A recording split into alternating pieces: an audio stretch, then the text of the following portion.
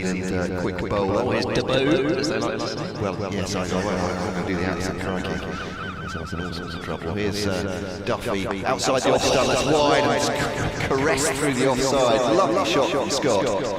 Cover drive, no foot movement, didn't need to be. Hands through that, gliding through.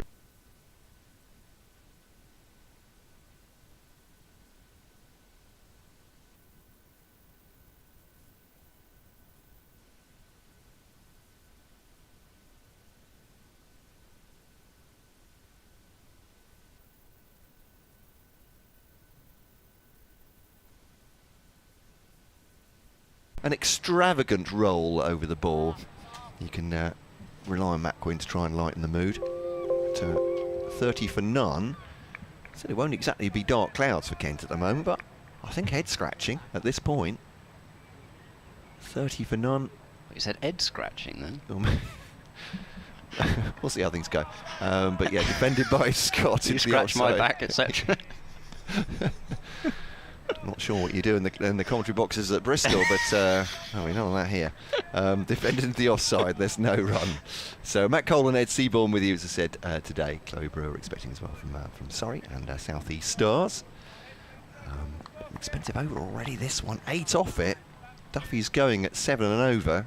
Again, we're making jokes about T20, about players adjusting. They're not needing to here. They're scoring plenty of runs anyway. That's on leg and middle, and that's easy enough as well. Just roll the wrists over, that'll be 4 runs, and beats the man at deep fine leg, and he's strayed again down the leg side as Duffy. And yeah, well, whatever help he thought he was going to get, you're bowling down the leg side. Fast outfield. Scott's only too happy to take the runs. 27 he has off 24 balls. Gloucestershire 34 for none off 5 overs so far at the Spitfire Ground, St Lawrence. Let's tell people how they can get in touch via Twitter at EdCricket6. Yeah, EdCricket6. There we are for Ed Seaborn at BBC Kent Sport as well, and emailing kentcricket@gmail.com on BBC Radio Kent, BBC Radio Bristol, BBC Radio Gloucestershire, online via the World Wide Web by the BBC Sport website and app. Yes, I was joking the other day that I could really annoy people by renaming the handle at EdCricketMaximum. You know how people love that. In comes Milnes, bowling to the left-handed Dent, who rises up onto his toes and works the ball to square leg. More work for Grant Stewart there. Yeah, it's been a curious start this from Duffy, because I don't know whether it is that he's thinking he's going to get Scott LBW, but in a way, for me, the best ball that he bowled, and again, this is cricket, the best ball that he bowled got hit for 4. I say hit for 4, it got angled for 4. The best ball that he bowled for me was the one that Scott angled down very nicely through third man for 4. Milnes to Dent, good delivery on off stump, and Dent brings out the forward defence this time, picked up at mid-off. And there is no run. So George Scott, as mentioned, he's opened the batting in the last couple of matches, and he scored his career best 77 in the second innings against Hampshire, when it looked as if he was, along with Miles Hammond, giving Gloucestershire a chance actually to win that match. Chased down a big total there. Milnes bowling to Dent, a little bit squared up by that one, and he's going to get a single for it actually as it rolls out wide of mid-off, but just for a moment Dent looked in a bit of strife there. He's managed to get plenty of bat on it, but just maybe that did just move a bit, maybe it just kissed the slope, and that's why he got a bit squared up. But moves on to 6, Gloucestershire 35 without loss. Interesting little scene there as Sam Bennings took time to run down to have a quick chat with Jacob Duffy and gave him a pat on the back. Perhaps just encouragement. Milnes to Scott, struck on the pad and given out LBW by Nigel Long, and Kent get their first breakthrough. It has to be said, the last couple of overs Milnes did manage to settle into his rhythm, and that one just seemed to jag back towards Scott, who was looking in great touch, it has to be said. I mean, a couple of the shots that he played in particular, that back foot punch off Milnes for 4, and then the creamed extra cover drive off Duffy. He was looking terrific, was George Scott, but he's gone. LBW for 27, and that's an enormous wicket for Kent given the way they started, and it's 35 for 1 Gloucestershire. Yeah, Scott looks frustrated, still shaking his head. Only issue might have been about height, is the batsman has his back to us, but felt like the way it fell back to ground, it might have hit the knee roll, and that's what the umpire's looking at. But George Scott clearly not happy with the decision, but what batsman is happy being LBW? We ask ourselves. He may well be disappointed. It's mixed in with that. I'm sure that you've got 27, you're rattling along, probably in his mind, the back of his mind at least, is thinking, I could be on for a big score here. And suddenly Milnes, as you say, got one to move back at him, and he's trapped in front. But James Bracey out next then. Gloucestershire 35 for 1 in the 6th over here. Got to say, looking at the replay, and I don't think he has hit it, it does look quite out to me. Like you, I was thinking maybe height, but it's the funny thing actually, from the reverse angle looking at it, often things seem to look higher than they actually are. It struck him basically dead on the knee roll, and I don't think, Milnes is not the tallest, so I mean, he's not short, but he's not, no, absolutely, he's not Duffy, for example, who looks much taller than that. I don't think that's going over the top, and it certainly hasn't moved back enough to be able to miss leg. I wondered why he would be so, palpably shaking his head, visibly shaking his head as he went off. But I think it's maybe thought, or just he's got a good one, should have got more runs. Yeah. Might be as simple as that. So James Bracey out in the middle, facing Milnes, and Bracey's forward, defending to point, no run. But again, Milnes has settled into the line and the length that I think is going to work here. But yeah, I mean, you just never know. It could have been frustration at, like you say, at having got off to such a good start, and then really the first moment of any trouble for Scott whatsoever. Dent had got maybe a little turned around by one, but Scott, no issues at all. As Milnes bowls to Bracey, and Bracey's beaten by an absolute beauty, which all of a sudden made it look as though there really was some life in this pitch. It rose up on Bracey, beat his outside edge, and went probably past the splice of his bat, maybe even higher than that. It bounced on him, and out of nowhere, we've had a terrific over there from Matt Milnes, and Gloucestershire 35 for 1 after 6 overs, and the fielding restrictions are relaxed.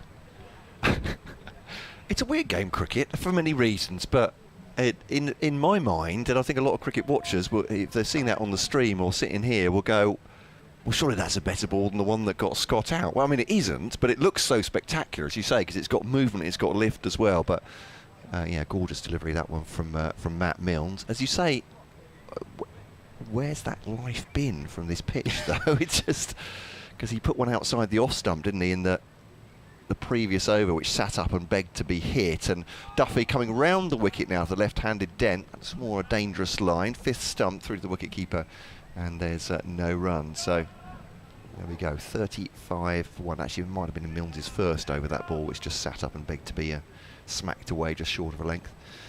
But here we are on BBC Radio Kent, on BBC Radio Bristol, BBC Radio Gloucestershire as well, on a fine day here.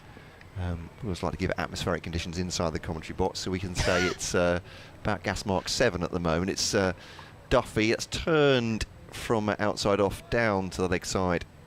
The fine leg by Dent, fielded by Grant Stewart, and they'll take a leisurely single, 36 for 1. I mean, we're never complaining because, a lot of people really like hot temperatures, but it's a greenhouse. It's the first 2 hours of this commentary box, so I should have a standard letter for commentators coming here, because I feel for you, Ed Seaborn, coming into this, and it's very warm indeed. I would much rather be hot than freezing cold like the beginning of last season. Crikey, yes. Duffy round the wicket to Bracey, 2 left-handers. He drops that into the offside, tip and run almost. And Quinn gets there, but not quick enough to stop them coming through for the single. That is a bit T20, isn't it? Let's rotate the strike. 37 for 1. Gloucestershire have made a brisk start. Yeah, I mean, it was a good single from Bracey, but I'm not sure that Dent was expecting it, because I think I think he was expecting the field to be tighter in on the offside than it was almost, and it was the most comfortable of singles that you could get, just drop and run like that. But there was a bit of hesitation because I think they almost thought, hang on, is this too easy? I don't like it, it's too quiet. As Duffy round the wicket, 37 for 1 Gloucestershire. Bowls now. It's a bit of an indeterminate shot by Dent there. I think he was, well, I'm not sure quite what he was trying to do. I think he was thinking about leaving it and then sort of offered the bat to it, but it's come forward of him. It's a dot ball anyway, so no real alarms. It's not going at a quick enough pace to shock him into chopping onto his stumps. It's just offered the bat at it straight back at the bowler. 37 for 1. Dent has 7 braces 1. Scott the man to go for 27. Very wide comes to Duffy, and that line again is 4th stump. And there is no run as it's pushed back at him by Dent. This is looking much better round the wicket to the left-handers, and I suppose that's one thing that Duffy didn't get, because he didn't really get to bowl it, Dent. No, exactly. I mean, Scott had so much of the strike early on, and I think maybe it's just feeling better from that side of the crease as much as anything else. So Duffy comes in once again outside the off-stump left by Dent, and that will be the end of the over. Better one for Duffy's figures. Number 26 though he has so far. Mills 1 for 11 from the coming down the slight slope from the Nackington Road end. So we said it's beautiful sunshine here, so we're not moaning about how hot it is in the commentary box, because it is lovely. Shirt sleeve order out there. A few Panama hats on display as well. Let's hope you've all got the sun cream on. We've been issued it here in the commentary box. You do get a bit of reflected glare here. So Gloucestershire 37 for 1. The Spitfire Ground, St Lawrence. Yes, it's county championship cricket. We're adjusting. We're trying to anyway. Let's see if the players do.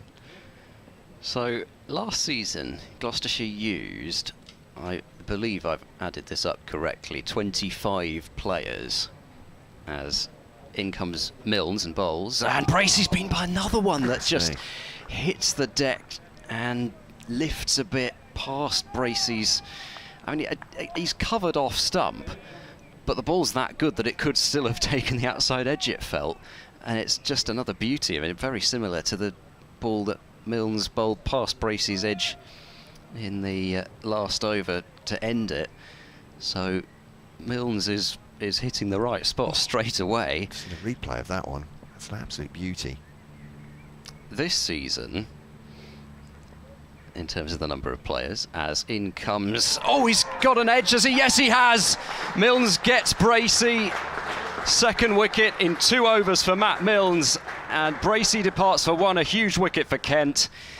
And all of a sudden, it's looking like Kent were very much correct to decide to bowl first, as Bracey feathers one through to Billings, caught behind, and it's 37 for 2.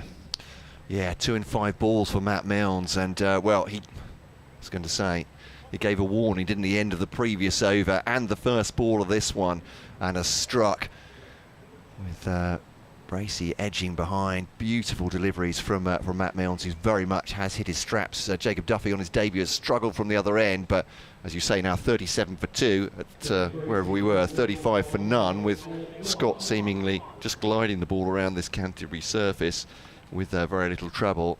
Matt Milnes has absolutely found the groove and found his spot, and perhaps found, as you say, why Kent put Gloucestershire in here first morning. Yeah, I mean, it's a good length delivery from Milnes, which Bracey's...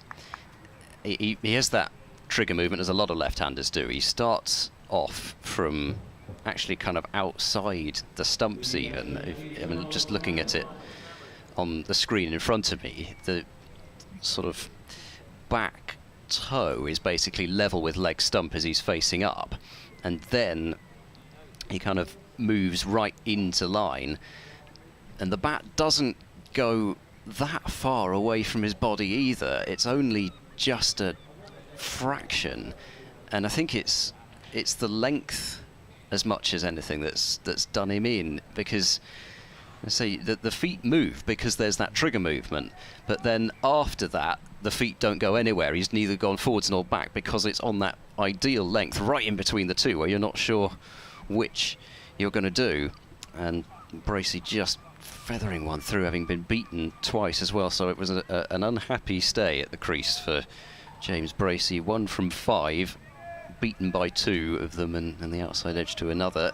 And that brings Miles Hammond to the crease. So it is Hammond at 4 rather than Phillips, which I think makes sense, but I was just going on what was on the scorecard. As in comes Mills, bowls to Hammond full straight, and Hammond has to kind of jam down on that one and defend the ball up to mid-on, and there is no run. So, and for Bracey as well, he's scored 2 centuries this season. He made 117 in the first innings of the season in remarkably difficult circumstances. 5 breaks for rain on that first day, on off, good bowling conditions, the likes of Sanderson, Berg to deal with, and he made 117 there. As Milnes bowls to Hammond, who leaves this time, a good leave, because that was actually not too dissimilar to the balls that Milnes was bowling to Bracey, just maybe ever so slightly wider, but a good leave on that line from Hammond. Then Bracey, a huge 177 that he made against Yorkshire. That was in the second innings. But now that's, what are we looking at? 1, 2, 3, 4, 5, 6, 7, 8 innings since. And Bracey's only passed 15 once. And that was the 39 that he made in the first innings against Somerset at Bristol. Milnes to Hammond, another tight leave, but another good one. It might have been just going over the top of the stumps on bounce, but he could certainly leave it on line. Wasn't that far off stump, but good judgment from Hammond. It seems both bowlers are bowling better to the left-handers than they are to the right, although Milnes only really had 1 over, didn't he, at Scott, or a few balls at him. But yeah, playing that line just outside off stump seems to be working, just short of a length, getting lift as well as movement from that far end. So the slope will slightly take it away from the left-hander. Here comes Milnes, he bowls, and another leave from Hammond, but I mean, Milnes looks a bit frustrated there, but I don't think there was too much wrong with that. I mean, I guess it was only the fact that he was hoping to make Hammond play off the last ball of the over. There was nothing wrong with that, and it's a wicket maiden for Milnes. 4 overs, 1 maiden, 2 for 11. I think it was 6 off his first over. So it's been a terrific comeback from Milnes, and he's kind of taken the pressure off Duffy a little bit, and that has. Well, it certainly seemed to help Duffy in his last over, but it looks as if Sam Billings has seen enough from the... I was going to say the New Zealander, but of course Matt Quinn is also New Zealand born. But he's going to replace one tall New Zealand born player with another. Yeah, I think that's about right as well. It really hasn't worked for Duffy, and as much as Kent want to be fair to the New Zealander, that New Zealander, they're giving the ball to another one. You say. So we are 8 overs in here on BBC Radio Kent. They go back to an update for BBC Radio Kent's radio listeners, which at least will be slightly better than it was 10 minutes ago.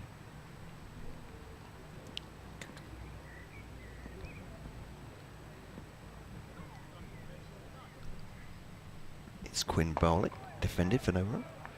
Well, the start really was not what Kent wanted at all, Andy, this county championship fixture. They've won the toss and put Gloucestershire into bat here in a fixture that both sides really need to win to stave off their relegation fears in Division 1. And quickly, though, Gloucestershire 35 for no wicket. George Scott, the Gloucestershire opener, having all sorts of fun, just clipping the Kent bowlers away, particularly debutant Jacob Duffy, the New Zealander, who just really hasn't found his line and length at all. But then Matt Milnes started to hit his length and line and get the ball to move around, and he's got 2 batsmen out. Firstly, Scott at LBW for 27, and James Bracey making it 2 in 5 balls for the Kent pace man, caught behind by Ollie Robinson. So much better for Kent now, 37 for 2 here at Canterbury on the first morning of this county championship fixture. Commentary continuing via the BBC Sport website and app. So this next one, another drop ball. Doing the update. As Quinn is round the wicket to Chris Dent, who has 7. Hammond yet to score. Both left-handers. Oh, that's a bad ball. That's a great catch as well. There's a shout from Matt Quinn. I wonder if that's to hide his embarrassment. He's almost dragged that down the leg side, and Sam Billings has made a really remarkable stop. one-handed. Of course, wicketkeepers don't really get anything for that, do they? They don't get a catch. No. All they get is the bowler slightly more pleased than they were with a terrible delivery and going back with a dot ball. No, you get to stand up and do a death stare, though, which wicketkeepers love. Especially with the captain. Mm. Yeah, there'll be notes after today's performance. That's much better from Quinn on full stump, and Dent just pushing it away. He's played a lot with soft hands, Chris Dent, hasn't he? And I mean, obviously he wants to stay in for a long period of time here. 2 quick wickets falling. It's up to him as the more experienced partner, I suppose, to lead the way here and anchor things. Yep, definitely. You know, his wicket feels enormous at this point now, having lost Bracey especially, and Scott, who was looking in great touch. There's a high price on Dent's wicket out there at the moment. So Quinn bowls to him now. 3 slips in behind. More slingy action into middle stump and played away on the onside. And fielded by George Linder at square leg. And there is no run. So 2 left-handers in at the moment. We had a left-left combination, didn't we, of course, with James Bracey as well. Yeah, and it's quite a theme for Gloucestershire with the number of left-handers. And if Marcus Harris were playing, that would have added another one in there. But you've replaced a left-handed option there. Plenty of left-arm bowlers in their squad as well, if not necessarily this team, with Quinn bowls angling into the leg stump and pushed away by Dent, and that's a maiden over for Matt Quinn. Applause, rightly so, from the Kent fans. It wasn't the greatest over. I think in a couple of balls he perhaps dropped short of his quality, but it's certainly done enough. And I think at this moment it says more about Chris Dent's intent, perhaps, than how well Matt Quinn's bowled that first over. I don't mean to rubbish him by any means, but Gloucestershire going back into their shells a little bit here. Yeah, I think maiden over, keep the pressure on. You know, the crowd like to feel as if they're on top of the away side, I'm sure. But yeah, I suppose I should mention that actually, because there may be people who perhaps don't follow everything quite so closely, so don't know why Marcus Harris isn't playing. I'll come back to that as Milnes bowls now to Hammond, who defends with an angled bat into the leg side, fielded by Stewart at forward square leg, and there is no run.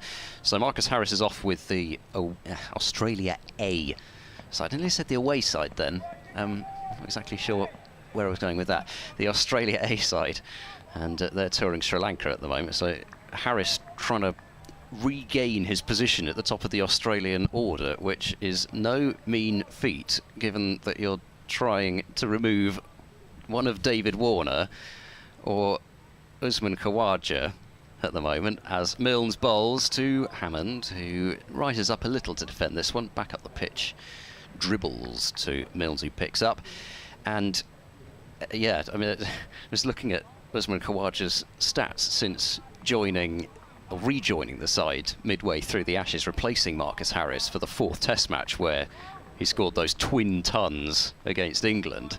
And in the series against Pakistan for Australia, Khawaja made 97, 160 and 44 not out, 91 and 104 not out. As Milnes bowls a short ball this time, which Hammond ducks underneath relatively easily, goes through to Billings. That's a high bar, isn't it? Yes, it's going to be quite difficult to get Khawaja out of that side for sure. And of course, he's got Matt Renshaw of Somerset to try to get ahead of as well. Renshaw, of course, on that tour as well. For a spell, Kent, yep. Yep, so Renshaw missing from Somerset's side today. Milnes bowls to Hammond. Ooh, that squirts a little backward of square on the leg side. They'll get a single, despite Stewart's shy at the stumps from backward square leg this time. Hammond gets off the mark in not too convincing circumstances, I have to say. And Gloucestershire, who are absolutely rattling along. That's now the first run since halfway through the 6th over, 38 for 2. So yeah, Harris missing for that reason. David Payne off with England on their tour of the Netherlands. So it's a cushy one, that, isn't it? A tour of the Netherlands. Well, I wouldn't mind that. Not when Fred Clarkson's bowling, mate. There you go. Sorry. I wasn't talking about the cricket. Very well. I wasn't talking about the cricket. Milnes bowls to Dent, who works this one leg side. Picked up at mid-on this time. No run. No, it was more the idea of a tour to the Netherlands that was appealing to me rather than the cricket, because I'm sure, as just about every England fan can remember, the Netherlands have beaten England rather Absolutely famously. right, yes. Previous occasion. Having been there a couple of times with Kent back in the old, what would that be? Ooh. CB40 Yes, days, yes, I perhaps? think it probably would have been. Fantastic welcome we had at a couple of Dutch cricket clubs, so yeah. Amstelveen, Lovely place to go. was it? No, we went to... Mills to Dent, left this time, rising delivery, wide of off stump through to Billings at a good height. The end of the over, 38 for 2. It's the one just outside Rotterdam, Okay. I believe. And, well, that goes to show my memory is for names and places, but there's a big hockey complex there as well. Yeah, fantastic welcome. And obviously we can understand that. It's a place where the people, obviously, at those clubs love their cricket and they love to see other teams coming. And Yeah. But these days, Netherlands, as you say, they're not exactly a minnow, are they, anymore? Where they're seen as, we'll go and patronise them with by turning up. Well, no, I mean, especially... They beat Kent at Rotterdam as well, so, so there we go. Especially if they're going to add the likes of Colin Ackerman. Yeah. I'm trying to think of some other names. Of course, Roelof van der Merwe. There's a lot of experience in that side, especially when it lines up for World Cups. And of course, Gloucestershire's Paul van Meekeren, who is still dealing with a couple of injuries. Here comes Quinn to Hammond. Again, angling into the left-hander from round the wicket. Plays it into Ollie Robinson, who's fielding at mid-wicket. It's a bit of a cue, well, perennially so. Kent talented wicket keepers. Sam Billings is back, so he's the captain. It's his prerogative. He keeps wicket, and Ollie Robinson is at mid-wicket. Jordan Cox is a fantastic fielder. Is at slip, second slip. So Jack Leaning and Ben Compton at one here. There's Quinn bowls, and that squared him up, and that squirted out through gully, and full-length delivery. They will get 2, but that was very much troubled the batsman, that one, squirting away, but played with softish hands, so it has gone along the ground. Throw comes back in. They will get 2. First 20-odd minutes to the next 20-odd. I mean, it's why we love Championship cricket, isn't it?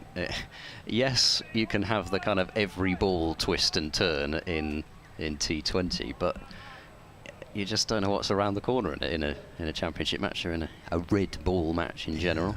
The ebb and flow. Exactly. 3 slips in, left just outside the off stump. It's a brave to one. say that was a good leave, he says carefully, because that was coming in. I think he thought it was wide and was going to stay wide, perhaps Hammond, or maybe he's just a very good judge of his stumps on that occasion. He certainly was. It goes through to the wicket keeper. What's the old adage? There are only 2 types of leave. There's a good one and there's a bad one. That has to go down as a good one because it's missed the stumps. 40 for 2. The right and the wrong type of leave on the line. No. Yeah, that was perhaps closer than Miles Hammond might have thought. Certainly it got the slips excited, and again, wicketkeeper Sam Billings. That one's on off stumps. Another good ball, actually. Plays slightly late on that, but has kept it down through backward square. Good over this from Matt Quinn. Just to prove that I'm not on Quinn's case after bowling a maiden to start with. This feels like a better over, but actually as runs come off it. Yeah. He's been worrying Miles Hammond on this one. Yeah, I mean, again, we said actually probably the best ball that Duffy bowled was one that ended up going for 4, and that's just kind of been the way it's been. But Gloucestershire, can they see some shine off the ball here? Just 10.4 overs gone so far. That one's played confidently by Dent, but gently into the offside. No run. 41 for 2.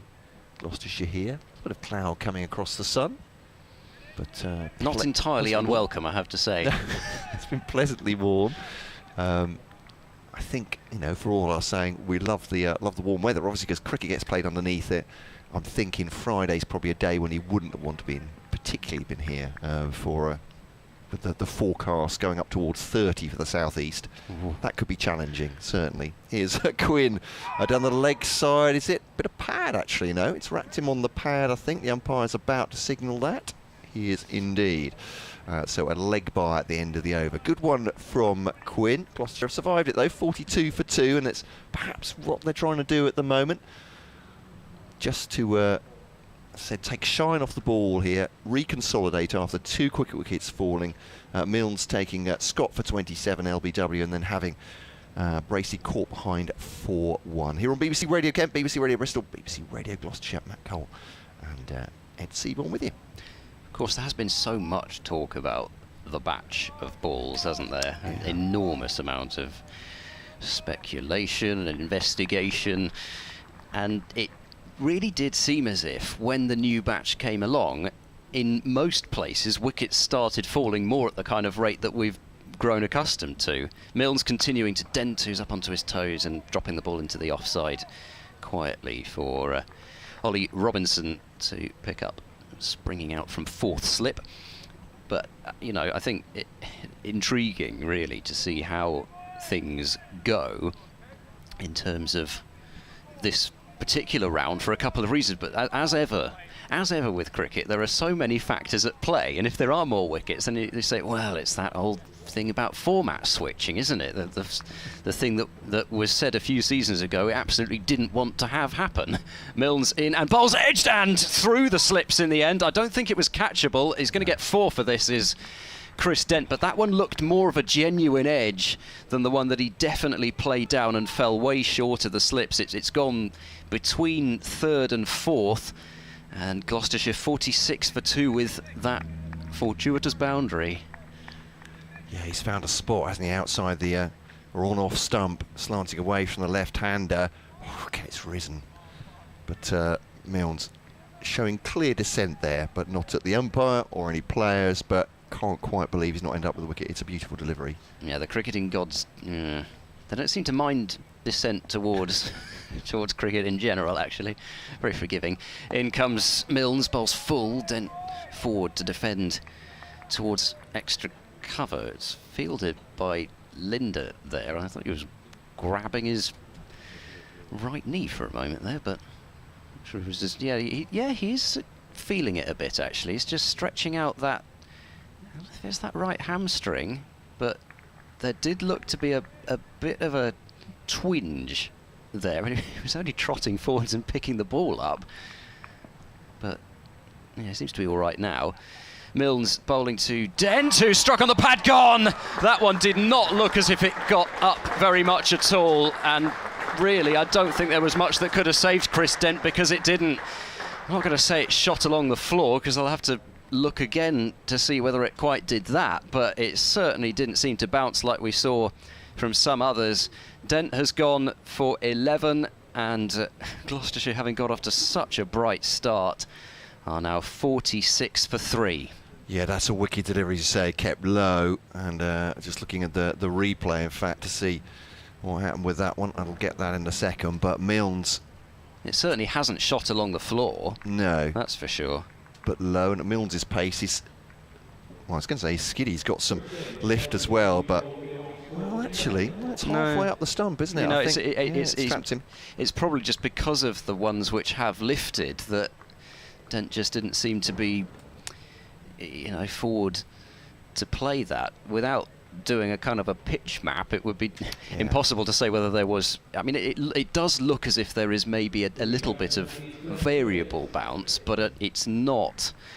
from the reverse angle, it almost looked as if, especially because of the way Dent played it, and then the fact that you're kind of blocked by the batter's body, it did look as if it could have been one that shot along the floor, but it certainly didn't. And yeah, Dent's just been surprised by the fact that it didn't get up as much as he thought it would. But I think again from behind the batsman, it looked like he was falling slightly forward, as if he'd been surprised by the height, but it's just trapped him on off stump there. Yeah, I mean he's been completely caught on the crease, hasn't he? That's what it kind of was, almost more so than him actually really lunging down at the ball. He has been very much trapped LBW, and it's actually, I mean, looking at it again, it's not exactly what I thought.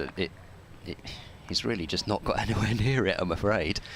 So the benefit of the camera watching at this end. I mean, could they play all from one end just for the benefit of the commentators? I'm not sure. Not sure that would necessarily work. All right, Glenn Phillips is out rather earlier than he might have assumed when Gloucestershire were going great guns with Scott and Dent at the top of the order, and Phillips is forward, pushing this one firmly into the covers, and he gets off the mark with a defensive shot that goes a good 30 plus yards.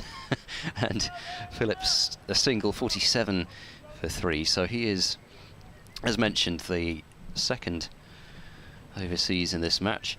He's got a first-class average of 39, which is rather handy, and this is only, however, his 45th first-class match compared to 170 T20s, but still not a bad person to have as a replacement coming into the side. As Milnes bowls to Hammond, it's another fairly tight leave. Milnes wheels away across towards mid-wicket, as it were, annoyed that he couldn't get Hammond to play at that, because if he did, he would surely have brought the edge into play. Terrific stuff from Milnes. 6 overs, 1 maiden, 3 for 17. Gloucestershire 47 for 3. I did start a thought, actually. It was right before Bracey was out.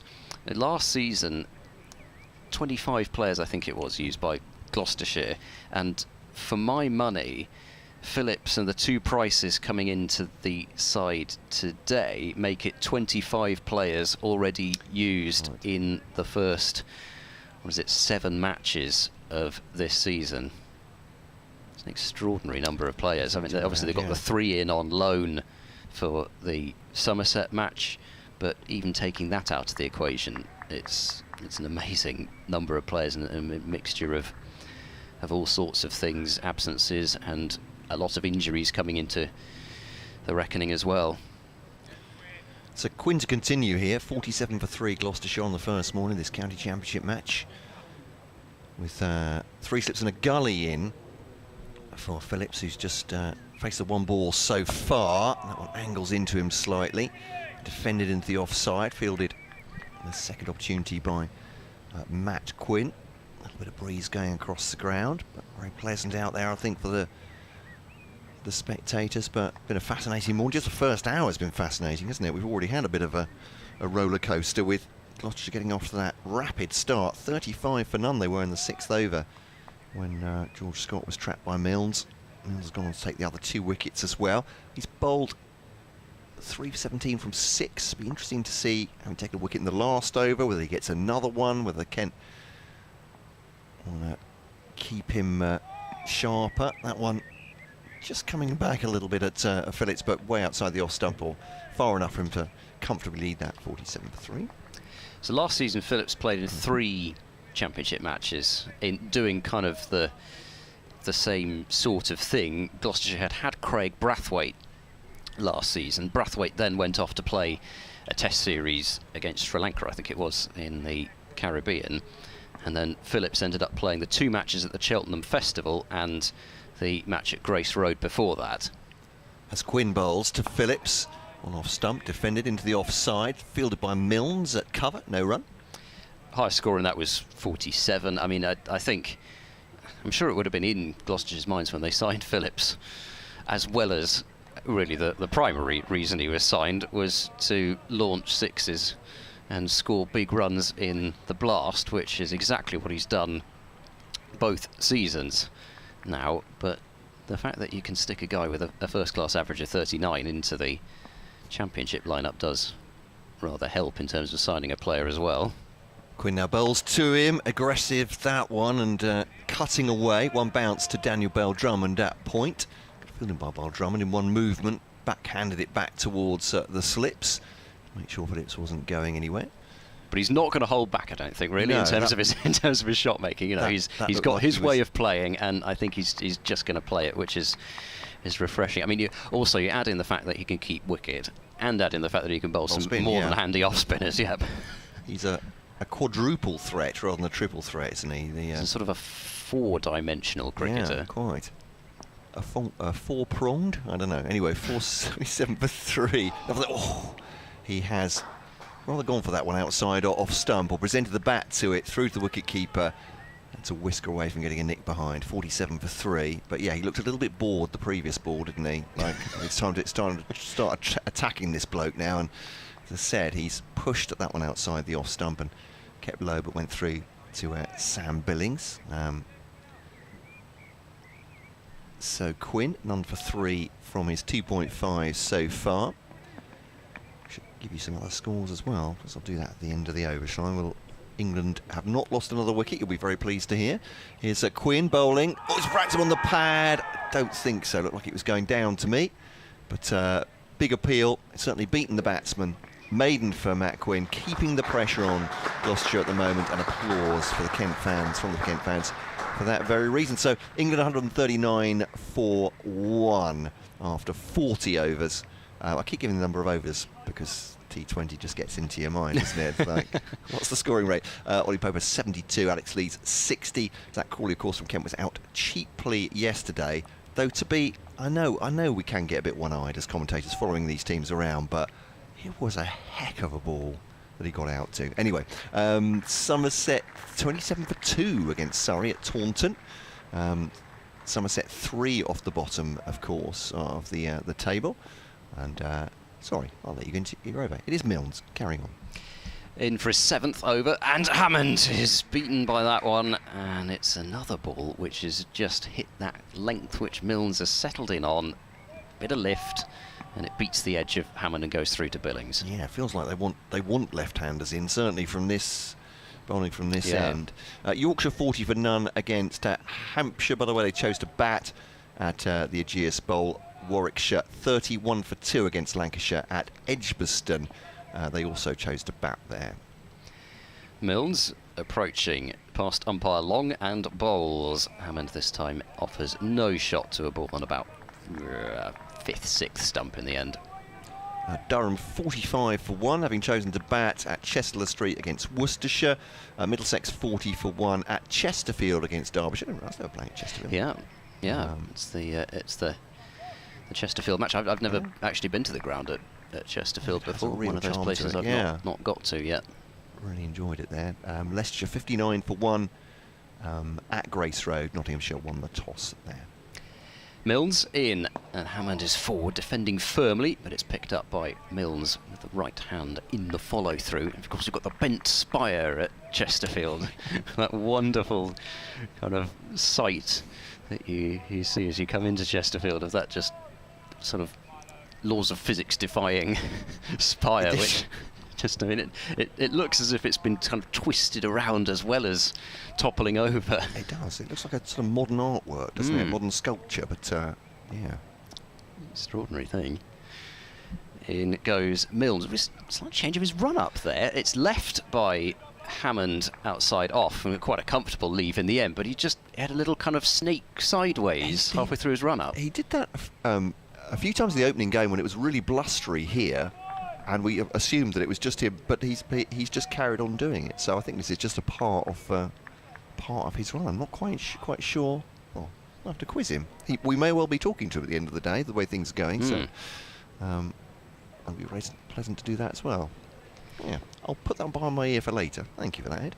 He approaches straight in this time and bowls. Hammond is working this one off the hip, is sent back, and as to get back, the throw misses. I think Hammond may just have made it back in the end, but not by much.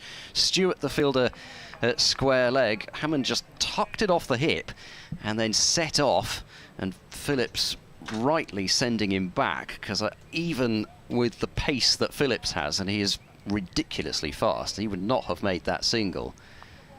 And Hammond got, what, a quarter of the way down, turned back and was very close to being out had that hit. Yeah, Grant Stewart had one stump to aim at, didn't he? But as you say, he may just have got back in anyway. Last ball of the over, Milnes bowls to Hammond, who drives. That's a nice looking shot, through wide mid-off, and the outfield should take that away. And it will do, over the rope now. So that brings up the 50 for Gloucestershire, the first boundary for Miles Hammond, who moves on to 8. So 51 for 3 after 14 overs. Yeah, welcome wherever you're listening today, watching on the stream via BBC Radio Kent and BBC Radio Bristol, BBC Radio Gloucestershire with Matt Cole and Ed Seaborn. in the commentary box. Said a lot of fluffy cloud around. Cumulus clouds, I always say that hesitantly, but they're yes, I think they are. They haven't woolly. really built up yet, but yes, I think they are. And fairly high, which I gather usually means they're not necessarily going to be rain-bearing. I don't think we're not forecast any rain. In fact, I think the weather's just going to get better throughout the week. Although perhaps a little bit warm at the end of the week for some, but Kent playing T20 at Hampshire, down by the coast. Sea breezes, I'm hoping, when it's 30 odd degrees, but there we go. Is Quinn bowling to Phillips. A little bit of movement in the air, Matt Quinn, but nothing that really has rattled Phillips right behind it, and there's no run. Again, it's come during my over. BBC Radio Kent doing very well, I have to say, with their updates, timing them. Not by accident at all, of course. Entirely by design. Yes, so you're going to the beautiful settlement of West End, the T20. Indeed so, yes. Gloucestershire have never won there in T20. Here comes that update. Matt Quinn bowling. Bat and pad. Indeed so, and 3 wickets so far, all of them to Matt Milnes. The Kent paceman has found a rich scene, a rich vein perhaps from the far end of Nackington Road end. He's so far had Scott LBW for 27, Bracey, the former England man, caught behind, and then Chris Dent, another one of the openers, LBW for 11. He's bowled absolutely superbly. Jacob Duffy on debut for Kent, the New Zealand quickest, found it hard to settle here. The slope at Canterbury can quite often put the bowlers off. He's been replaced by Matt Milnes, Matt Quinn, who's been excellent. None for 3 from his 3.5 overs so far. And you heard a lusty appeal as you just came to us as well for LBW. A bit of bat and pad, though, I think. So 51 for 3. Gloucestershire got off to a really brisk start, but Kent won the toss, elected to bowl. We can see why now. 51 for 3. Commentary continuing via the BBC Sport website and app. And Quinn going back to his mark. Andy Garland doing a fantastic job on the gardening show there. Promoting our cricket coverage. I loved that. Everybody needs to promote the coverage. Absolutely right. Good man. That nagging and the occasional fiver has worked. 51 for 3. 3-dot ball so far. Quinn to Phillips. It's a floating delivery. It's been punched into the onside there. A full one as well. Phillips will come back for at least 2. The overhang of the woolly stand just obstructing our view of the fielder going out there. And there's going to be an overthrow. I thought it was comical for a second, and then it's less so, and I think the captain is not particularly happy. It was a wild throw. Ollie Robinson tried to take it, well, almost a sort of point position away from the stumps. He got caught up trying to get it on the bounce. It's gone over his head. He's lost the track of it, and Gloucestershire, quite right, have walked through for an extra run. Captain turned his back on Robinson, has gone back to his mark. Sam Billings, wicket-keeping 54 for 3. Don't think bowler or wicket-keeper particularly impressed by any of that. No, it was a slightly curious shot as well from Phillips, because I thought he was going to play an on drive, and then it actually flew at a speed I wasn't expecting through a sort of a straight mid-wicket in the end. Yeah. He just adjusted the shot late perhaps, but said maybe just take a little bit of pace off there. Matt Quinn bowls now to the left-handed Hammond. He has solid bat on ball there up to mid-wicket. Duffy fields, side arms it to Sam Billings. Kent captain number 7 on his jersey, takes it chest high. I should say, of course, it's terribly remiss of me not to have mentioned this, giving all the team news out. Extraordinary that I haven't, so apologies for this before, but captaining the side is Ryan Higgins.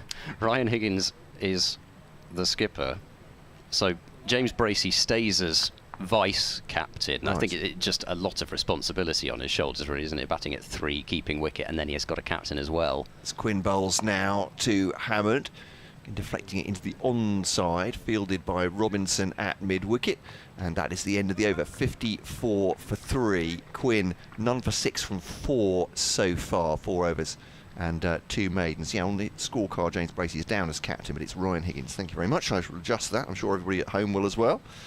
Yeah, so I mean, Higgins took over as captain in the Somerset match when Gloucestershire's club skipper Graham Van Buren sustained a really unfortunate shoulder injury, diving for a ball on the cover rope, and not that not that Gloucestershire needed anything else not to go their way in that match, but batting with 10 men in both innings certainly didn't help.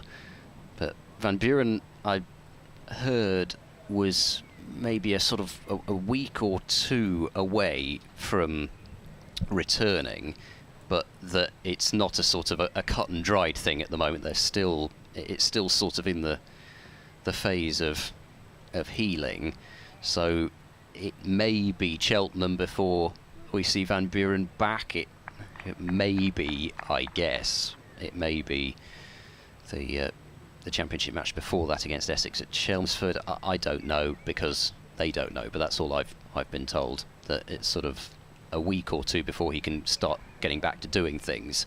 Change of bowling, Grant Stewart's into the attack, and Phillips almost plays him onto his stumps first ball. He goes up onto his toes to dry through the covers and then jams the ball off the inside edge into his leg rather than the stumps. Not going to be left wondering with Glenn Phillips, are you? No. As you say, he's trying to punch that away onto his pads. That email's coming in, by the way, kencricket@gmail.com. We'll get to a couple of those at the end of the over. Thank you very much for getting in touch, Ian and Spencer and Philip as well. But yeah, so Higgins captain, and I suspect, yes, to say Bracey vice captain still, as Stewart bowling to Phillips, looking to kind of repeat the dose in terms of the ball, but this time Phillips plays it much more defensively off the back foot into the covers, and there is no run. David Payne would have been another candidate to captain in Van Buren's absence, but of course Payne is also absent, and David Payne has the rather unusual distinction of having captained Gloucestershire twice, but never actually properly taken to the crease. In comes Stewart, he bowls, and that's full, inviting the drive, and Phillips slams it towards mid-off. It's half, well, I say, well, more than half stopped there, actually. Stopped well enough by Milnes, so he's in the action again, and Phillips didn't really time it, but it was all power towards mid-off, and it was a half volley, so it was certainly inviting the drive, and Phillips missed out. Score remains 54 for 3. But yeah, I mean, both times were occasions which were rather out of the ordinary, as you'd imagine from something like that. I described them after this ball as Stewart in and bowling, and Phillips gets the on drive away this time. Quite a flamboyant shot, and that will roll all the way to the boundary just about for 4. Doesn't kind of race across that part of the outfield, it seems, but he gets enough on it to get it over the rope. So Phillips moving to 8.58 then for 3. The first time was in 2020, right at the end of it, when we had that COVID scare, and the match was abandoned after one session, so David Payne was the skipper in that one. Chris Dent, I think, been kind of cautious with an injury in that one, as Stewart bowls full and Phillips drives hard. That was probably the best timed shot of the 3 drives he's got away in this over, but he won't get a run for it as Milnes is across from mid-off. And the other time was at Cheltenham against Middlesex last year, when, I don't know, Kent must have had, because it was Crawley was called up to that squad, wasn't he? I think the England squad that had to be completely selected anew after the entire original squad for that Pakistan ODI series was down due to COVID again. Stewart bowling to Phillips forward in defence, rolls up to mid-off, end of Stewart's first over, and Gloucestershire are 58 now for 3 after 16 overs, both Phillips and Hammond on 8. So in both those matches, Gloucestershire batting first, Payne never bowled and never batted. Here we go. I'm sure that's one for the... Is there a quiz question in that somewhere? There might well be. Fantastic background knowledge from Ed Seaborn. BBC Radio Gloucestershire and BBC Radio Bristol. BBC Radio Kent, of course. Kent against Gloucestershire here, 58-4-3. I mean, first class wise, surely that's not happened. I mean, No. in terms of, taking to the field, 'cause I'm sure there've been some occasions. I mean, the only instances that it can really happen are in matches where there's sort of a dodgy pitch or something, and the ball bounces off a good length and goes past the helmet, and the umpire says, "Sorry, we can't play on this," and take him off. That sort of thing, or an incredible amount of rain. Is Quinn outside the off stump, driven away by Hammond. That's a good shot. And that'll be 4 runs, I think. Or is it going to be stopped by the fielder out there? I think that's Daniel Bell-Drummond disappearing out of our view. Good fielding for him, but it is, it's just 2 in the end. I believe you've just reminded me, I believe that James Treadwell captained England, and I think all he did was call at the toss against New Zealand, if I'm right in saying that. Oh, gosh. T20. I'm not familiar with that one, actually. I've just looked up. I've been Googling it. Someone will tell me. Remind me. Round the wicket comes Quinn. It's punching the onside, but it just sort of similar circumstances. And then I believe it was a rain-off, but the toss happened. Yeah, I was going to say, because then it got extinguished. You see that in technically in T20s and one dayers more, yeah, don't you? That sort of thing where they can have the toss but nothing else. Technically, he did captain them, I think. Anyway, there we go. You'll tell me. kentcricket@gmail.com. Or indeed via our Twitter addresses @EdCricket6, the number 6, or at BBC Kent Sport. Here's Quinn round the wicket then. To Hammond, strikes him on the pad. He's late turning around, Quinn, which says he's not entirely convinced to me, to the umpire. But a shout, looked a little bit high maybe, 60 for 3. Dot ball in any case. Well, shows you, because I thought that one looked out. I have to say, I mean, maybe there was. I'm trying to think from the umpire's point of view. Yeah, I'm not sure. I'm trying to be fair, Ed, but giving the umpire the benefit of the doubt. As you should be. Yes, I think you're right. Looking at it again, maybe what was a bit of height. So Steve O'Shaughnessy at this end, we should say, the umpires, and Nigel Long, formerly of this county, of course, is a square leg umpire at the moment, but yeah, beat the batsman definitely. 60 for 3. Quinn again angling into the left-handed Hammond from round the wicket. Full delivery, defended back up the pitch. I said I was going to get those emails, didn't I? And never did. Sorry, I got distracted. My fault. No, I was going to say regular listeners to these commentaries will be very surprised that me ever get distracted. Usually completely on topic.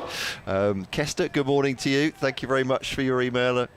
KentCricket@gmail.com. Coming through loud and clear. Having won on Friday, can Kent keep up the momentum, he says.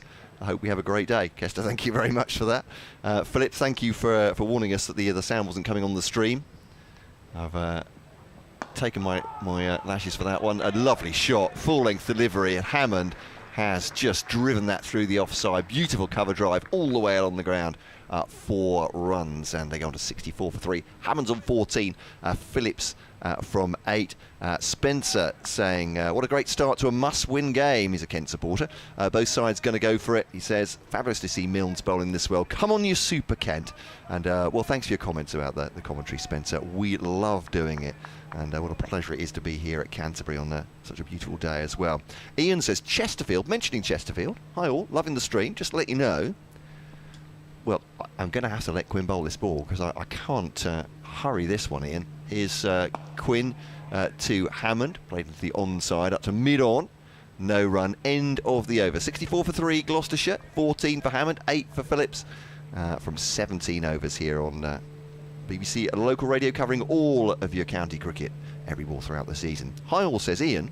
Loving the stream. Just to let you know, I proposed to my wife Elena under the Cricket Spire in Chesterfield. Oh, wow. Fantastic. Come on, Kent, from sunny Norwich. Lovely, because my parents also, I believe, proposed in Chesterfield. Oh, there we go. How wonderful. At a restaurant, and I'm sure my dad's likely to be listening, so he can tell me what kind of restaurant it was, but I believe I've remembered that correctly. Oh, wonderful. Oh, the romance. Who knew Chesterfield was a... It's a bit like Paris. It's sort of the... it's the Paris of the Midlands. Gretna Green but from the proposing end. So propose at Chesterfield, and then you go up to Gretna, I guess, maybe something like that. As Stewart is ready to start his second over. We're down to 3 slips. I mean, it's a fairly heavy cordon, relatively 3 slips, I suppose, down to 3 slips. Stewart bowls well wide of off stump, no shot from Phillips.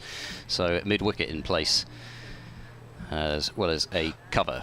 I was almost right about James Treble. It wasn't completely washed out, that game against New Zealand. Phillips, thank you so much for giving me the scorecard there. So was that one in New Zealand or here? No, at the Oval.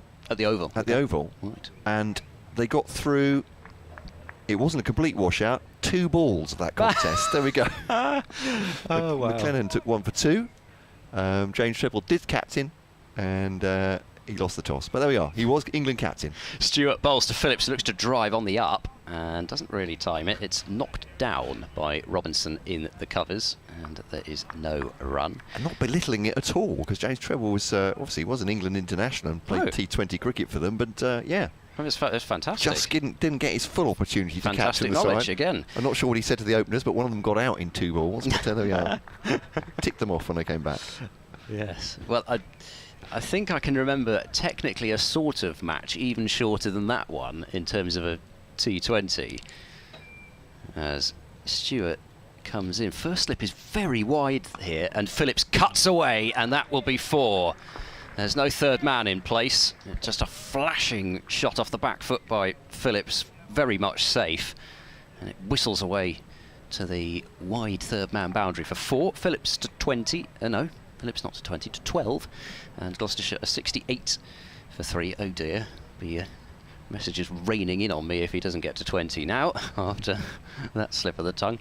No, I was thinking back actually a few seasons to, I think it was the first match which I did for the BBC on my own, as it were. So not on my own in terms of the commentary, but you know what I mean, as the Gloucestershire commentator, just as sort of a one-off. I think it must have been 2016, I want to say, at West End, of all places actually. As in comes Stewart, bowls to Phillips, full driven, slightly uppishly, nobody anywhere near it though, and it will go for 4 runs through wide mid-off. Kent won't mind seeing that. At the same time, neither will Phillips as it races away to the boundary. 72 for 3 back-to-back boundaries. Bit of a Gloucestershire's New Zealand international. Yes, I mean, you know, it's the way that he's going to play, isn't it? I mean, I was almost quite surprised to see him block a few deliveries. Now he's got 16 off 21, which is closer to his usual strike rate. And I mean, I should have mentioned his first-class strike rate. I remember looking at this. I think it's something extraordinary. I mean, it's 66, which, given that is his average strike rate, that's rather high. So he's not going to die wondering. Stewart bowls to Phillips, this time treats it with respect, defends it firmly to cover, and there is no run. But in that T20 match, in inverted commas, we had the toss. Everybody went out to the middle. Gloucestershire's openers, Hamish Marshall, and I'm trying to remember who the other one was. Anyway, I don't remember how Hamish Marshall was involved. Anyway, I'm sure somebody will get in touch to tell me about that. But it was a case of everybody going out there. They had a sort of a look around, look at the sky, and then went off again. Stewart bowling, sort of good length delivery really, which Phillips can play off the back foot, and he rehearses a terrific looking back foot square drive, which he didn't play, and instead he defended it. And 72 for 3 at the end of the over. 18 overs have been bowled. So it turned out that firstly there was thunder on the way, and then the rain did come, absolutely hammering it down, and we didn't get a single ball. But in terms of, you know, not only getting the toss, but everybody actually getting out to the middle, that's, you know, because technically I think both batters would be not out off 0 balls because they went out. I don't know how it works. So obviously with a new batter, it works that way, because Miles Hammond had a situation like that last season against Somerset. Would the umpire have had to say play at that point? That's a point. Outside the off stump. There you go. Quinn, he continues. I don't know, technicalities. Yeah, no, I think you're quite right. You're quite right, because the game doesn't technically start So he I could guess, have until the umpire said says play and then looked at the skies and said, no, wait a minute, stop it. I think it was probably before that, but they were all out there ready to start. But yeah. So there you were. You were keyed up as a commentator. I was. It was my big moment. Solo debut. And then it got taken away. I can just feel the pain. Here's Quinn bowling on middle stump this time, defended by Hammond at the onside, and there is no run. Jonathan, thank you very much for your email as well. Philip, as I said, thank you for sending the James Treadwell scorecard. Nice to hear both the Kent Gloucestershire commentator on, says Jonathan, with some informative information from both sides. Well, I hope he feels that way after the end of the however many days we're on for. Don't want to go up too early, Jonathan, but thank you very much for your compliments. That's very nice indeed. It's Quinn bowling to Hammond, drives into the offside. Good stop from Milnes. He's done a little bit today, hasn't he, Milnes? He's made a really good stop with his right hand on the run there to stop it getting through for runs from Hammond, but he's fielding even. Well, I was going to say Gloucestershire would hope that he's got to do some batting as well today, maybe. See how this pitch well, goes, actually, perhaps cancel that, because it sort of depends, doesn't it? Depends how many Gloucestershire have made. Night Mottram with one down. I think Kent would settle for that. Yeah, all sorts of permutations to that, I suppose. As Quinn, 3 slips in behind next to Billings, straight back at the bowler, 1 bounce, and no run. Jonathan's saying, he's watching the Somerset stream on Friday night, and well, I won't go to the ins and outs of it because obviously we're 2 different commentary teams, but glad to have you. Oh, please do. I would love it, because I watched it. I watched it back as well. I would love to go into it. Critique, yes. Perhaps a little bit too partisan on one side, but having said that, Jonathan, and you know, whichever choice you make of commentary on an evening or a game, as Quinn bowls to Hammond, pushed up to mid-on.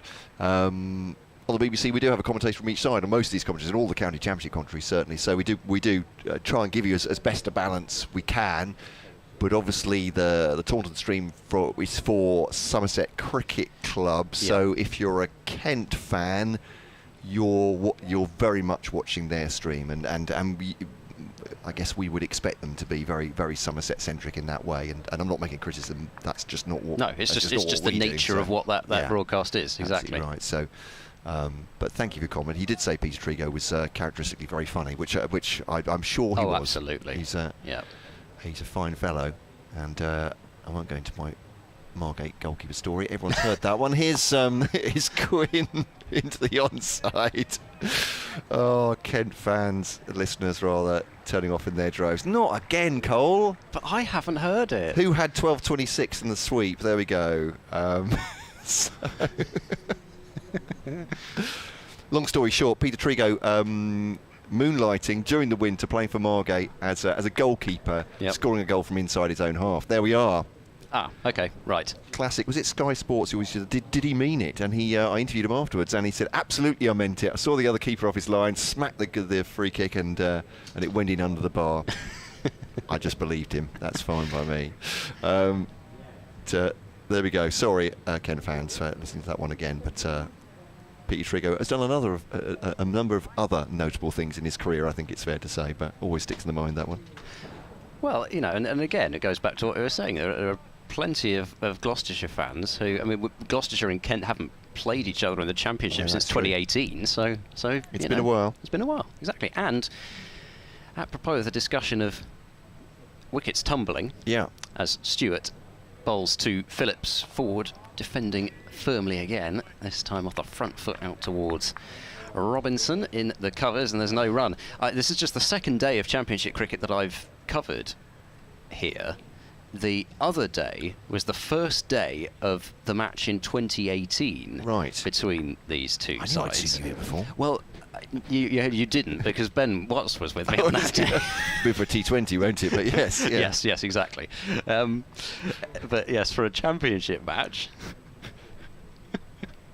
as in comes Stewart, bowls to Phillips, squirts slightly into the leg side of the inner half of the bat. He'll get one as mid-on has to move across to do the fielding. It's Duffy there. And Phillips 17, Gloucestershire 73 for 3. So there was no play before lunch on that day. It was the second day of the match, but the first day of the 2018 season.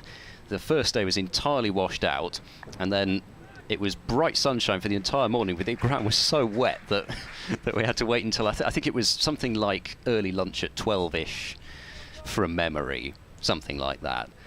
And then we had, and I have written this bit down, don't worry, Stewart comes round the wicket to Hammond, bowls, Hammond leaves, just going with the angle towards off stump, but not enough to interest Hammond in playing. And it goes through to Billings behind the stumps as Duffy does some stretches at mid-off.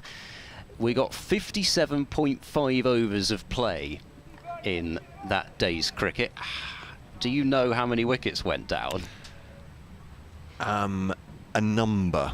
A number. Yes. I've no idea. 18. I was going to say, I was going for a high number rather than no numbers. Here comes Grant Stewart, and he bowls. Hammond drives, gets this one away through the covers, and that should go to the boundary. It will cross the rope now. So Hammond to 18, and they're very quick to put that boundary up, and they must have put it up the instant it hit the rope. And Hammond moves on to 18, 77 for 3. Well, even with my rudimentary maths, that's roughly 1 every 3 overs. It was just extraordinary. Crikey. I mean, you'd have to imagine, you've had a day of. I think from memory it was more than a day. I think there was some kind of a storm passing through on that particular sort of even couple of days. Stewart bowling to Hammond, who defends to mid-off. Again, just a little bit turned around by that one. Was maybe shaping up to play kind of with the wrists into the leg side, but ended up, he's sort of rehearsing the clip now, but ended up just defending it to mid-off.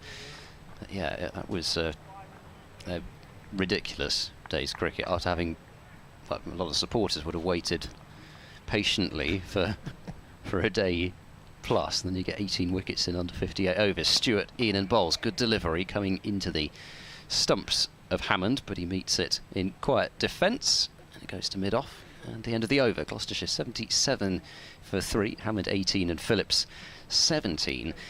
But Gloucestershire ended up winning that match, I think, by 5 wickets in the end. And I say I think because the scorecard has very helpfully crashed on my screen. Yeah, 5 wickets. The highest score in the match was Kent's highest innings score, Kent's 153 in their second innings. They were bowled out for 64. Gloucestershire ended up all out for 110 with a very handy lead. That was the first innings. I could say about, talking of scorecards, Philip Bailey has sent that very scorecard from your Hampshire-Gloucestershire match there, but with everyone did not batting. There we go. Yeah, I think you were quite right to say 25th of June, 2016. Play had been called. It's 2016. Yeah, it was. It must have been 2016. Fantastic. Thank you for that, Philip. There we are, on the spot. Indeed. Many thanks. Like Jacob Duffy to return. Inauspicious start, as I said, from the New Zealand pace bowler. Number 26 from 4. Updating BBC Radio Kent listeners on radio frequencies now. Into Andy Garland's programme on a Sunday. Welcome wherever you're listening.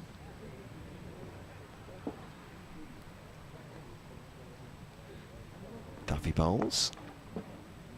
Proud of the offside. Single. Yeah, they haven't won is what Andy's trying to say. You're being so polite about it, Andy, but yeah, completely winless in the County Championship. So too Gloucestershire beneath them in the County Championship table. This is a relegation 48-pointer. You get 24 for a win, that's why I'm saying it. Both sides desperately need to win this game. Kent won the toss, put Gloucestershire into bat this morning. Gloucestershire shot away to 35 for none. Then came Matt Milnes with a fearsome spell from the Nackington Road end, taking 3 wickets. Scott for 27, Bracey for 1 and Dent for 11. Gloucestershire Gloucestershire have steadied the ship since then. Hammond has 18. Glenn Phillips, the New Zealander, has 18 himself. So 78 for 3 here. Kent, as I said, they won the toss, elected to bowl first, expecting something out of this pitch. Certainly, Milnes has got that, been absolutely the pick of the bowlers, been brilliant so far this morning. He's off for a rest at the moment, and Jacob Duffy, the New Zealander, who's making his debut for Kent today in the county championship, has struggled a little bit with his opening spell, but back into the attack now. Gloucestershire 78 for 3. Commentary continuing via the BBC Sport website and app. And Duffy continuing now. First one was punched away for 1 by Phillips, and 2 dot balls after that. Yeah, I mentioned the slope here. I genuinely think it is difficult for bowlers to come in fresh on the at the Canterbury, and because it definitely messes with your balance. And if you're not careful as a batter as well. I wonder if that's more pronounced. Yes, that's good point. More pronounced perhaps when you're coming down the slope because your momentum's building. But Duffy again straight down the leg side, as if an illustration of that one. But perhaps Hammond hasn't quite capitalised on that. Goes down to Grant Stewart, deep backwards square, take a single, 79 for 3. So thank you, Philip, for that. There you are, quick smart on the scorecards. I've since been on the aforementioned site, Cricket Archive, and looked out where those Kent trips to Netherlands were that I went on to. Deventer? I've conflated Deventer into just outside Rotterdam, which it's a long way outside Rotterdam. Oh, that's a swing, and has he got some bat on that one? Yeah. Bat and pad, maybe. Swung that down. Very late on that, though, Phillips, wasn't he? But he's a swashbuckling batsman, and that's 4 runs. He's glanced it for 4. I thought there was a palpable ooh there for a second, but he's whipped it away. Yeah, I mean, I think 4 runs. The stumps were kind of seemingly exposed. I think that's probably why it looked a little bit risky, but he's a fine batsman, and he's got enough on that to glance it down for 4. But you're right, it's Deventer where the sport park is, which has because hockey's massive in Netherlands as well, so they had 5-6 pitches, fantastic facility. As Duffy bowls, and this is driven into the offside by Phillips. They'll get at least 2. Bell Drummond's after it. Phillips attacking Duffy, is still having a little bit of problems with his length and line. He goes 34 off his first 5 here. Gloucestershire 85 for 3. So yeah, you're absolutely right. That was at Deventer.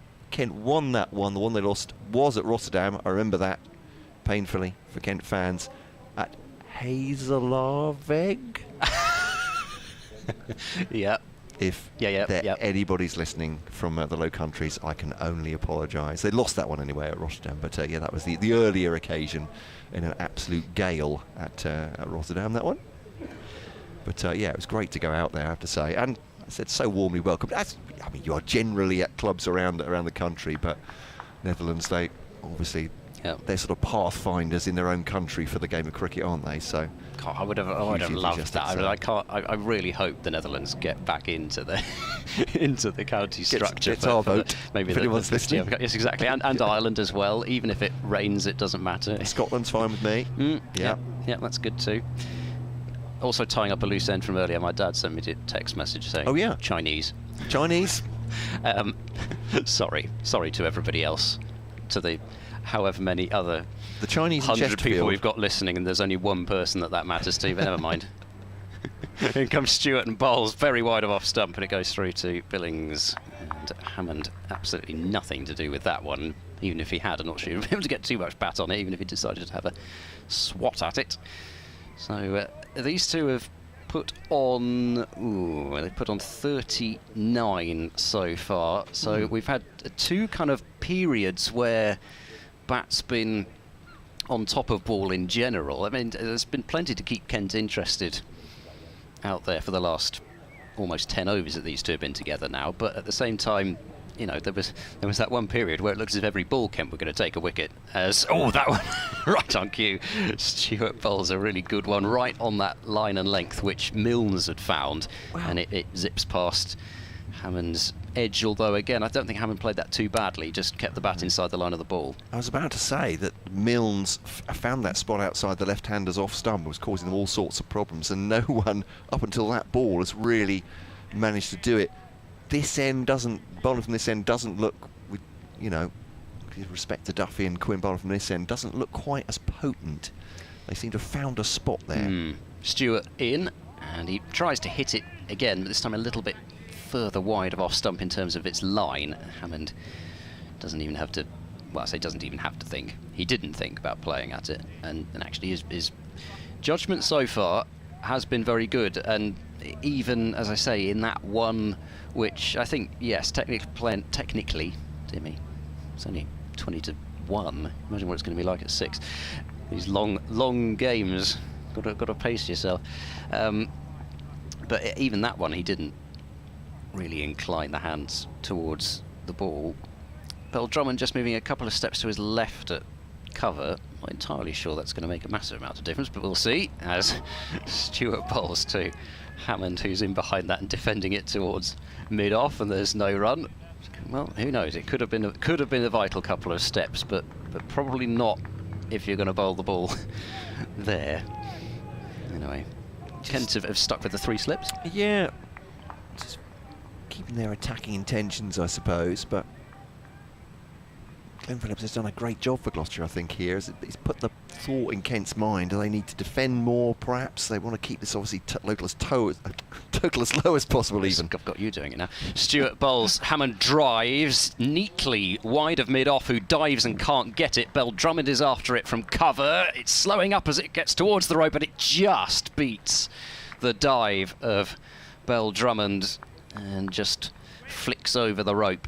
So Hammond with a boundary, that's his 4th. He moves to 23, 89 for 3. That's a really great effort from Daniel Bell Drummond. I don't know about you, Ed, but from here I'd given that up when it had gone past the man attached to cover, but Bell Drummond almost cut it off. But yeah, 4 runs. Lovely shot though from Hammond. A long boundary as well out that way, isn't it? Yeah, and also if he hadn't taken that set of 2 steps to his left, he probably wouldn't even have been able to put the dive in. It would have beaten him to the rope comfortably. But it was one of those ones where it barely seemed to have enough momentum almost to go over the boundary rope other than just hit it.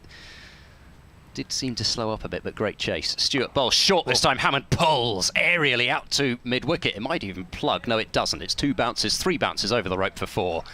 I thought for a moment that might be one of those ones which just went quite a long way up and then just stopped, but it did have more than enough in the end to carry on to the rope. Hammond absolutely not holding back on that one at all, nor in a way should he, because you give yourself a fair amount extra margin for error, especially if you can get on top of the short ball as easily as he did there.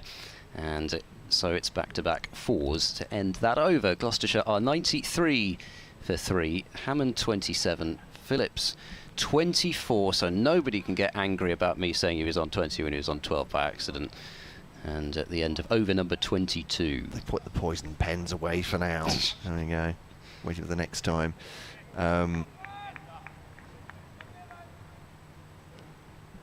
So Duffy takes the ball at this pavilion end. I imagine we'll see some Matt Milnes before lunch, perhaps. They want to bring him back into the attack, but Duffy, it's a swashbuckling shot again from Phillips, a lovely one as well. He's cut that to the offside boundary. Beautiful looking shot, and he got the one because it got so quickly to Grant Stewart at backward point, coming round square to field and thrown back in. He's got himself 1, 94 for 3. But as I said, it puts the question in Sam Billings' mind there. So he's bringing back a 3rd slip, is he, for Hammond? This is a gully, isn't it? He's got 2 slips and a gully in now. Field changing around. Duffy's ready to bowl, but the field hasn't stopped moving yet, so he'll have to just wait a second, the New Zealander. Bowling round the wicket now, 2 miles Hammond, and turns it into the leg side again with the angle of bowling. Good stop from Daniel Bell Drummond at square leg, just keeps it down to a dot. 94 for 3. Hammond 27, Phillips 25. You're on BBC Radio Kent, BBC Radio Bristol, BBC Radio Gloucestershire. Gloucestershire have got an awful lot of bowling options in this match, which I'm sure we'll discuss more in the second innings, but I mean, for my money, it's Chris Dent, who's not bowled for a little while, but did do a fair bit of bowling in his younger days. I mean, I think nowadays you probably wouldn't add him to this list, but other than him and James Bracey, everybody else in this Gloucestershire side, they have 9 potential bowling options. It's not bad, is it? And in fact, all 11 have got professional wickets, because even James Bracey has.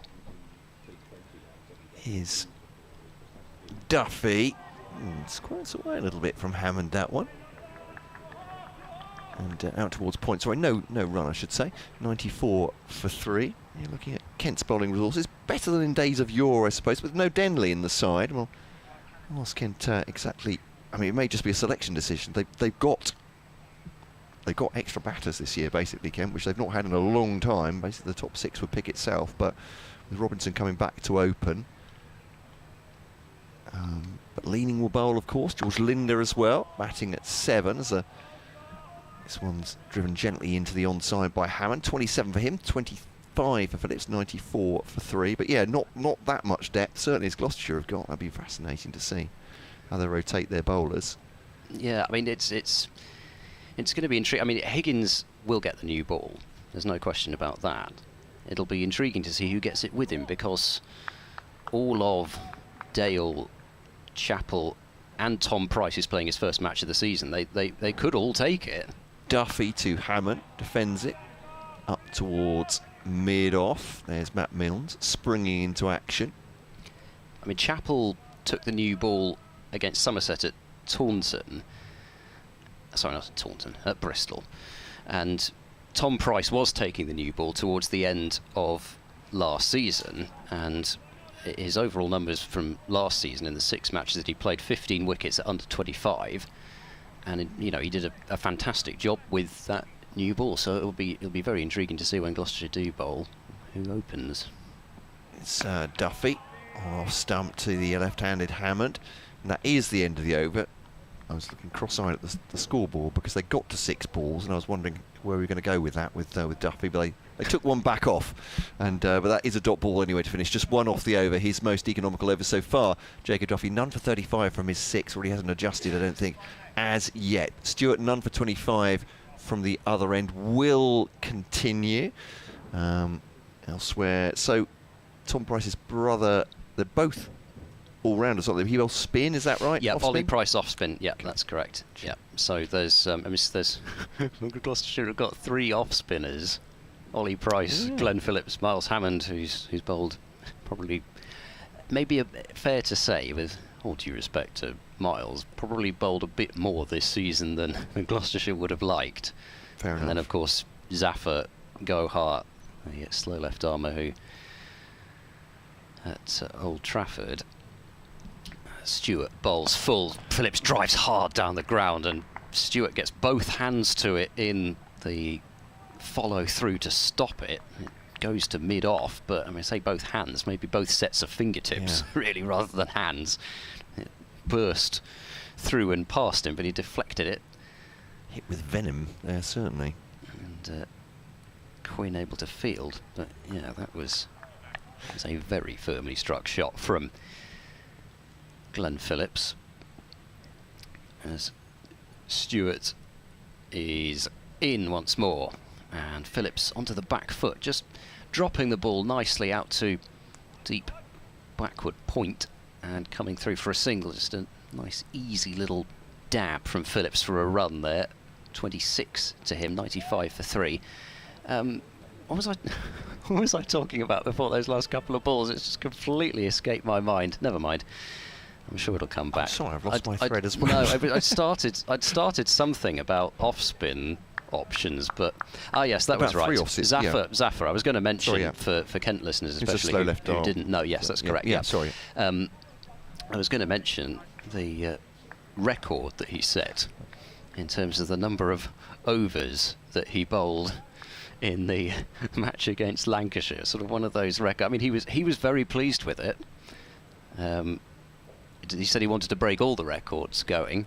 Stuart Bowls to Hammond, who drives, gets it past Bell Drummond at cover, and that should go for 4. Third man's quite wide, and Linda running round the boundary can't get anywhere near it, so it's another pleasing drive through the covers from Miles Hammond for 4, and it brings up the 50 partnership between Hammond and Phillips. Hammond's contributed 27 and Phillips 26 to that 50 partnership. 99 for 3 halfway through this 5th over of Stewart's, and 24th of the morning so far, as Stewart continues over the wicket and bowls to Hammond, forward defending, scooped up with the right hand by Stewart in his follow-through. Muzaffar bowled 65 overs in Lancashire's enormous 556 for 7 declared, which was highlighted by Josh Bohannon's 231. And that was a record number of overs for Gloucestershire against Lancashire. But only a handful of very famous names, it should be said as well, have bowled more overs for Gloucestershire in a first-class innings than that. I mean, to say number of overs, I mean number of balls, technically it was, but same thing. In comes Stewart and bowls on leg stump, turned away by Hammond. He's got it between mid-wicket and mid-on, but it might only be the single. A bit of hesitation, and eventually they decide that they're going to stick to the 1. The 100 is up for Gloucestershire, to polite applause from around the ground at Canterbury. And yeah, these two have steadied the ship for Gloucestershire, which, especially given the way that things have gone in the competition for them so far, 4 losses and 2 draws, bottom of the table, I think there would have been, well, not quite panic among some, but certainly might have been that feeling in the dressing room of, oh no, are we going to do it again? And it has been. In fact, even last year, where Gloucestershire won 8 matches in the Championship, first innings runs have been the problem. Stewart bowls to Phillips, looking to drive. It goes back to Stewart on a couple of bounces, and that ends the over, with Gloucestershire on 100 for 3 after 24 overs. But even last year, in some of those victories, Gloucestershire were having to come from a long way behind. And, you know, this year, trying to come from behind against consistent, excellent sides in the First Division, it just hasn't worked so well. Yeah, I think a number of Kent supporters asking why. Now, what's happened? Why haven't they won a game this season? They finished 4th the last time there was a full season of county championship cricket in Division 1. It's, if anything, it's a lot tougher than it was, I'd suggest, in this top division. And it feels like an awful footballing cliche. There are no easy games in the top division of county cricket, and I think that's fair to say, aren't there? I mean, look at the attacks coming at you, Yorkshire, yep, Lancashire, etc. And for me, it's actually the people who these sides can afford to leave out. That's what gets me. When Gloucestershire have been at times scrambling around for some fit bowlers, and then you know, Yorkshire turn up and there's no Ben Code. Hampshire don't play Brad Wheel, and he didn't play a single championship match for them before he ended up playing for Gloucestershire on loan, and predictably, having sat on the sidelines for all that length of time, he wasn't the bowler that we usually see in Brad Wheel. Lancashire had no Tom Bailey, who I think had been their leading wicket taker the previous season. Surrey, Dan Moriarty's played 1 match for Surrey this season. Yeah, I think in all four, it's absolutely ridiculous, I have to say, that somebody who's considered rightly one of the best prospects in England, spin-wise especially, he's played 1 match. How is that good for English cricket? I don't know, but you know, that's what gets me looking at this First Division. Here is Linda, first spin of the match just before lunch here. So it's a bit of a drag, just a quick one from Linda to start, and pushed into the onside for a single by Hammond, and they go on to 101 for 3. Yeah, of course, some people, some very educated watchers of cricket, say that we should have a franchise system. There should be fewer matches. Imagine how many people would be getting left out then. And fewer places. quite. We're Not already in a everyone's situation where view. people who should be playing cricket aren't.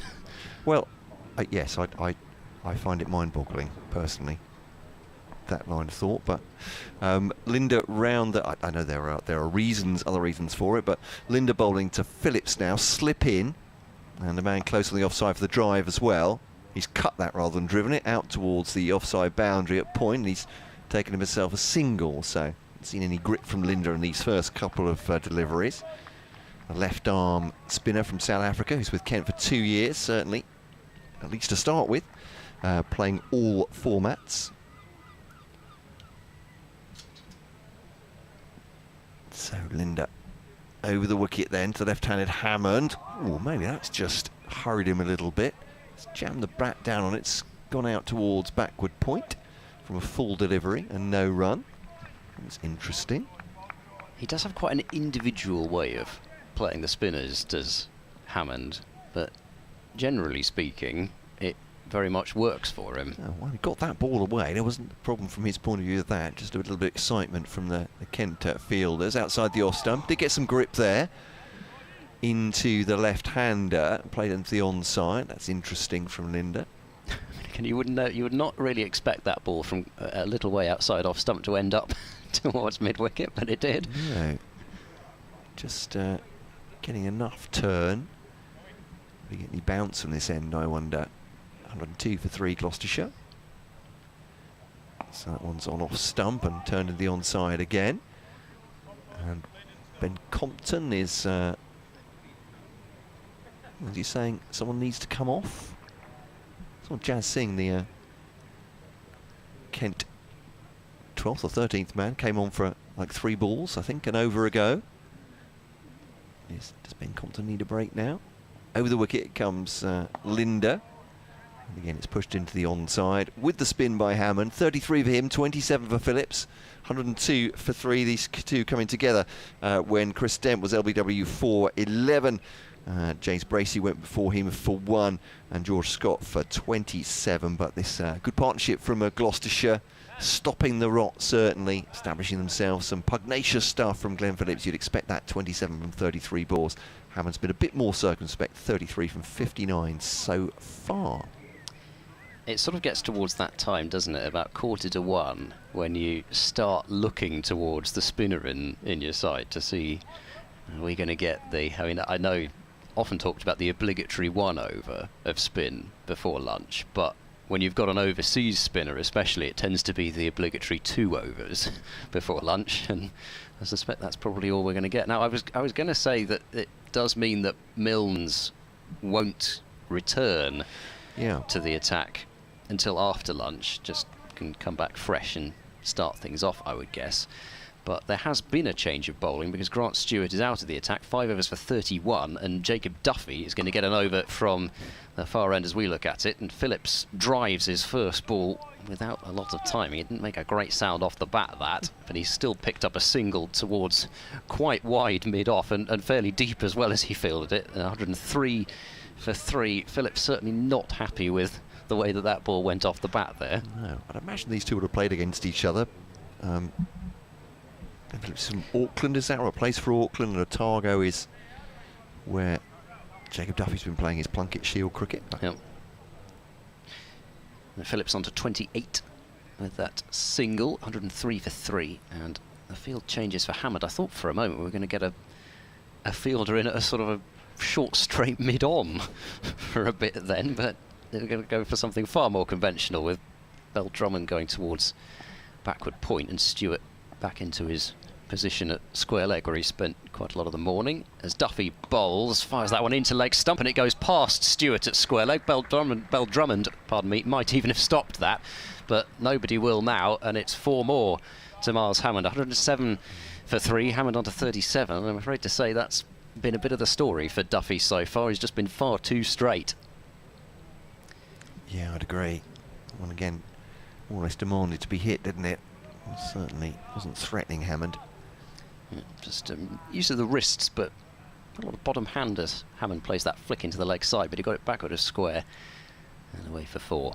Duffy bowling to Hammond again. It's on that same region. Hammond works it off the hip, but this time it can be fielded by Stewart at forward square. And he is forward square because he's standing a couple of paces to the right of umpire O'Shaughnessy there, and I was having a chat with him about something or other. Maybe he's discussing catches on the boundary. 107 for 3 with Hammond on 37. He's hit 7 boundaries. He's got way back, isn't he, at square leg? In comes Duffy, bowls outside off stump this time, and again there's that notable kind of round of applause, but applause from Billings. There's gloves very much demonstrating that, yeah, I'd like it there, please. And it went through it at a good height. Hammond on 37. But yeah, I mean, a couple of minutes before lunch is probably not a good time to start discussing that particular thing. So maybe we'll leave that for a quiet moment in the afternoon session. As in comes Duffy, he bowls a short ball, which Hammond ducks underneath, doesn't have to duck too far, and yeah, I don't think it's actually even been called as first one for the over. Didn't really get up that much, didn't go too far above Hammond's head actually, but he certainly judged it, but not exactly a fearsome bouncer.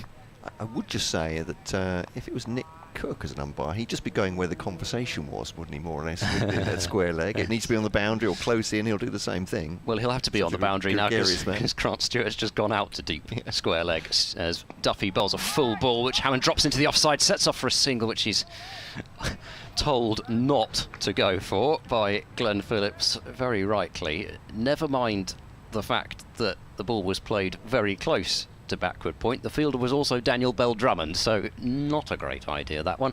107 for 3 then. The clock reads 12:59, so we will get one more over in before the lunch break, but fair to say this has not been a morning where the overs have been rattled through. No, 26 so far, so Ken, absolutely right to try and get on with it. England 191 for 2 just before lunch, by the way. The other wicket to go actually from delivery from Matt Henry. Alex Lee's going for 67. Henry will be with Kent from July onwards, the latter part of the county championship. Ollie Pope has 84 now, Joe Root on 35. Linda around the wicket then to Phillips, who just gently nudges that square on the onside for a single. Gloucestershire 107 for 3. Also on the county championship scoreboard, Somerset in a bit of trouble in the first session, and then Gloucestershire fans will be very upset to hear that. 50 oh no, wouldn't possibly take any pleasure in that. 53 for 4. No. Against Surrey. Actually good for both these sides, though, isn't it? As they're just above the drop zone, as it were. As Linda over the wicket to the left-handed Hammond blocks that one away. Billings and the slips, and close fielders love that. Yorkshire 67 for 1 against Hampshire at Southampton. Warwickshire 83 for 3 against Lancashire at Edgbaston. Elsewhere into Div 2, if I have time. I think I will. If we rattle through this. Linda actually is taking his time to just settle himself now. Bowls to Hammond, pushing the offside, and there's no run. Actually, if you're looking for someone to whip through their overs, as a spinner, George Linda isn't that man. He is very considered. Durham 105 for 1 anyway against Worcestershire at Chesterless Street just before lunch. Middlesex 82 for 3 against Derbyshire at Chesterfield. 96 for 2 Sussex against Glamorgan as Linda bowls it's wide and driven by Hammond. Milnes is after it. I'm not sure how much Robinson got on to stop it going towards the boundary. Yeah, hauled in. Enough. Yeah, hauled in actually fairly comfortable. I can see a bit better than you can over in that corner. Yeah, I'm just against the wall here, and the overhang of the woolly stand obstructs my view there. And Leicestershire 129 for 2 against Nottinghamshire rather at Leicester. Good start for them for the day, I think. Looks like Linda over the wicket to bowl to. Oh, it's gone through him. It's gone through Hammond, past the wicket keeper, and that will go away for 4. Any bat on that? No. So it's just a miss by the batsman as it grips in, and Linda affects the double teapot there as it comes back from the boundary. 4 byes. That's an intriguing one. And how much did that grip, I wonder? Yeah, I'm just seeing if I can see on the replay. Well, there's certainly some turn. Certainly enough that on day 1, particularly Zafar Gohar would be rather excited at seeing that, as would George Linder. So, Ben Compton was off on his travels somewhere from mid-wicket. About to go and leg slip, maybe. He's been sent summarily back. Shortish on the onside. Jack Leaning's making suggestions. Oh, helmet's just here, says Jack. Well, if they were trying to sneak an over into to get their over Now they don't want the helmet. This really isn't working, is it? I have to say. No, Joe Denley's out there about to do some drills, I think, with Simon Cook, the bowling coach. So last ball of the morning after all that. Linder, as you were with the fielding. Hammond defends it. 39 for him, 29 for Phillips. Gloucestershire 114 for 3 at lunch. Applause from these Kent supporters, but really for both sides, I suppose, particularly for Matt Milnes, I'm sure, who took 3 wickets and looked venomous in his opening spell and only spell so far. 3 for 21 from his 7. Duffy struggled a little bit, well, more than a little, I'd say. None for 40 off his 7, the New Zealander making his debut. None for 12 from 6 from Matt Quinn. None for 31 for Stewart from his 5. And Linder, none for 5 from 2 then. Scott LBW Milnes 27, Bracey Court Robinson bowled Milnes for 1, Chris Dent LBW Milnes for 11. That was at 46 for 3, so these two have taken it on. I'll bring Ed Seaborn. I think I'm going to have to do an update here, but they've steadied really well. Phillips has been attacking the ball as much as he can. Hammond has been steady, 39 from 69 for him. Phillips 29 from 35, 114 for 3. I'm just sort of hanging on here.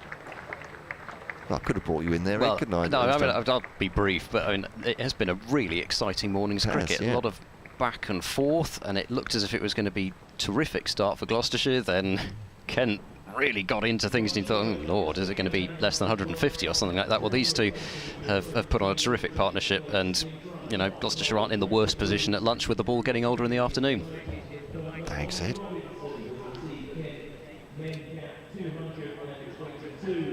Update for BBC Radio Kent radio listeners right now.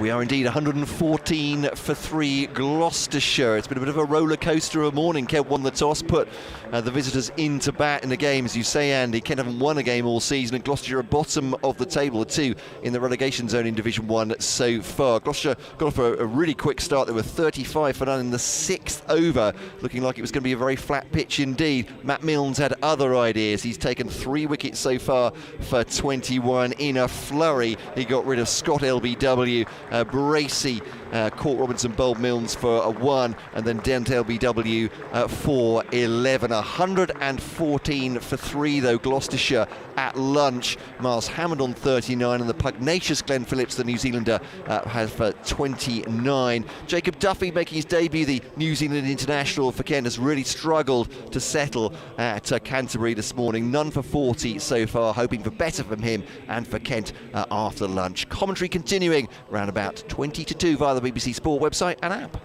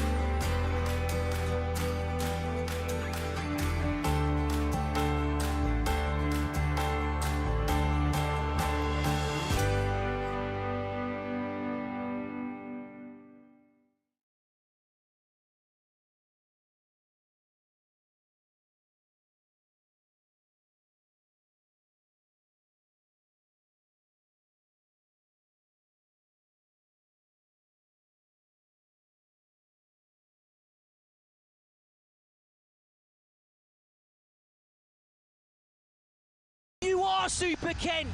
Get that hashtag on social.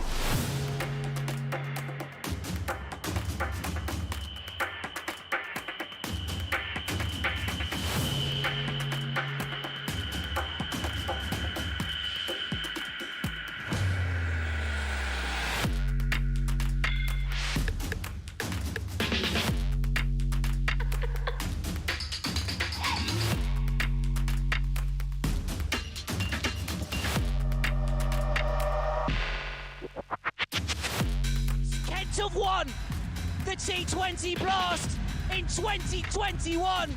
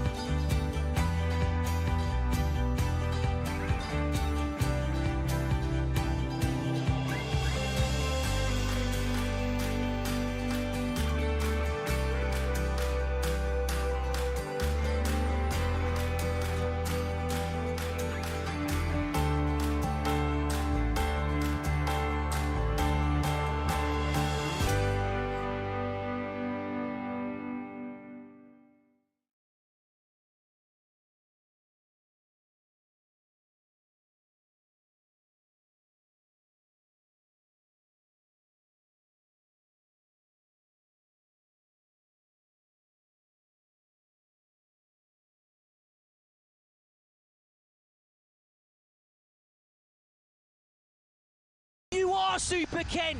Get that hashtag on social.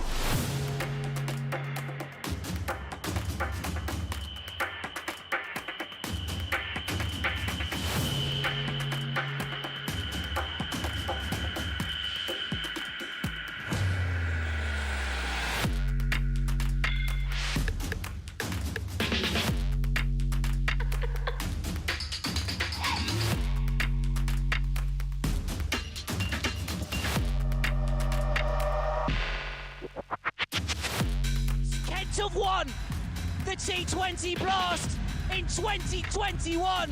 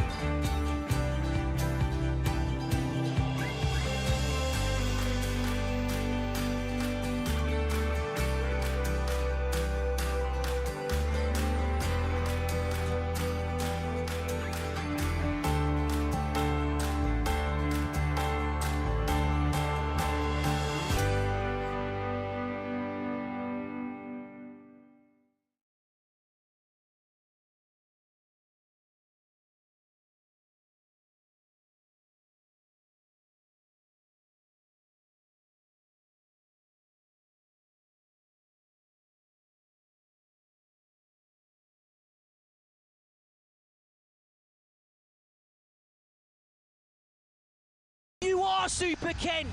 Get that hashtag on social.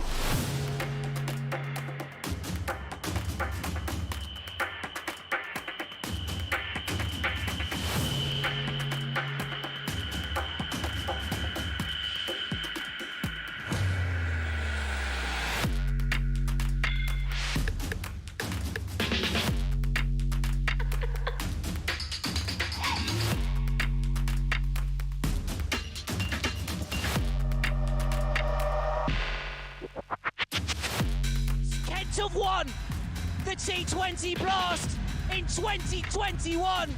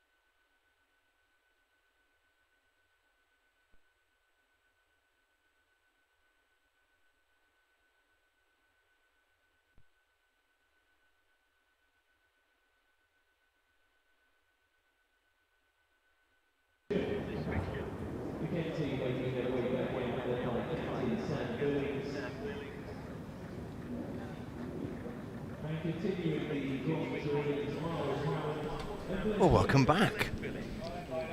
1:43 we're due to start the second session of the first day, Kent against Gloucestershire, as they went a little bit over into the normal luncheon interval, with George Linders over, managing to get that one in just before the break. But they will resume here. Gloucestershire 1:14 for 3 at Canterbury against Kent. This game, which is of huge importance to both sides, being Kent and Gloucestershire second bottom and bottom respectively of the County Championship Division 1 in the 2 relegation places at the moment. A win would be very handy indeed for either side. I'm Matt Cole, alongside me Ed Seaborn, coming out to resume their innings. Miles Hammond on 39, Ben Phillips on 29. 3 wickets, all of them to Matt Milnes this morning, and little surprise, well, slight surprise he wasn't brought in maybe for a couple of overs before lunch, but no surprise to see him, I think, taking the ball at the Nackington Road end, Ed, for the start of this second session. Yeah, in general, Kent's bowlers looked a lot happier against the left-handers than they did the right-handers. Scott was the first to go, but at the same time, that dismissal was really the first time that he'd looked in any issue at all. He was playing beautifully. 27 off 25 in the end from Scott. A couple of delightful boundaries, but the LBW which got him was the first time he looked in any strife, and then Kent looked a lot better when they were bowling at Dent, Bracey, Hammond early on in his innings as well, excuse me. It'll be Milnes to start off the afternoon session there with a short wide delivery which Phillips cuts away down towards third man. It'll only be a single because there is a third man hiding somewhere down there, and Phillips moves to 30, 115 for 3. Just by process of elimination working out who it is, and I come out a blank. I thought it was going to be Matt Quinn, but it's not. Grant Stewart out there? No. Okay, anyway, moving on. There is nothing somebody to see down here. there anyway. There is someone down there, yeah. Anyway, it was a bit of a loosener from Milnes. He took maybe one and a half overs to get settled into his rhythm this morning as he bowls to Hammond, left-hander. That's left alone through to Sam Billings, but when he did get his tail up, Milnes was deadly. All 3 wickets to fall this morning. Scott for 27, Dent for 11 and Bracey for 1. 2 LBWs and a little nick behind to Billings. And he settled in on a spot which angled across the left-hander, and that was the ball that got rid of Bracey, as Milnes is in, a little bit straighter this time, a bit fuller than that spot that we've seen really cause the left-handers issues. Hammond defends to mid-on for no run. But it didn't seem to be so noticeable from this end. No, I was just going to say the ball before Bracey got out was an absolute snorter as well, wasn't it? Lifting from that length. And but yeah, we haven't really... One delivery, I think, from Grant Stewart accepted. We haven't really seen anything that spectacular from this pitch. Milnes into Hammond, who pushes forward firmly, but only as far as backward point, and there is no run. And it's I think it's also worth kind of wondering whether it was down to Kent's bowling in general, whether it was down to something that Milnes was doing, especially because Grant Stewart bowled 5 overs for 31, and from the end that Milnes has been bowling at. As Milnes in and bowls full, Hammond forward in defence and goes back to Milnes, who picks up and tosses the ball into Compton at first slip. But you know, Stewart bowled maybe 1 or 2 balls which hit the Milnes spot, and he did receive the same amount of response. So I think it is there regardless of who's bowling. It's just that Milnes has hit it more accurately than anyone else who's bowled at that end so far. And from this end, Quinn was pretty tight, but wasn't as threatening as Milnes for sure. Milnes into Hammond, who drives beautifully through the covers for 4. It's going to bobble away out towards the deep cover rope, and Hammond to 43, and gets his first runs of the afternoon session with his 8th boundary. Gloucestershire 119 for 3. definitely hangdog. Matt Mills after that 4 was hit, and had to have a little chivying pat on the back from Matt Quinn as they came back down. He looked very, very disappointed, but perhaps just because he hasn't hit that spot in that over at all, is he? And that one too full, but lovely shot from Hammond of 43 from 74. And these two taking it on from 46-4-3. So this is a big partnership, the biggest of the match so far, of course. It will be Matt Quinn, a New Zealander from the pavilion end, number 12 from his 6 overs and 3 maidens, but really well, so really tightly. Perhaps just not finding that. He hasn't bowled down the hill, has he? I don't think. No, I was going to say he's had to bowl from this end, and it could be that there's just not that same amount of life. It feels like it, anecdotally, but he's kept things very tight, and that's what his captain will want if you're not taking wickets, keeping the pressure on. And 64 on his back, runs away from us towards Glenn Phillips, who goes for a punch into the offside, and fielded by Grant Stewart. 3 slips in still for Kent. Jordan Cox, Ben Compton and Jack Leaning are the 3. Compton's actually, Leaning's more at a gully now with Daniel Bell Drummond at a point position. Grant Stewart at extra cover. Mid-off and mid-on are Duffy and Milnes. Linda is at mid-wicket.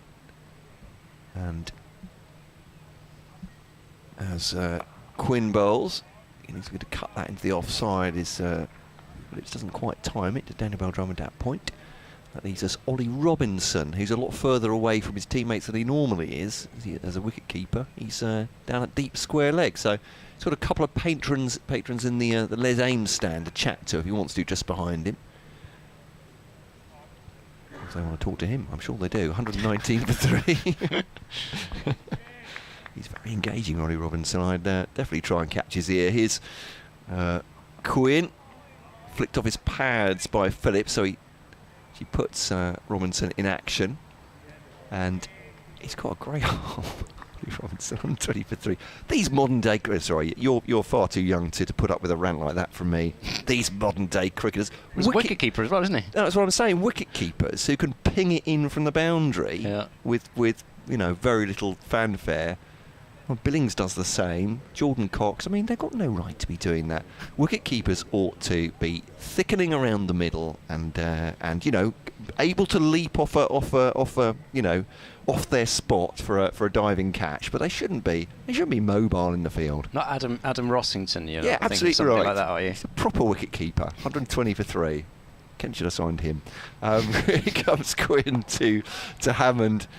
Pushed into the onside. It's a bit of a misfield, a bit scruffy from Linda at mid-wicket, but they don't come through for a run. Just the one off this over so far, 120 for 3. Did we mention Ollie Robinson's presentation? We did not, Craig. That's very remiss of me. I can hear the Kent office just shaking their heads at me. During the lunch interval, indeed, Ollie Robinson was awarded his Kent cap. He's now at 222, the double Nelson cap, if you like. Here's Quinn bowling down the leg side. We've got a nudge off pad or bat. Quinn was interested for a second, but always heading down the leg side. It's come off the pad. And so they come through for a leg bye. Thank you for reminding me. There we go. Yes, Ollie Robinson is now a capped Kent player, number 222 on the list. Yeah, which is something that Gloucestershire are one of the counties that don't. Of course, we were discussing that, weren't we, at lunch? Yeah. Gloucestershire just hand out the cap on the full debut, so Zach Chappell won't have a number because he is on loan at the moment from Nottinghamshire. That's Quinn, last ball of the 29th over, bowls now, punch straight back at him. That's a good shot by Phillips, straight drive, good pick up as well by Matt Milnes, who's agile in the field as well as the bowling he's done today, and keeps them down to a single. 122 for 3 at the end of the over.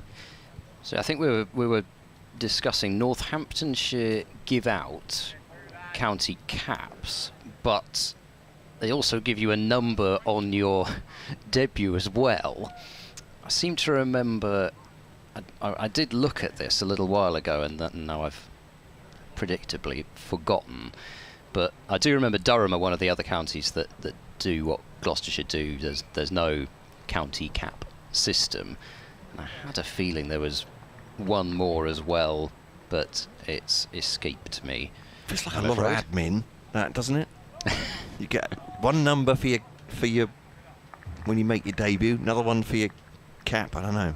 Ah, yes, it's Worcestershire. Let's hope someone's keeping a proper score. Worcestershire are the other side. Gotcha. Milnes to continue, second over of the afternoon, bowling to Phillips, who turns the ball into the leg side. Milnes goes tumbling to the floor, Mark Wood style, but he's okay in his follow through. I say he's okay, yeah, just stretching out the back and then sort of scraped away at the crease with his boots in a little annoyance.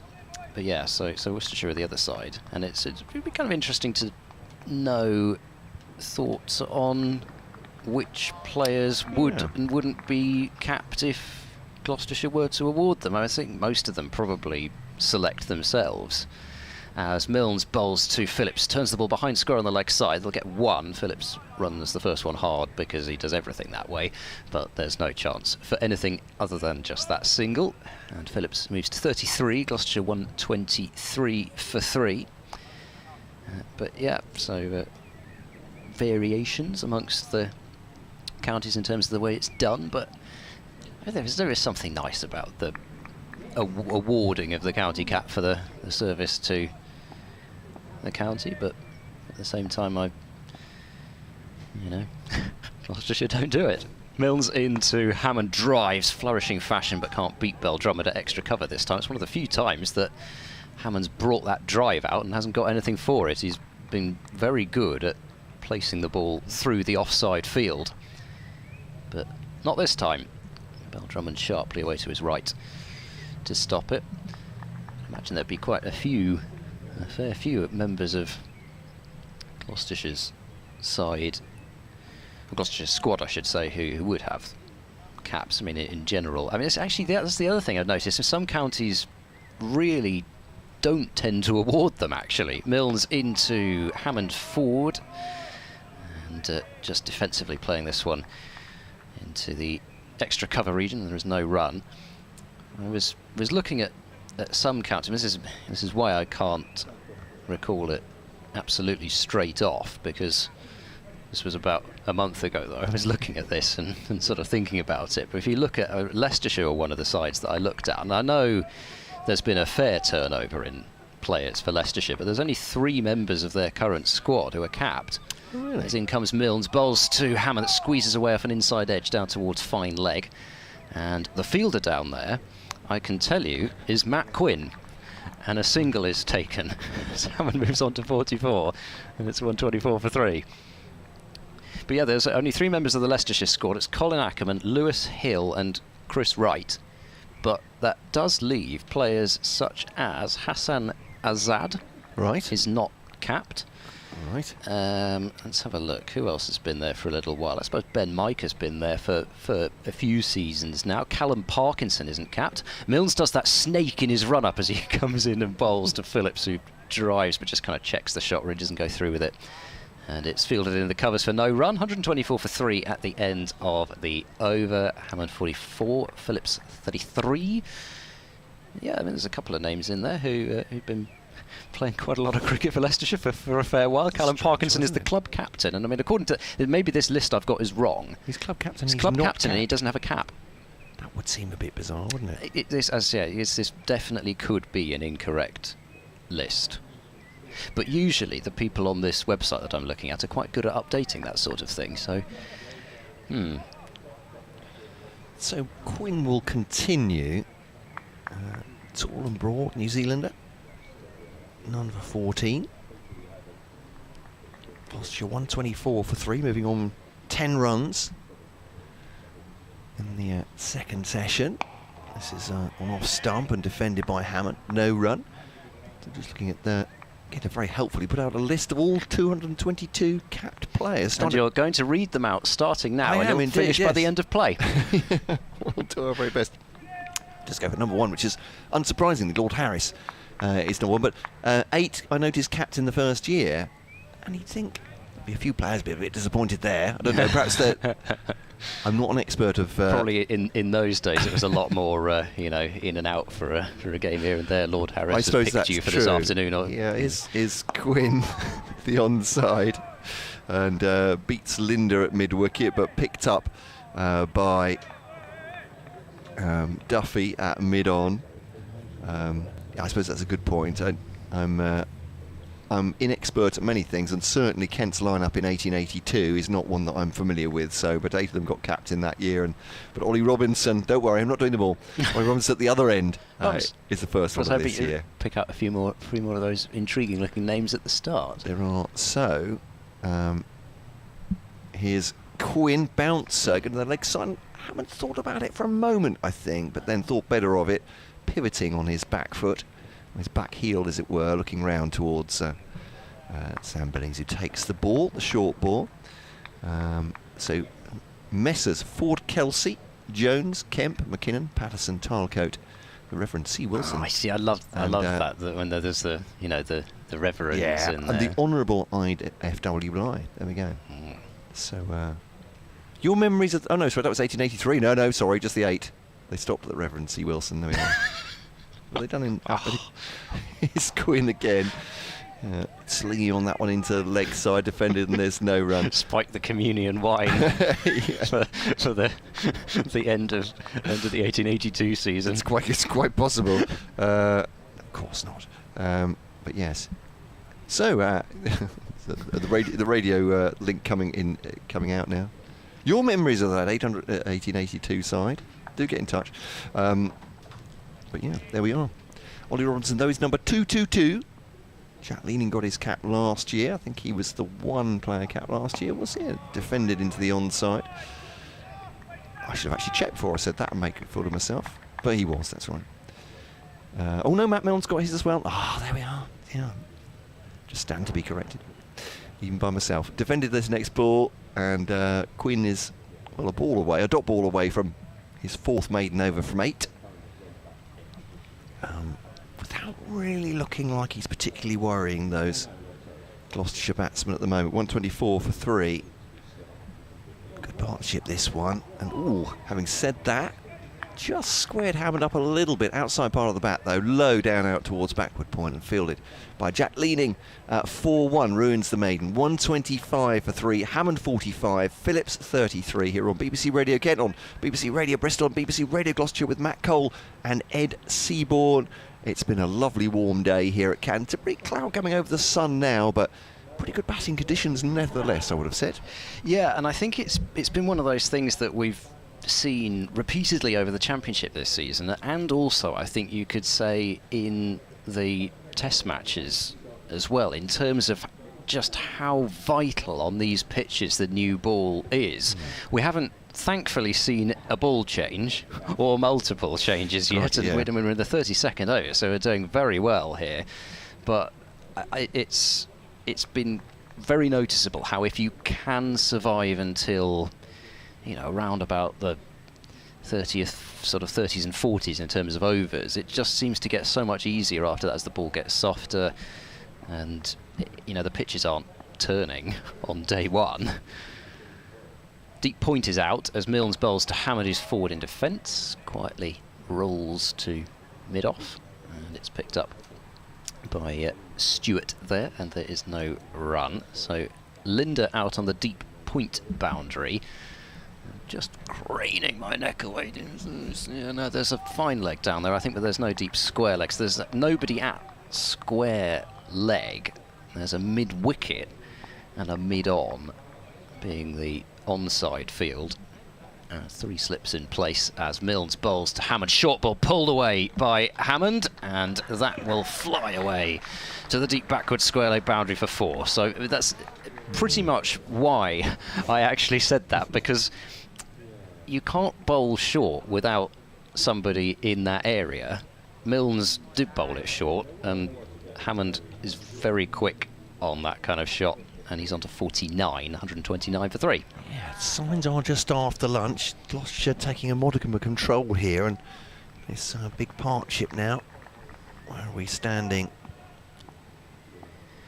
Or 83, is that right, between these two now? Yep, I think so. Milnes to Hammond left, well left as it angles across him through to Billings. That's the ball, isn't it? It is. That's the area he was looking for. But it just, I mean, whether it was just a bit fuller, I'm not sure, but it was noticeably wasn't the same response there. No. But having said that, it took Milnes a little, I mean, not too long, but it took him a bit to find that spot regularly, and then the 3 wickets fell. So, you know, I'm sure Kent would take a short spell of 30-odd runs or so after lunch if it means 3 quick wickets follow. Milnes in and bowls, and that's exactly where he needs to be. And Hammond did play noticeably away from his body at that one. That's one of the first times he's done that, and very much beaten by that, and it goes through to Billings. That's a delicious delivery, and a demon delivery if you're a batsman, just trying to get everything out of the way of that, or hoping you don't get anything in the way of it. It's more the point, isn't it? Yeah. 129 for 3, but yeah, delivery. Update coming up for BBC Radio Kent listeners, but they're still in the news at the moment, haven't got to the travel, so I'll certainly see to you hear it. I shall carry on for now, as Milnes bowls to Hammond, pulled away, and that'll be 4 more, dismissively pulled through mid-wicket for 4, and that's a half-century for Miles Hammond. 89 deliveries and 10 fours, sorry, pardon me, 90 deliveries and 10 fours, and for Hammond that's his 4th half-century of the season.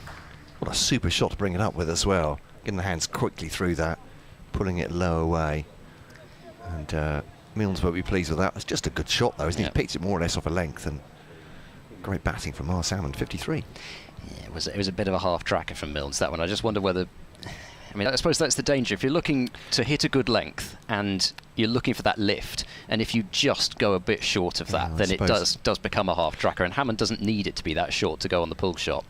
Milnes in and bowls full and straight this time, and Hammond holding the pose, the defensive shot as it goes up to mid-off. End of the over, 32 gone, 133 for 3. Yeah, I think I'm being, well, not lulled, but thinking, looking at that length that Milnes is hitting that's getting the life. He's looking for that again, wasn't he? But this time, not quite hitting his mark. Whipped away for 4 runs by Hammond, 33 for Phillips. Gloucestershire taking on here, and we said we had one great delivery, or one that really troubled the batsman Miles Hammond in that over from. Oh, here we go. Is it? Yes. Ball's been taken off to the umpire there, rather. I think Hammond clearly must have whacked it out of shape in that last over. We could have a ball change. Good pause to do a radio update for BBC Radio Kent listeners right now.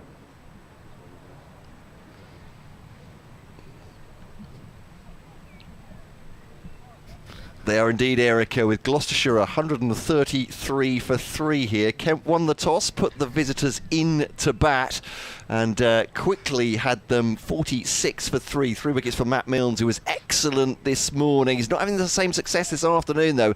Gloucestershire, this pair, taking it beyond a 50 partnership, threatening to get to 3 figures. Hammond on 53 and Phillips on 33. Massive game for both sides, this one. Both in the relegation zone in Division 1. A win would be very handy indeed. First day of 4, second session of the match in the sunshine at Canterbury. A beautiful day. Commentary continuing via the BBC Sport website and app. And almost have our own theme tune there. I was going to say, is that the first update you've done with dance music in the background? I think it is, yeah. I actually quite liked it. Well, it's a sort of an interesting juxtaposition between dance music and county championship cricket. I think we should have more of that. I'm not sure what the members would make it, well, I think I do know. Here's Quinn bowling to Phillips, driven up to mid-off, and there's no run. 2 slips in a gully in behind Phillips. I think it was Jack Leaning who decided I don't know if he was elected to take it to umpire along the ball, but it wasn't changed, was it? It's, or whether he just took it, he might have. He's one of the senior players, of course. It usually takes at least 2 or 3 goes, doesn't it? Yeah. He's county championship skipper when Billings isn't here, so perhaps perhaps he's just the first try. Defended by Phillips, back up the pitch. Decent length and line. Big shout from Billings trying to encourage his bowler. Not much happening for Kent out there at the moment. It was quite amusing actually along those sorts of lines in the T20 match at Cardiff, where the umpires took the players off in quite light drizzle, and Glamorgan were well behind on Duckworth Lewis. Well, I should say Gloucestershire were well ahead on Duckworth Lewis, to be exact, but Glamorgan wanted to play anyway, and the first go was the captain, David Lloyd. As Quinn, that's a good ball to Phillips, hurries him into the shot, but defended back up the pitch, gets behind it. Yeah, he did hurry him up there, actually, didn't he? He was very much rushed into kind of adjusting with the hands there. That was all hands, really, not a lot of footwork in terms of playing the ball in that particular place. But it was quite amusing because David Lloyd is the Glamorgan T20 skipper, but. So he went first, yeah, so after he had a go, it then was Michael Hogan. So, 41 years of age, I think senior now. pro. Yeah, so, somebody who's probably pretty similar age to the umpires, dare I say it as well. Here's Quinn, and Phillips again defending that. Again, it's applause from the captain, Sam Billings, to the dot ball. Yeah, so Michael Hogan is not 73 years of age, as Google will tell you if you don't specify cricket. But yes, he is 41 years old. Yeah. I was just going to have a look, because I'm trying to think how old. So Ian Blackwell would have been 44. He's going to. Oh, in fact, he's close then. Yeah. Turned 44 2 days ago, Yeah. so he would have been 43 at the time. So only a 2-year difference in terms of the age. Still younger than Darren Stevens. Yeah. As Quinn bowls, many people are. As this is deflected away by Phillips, a more convincing shot out towards the point boundary. He'll take a single as Linda throws the ball into Sam Billings, and the sun breaks through the cloud once again here at Canterbury. But I just thought that was quite funny, especially with Hogan can tower over the umpires as well, can't he? And tall figure stooping down and or we can turn on the Aussie charm. Oh yes. Yeah. We played in this 3 times last year, and you've taken us off now. As it turned out, it didn't matter, because the rain stopped within about 5 minutes, and we got back underway. Some of the Glamorgan players hadn't ever left the field. It was one of those ones. It's so difficult, as I said at the time, and I'll keep saying, just absolute nightmare in terms of being an umpire in that sort of situation, trying to determine when you should and shouldn't go off. You're on a hiding to nothing. A few members of Gloucestershire's coaching staff just having a wander down below us. I say coaching / support staff. Mark Thorburn down there, Dave Bartlett, head of medical is his title. Bit of a hold up here as Billings and Milnes, I think, having a bit of a discussion about the plan, because there's been a change of field now, because there's only 2 slips. There's a short mid-wicket in place as Milnes bowls to Phillips, who drives down the ground. That's a lovely on drive and might well go for 4. Fielder after it. No, can't get it. And it's a boundary to Phillips. 38 to him now, 138 for 3. Yeah, thinking caps on now for Kent, isn't it? And these two, they're 8 short of a century partnership. That flurry wicket from Matt Milnes, 46 for 3 at one point, gave them real hope that winning the toss and putting Gloucestershire into bat, they found something in this pitch that they could skittle about cheaply, but not going to be so. In comes Milnes, bowls, short ball Phillips. He's got a top edge on this and it's going to land safe. I say top edge, it was Q end action. He's just looking down at it now and realised as soon as it landed that it must have come off that, because that's the only way that ball would have behaved like that. Looped up into the air and Milnes couldn't get near it. Backward point couldn't get in. What a extraordinary bit of cricket that was. Very short, it has to be said. Yeah. It's been signal 1 for the over. It must have been around about head height. From, well, obviously, because it was signal 1 for the over, duh. So it was head height from Milnes. It was got a bit big on Phillips. Yeah. And he was, I guess he was maybe through the shot a bit early as well to get the Q end on it. Looped up invitingly, but nowhere near a Kent fielder. Milnes to Phillips, bowls full, and, well, I say full, good length really. And Phillips is in defence to mid-off for no run. But it's a really curious bit of cricket, and I think it does show you actually that Kent should feel like they've always got the chance of taking Phillips's wicket, because he's going to play shots, he's going to give you opportunities to get him out, and through his own want to score, rather than necessarily anything that the bowlers are doing specifically. Milnes is in, and Phillips pushes this one firmly, but, well, I say firmly, firm enough that it rolls to mid-off, but not able to pierce the field, and a dot ball. Just feels like Milnes is bowling just slightly quicker in this over. I don't know if this is through frustration, whether he thinks, where is he at 10? He maybe a couple of overs. It's possible I suppose the captain might even have said, you know, give me 4 quick overs rather than. Yep, very possibly. Didn't expect to last 6. We need a breakthrough.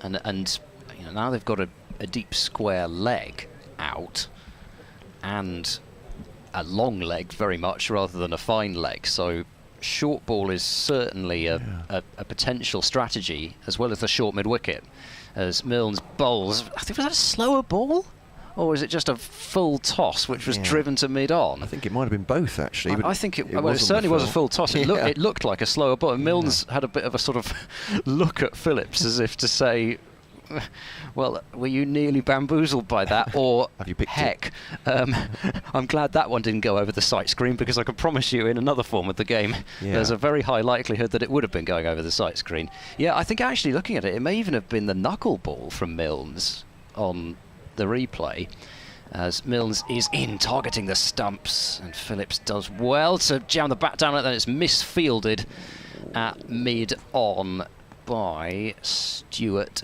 I believe. Yep. And they get a single, which they should not have been able to get. 130, I think it's 139 for 3, actually, because I think the dot ball went up on the board, and they're going to have to go back and correct that to a run. I think Phillips is on 39 now. Well, the Les Aim scoreboard has done that, so, but the digital one comes from the scorer, so I'm sure there will be at some point, because they'll notice that the wrong person is on strike, I'd imagine, as well. But I mean, they're only tiny things. We've had a couple of misfields for runs for Kent in this one, and and it was actually in the T20. It was, I know Kent, you know, the main issue is the fact that they didn't get any runs at all, but the fielding in the reply wasn't the best either. Sam Bennings pointed that out afterwards. You know, when you ask what's been awry with them this season, a real symptom of that, as this is defended off the next ball from Matt Quinn from Phillips. It just seems to be a real symptom.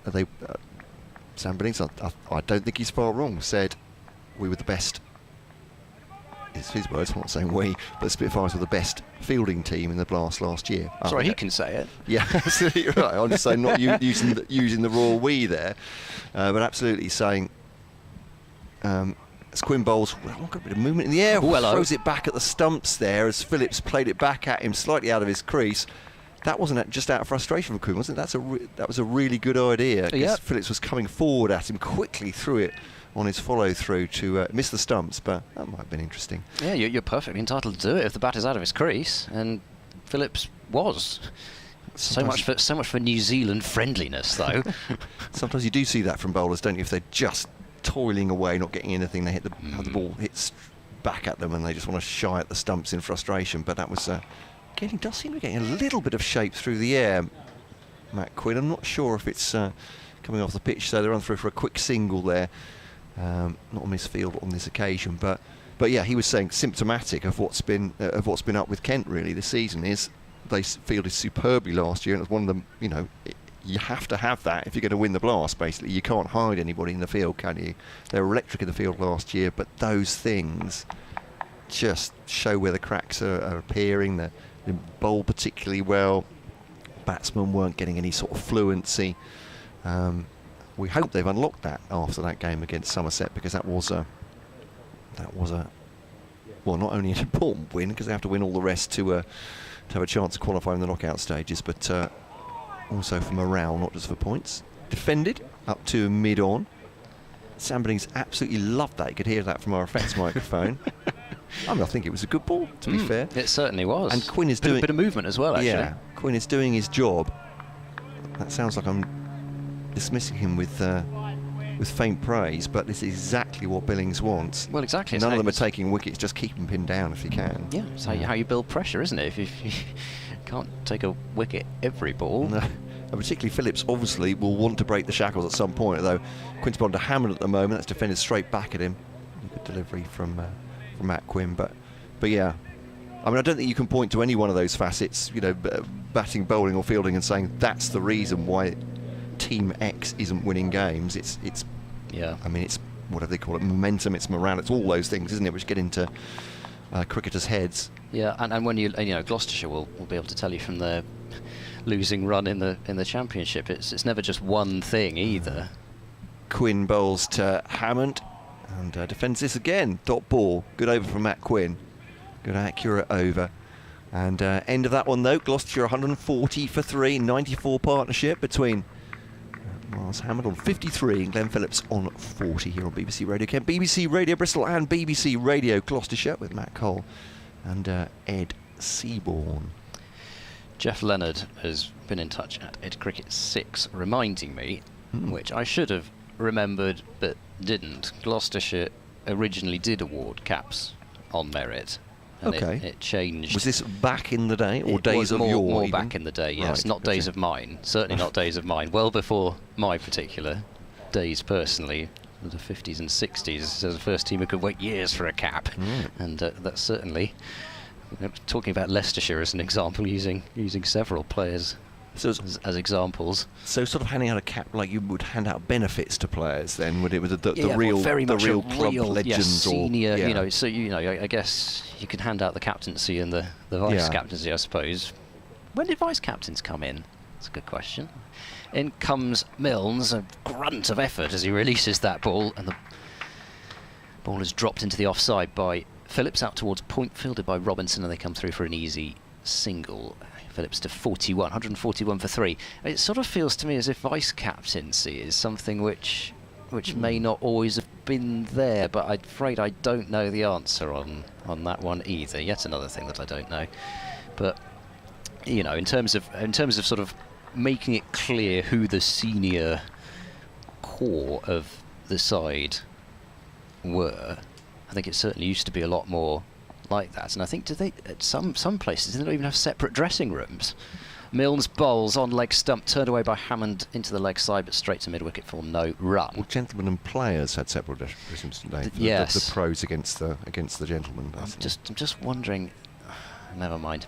I'm only half remembering a discussion from somewhere else way back, which I can't remember. Anyway, if anyone wants to send in any more along those lines, then please do. Several avenues which you can do so. Indeed so. Oh, beautifully lined up. KentCricket@gmail.com should you want to wax more lyrical than a tweet. If you want to be pithy, and that's with a TH, I have to say, at EdCricket6, and that's a number 6, on Twitter, at BBC Kent Sport. Milnes round the wicket, bowling to Hammond, who leaves. Well-judged leave. It's another one of those where somebody else might well have been playing at that, and it's been a real mark of Hammond's innings so far. There's just been, and to be fair to Hammond, it was a snorter of a ball that Milnes bowled in. It was just that one ball which I can remember Hammond playing away from his body at, and the other occasions it's been, well, actually everybody else that's got those sorts of deliveries was playing at them, and that was well you know, it's easy to say that when you're right arm bowling quick, and as Milnes bowls outside off, fuller delivery, wider of off stump, easier leave for Hammond this time, goes through to Billings. But you know, when you've got a right armer bowling at a decent pace, getting some lift off the pitch, angling it across you, and you've got a slope helping to take it away from you as well, it's so easy to say, well, you shouldn't have played at that. But in his innings so far, Hammond has shown really impeccable judgment. As Milnes is in, Hammond this time plays this one quite late, dabs it into the point region, and they've got deep point back, and Hammond moves to 54, 142 for 3. Deep point feels... I mean, Hammond has not, from memory, really hit a shot through there. He's driven the ball through the covers, but I'm not sure a deep point is going to stop that. And if you're going to bowl full, I don't know. Defensive position. It's a strange. For me, it is a slightly odd position to have, and he would have stopped that single and the single that Phillips hit earlier in the over as well. Milnes bowls a short ball, very short, to Phillips, and it's a legitimate delivery. It was between shoulder and head height. No point signalling one for the over, because that was the end of the over. 142 for 3. Gloucestershire, after 36 overs, they were 114 for 3 at lunch. So no further losses, and Hammond and Phillips looking to continue on what's been a fairly merry way, actually. In fact, pretty much ever since they came to the crease, even Hammond is scoring at well over a run every 2 balls, which is more than handy. And Phillips, who's actually slowed down a bit, but not, potentially in doing so, not looked maybe quite as frenetic as at some times. Admittedly, though, there was that Q-ender which could have gone absolutely anywhere. That's been the real moment of alarm for Gloucestershire in this afternoon session so far. Quinn coming around the wicket to Hammond now, defends that, up to Milnes at mid-off. Feels like for Gloucestershire, if they can see off Quinn and Milnes here, who've been the most difficult bowlers to play, they might feel that's a bit of a victory as well. And Stewart and Duffy come on, who've been leaking a few runs. But having said that, you know, they've had a major win already just by not losing a wicket immediately after lunch, haven't they, and taking this partnership on. And since at 46 for 3, drive back at Quinn rather.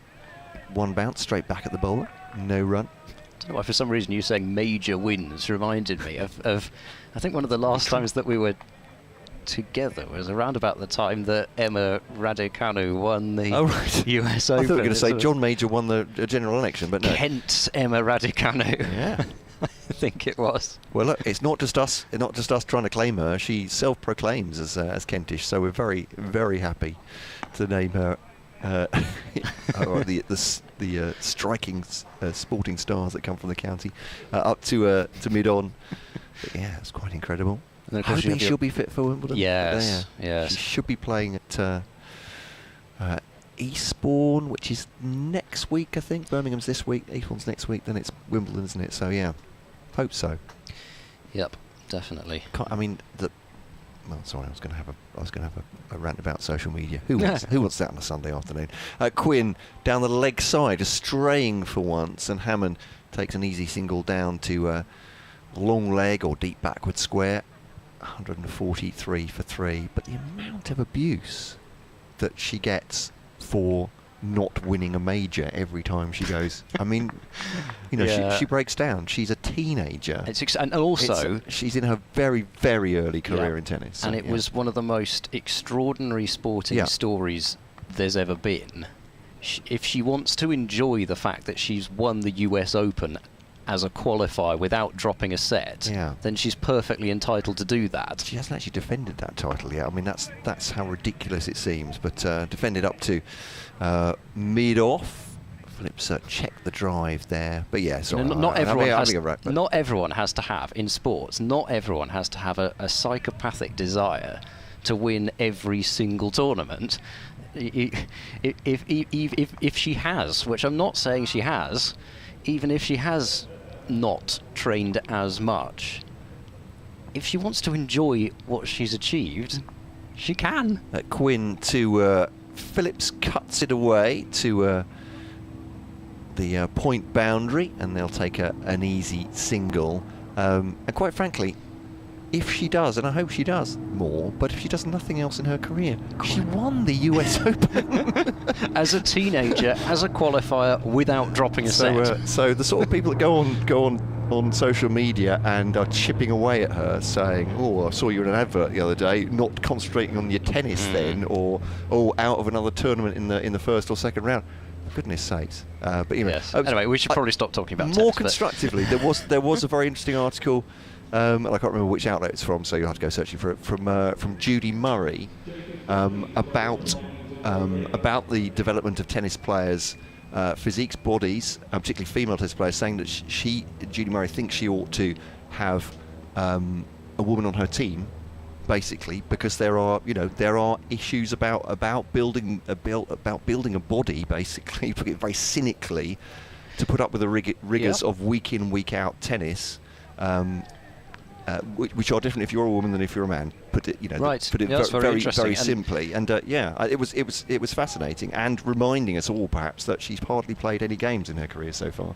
Yep. But anyway, I'll stop it now. Change of bowling has returned for Jacob Duffy, replacing Milnes, and Phillips now examining the bottom of that bat again, which is getting an absolute workout. He's kind of toe-ended 2 drives, that being the second of them, and didn't get a run for it back up the pitch. And then, of course, the Q-ender as well. So, yeah, he's using all parts of his bat here, is Glenn Phillips. But Duffy back into the attack. Oh, sorry. As Duffy is in and bowls, and Phillips has flayed that one away to the cover boundary for 4. I don't think there was masses that Duffy could have done about that, because, yes, it was quite wide, but it wasn't a half volley, and Phillips has just slammed it through the covers for 4 to bring up the 100-run partnership between Miles Hammond and Glenn Phillips, 148 for 3.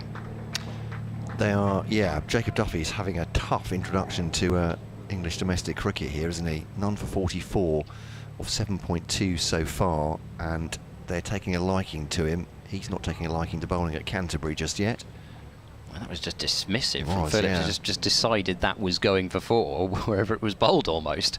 As this time he drags the length back a bit, and Phillips leaves outside off stump. It was a much better ball from Duffy, but like I said, there wasn't really that much wrong with the previous one. It just got absolutely wellied. And Phillips 6 boundaries now. Hammond has hit 10, so we've certainly seen plenty of boundaries in this partnership.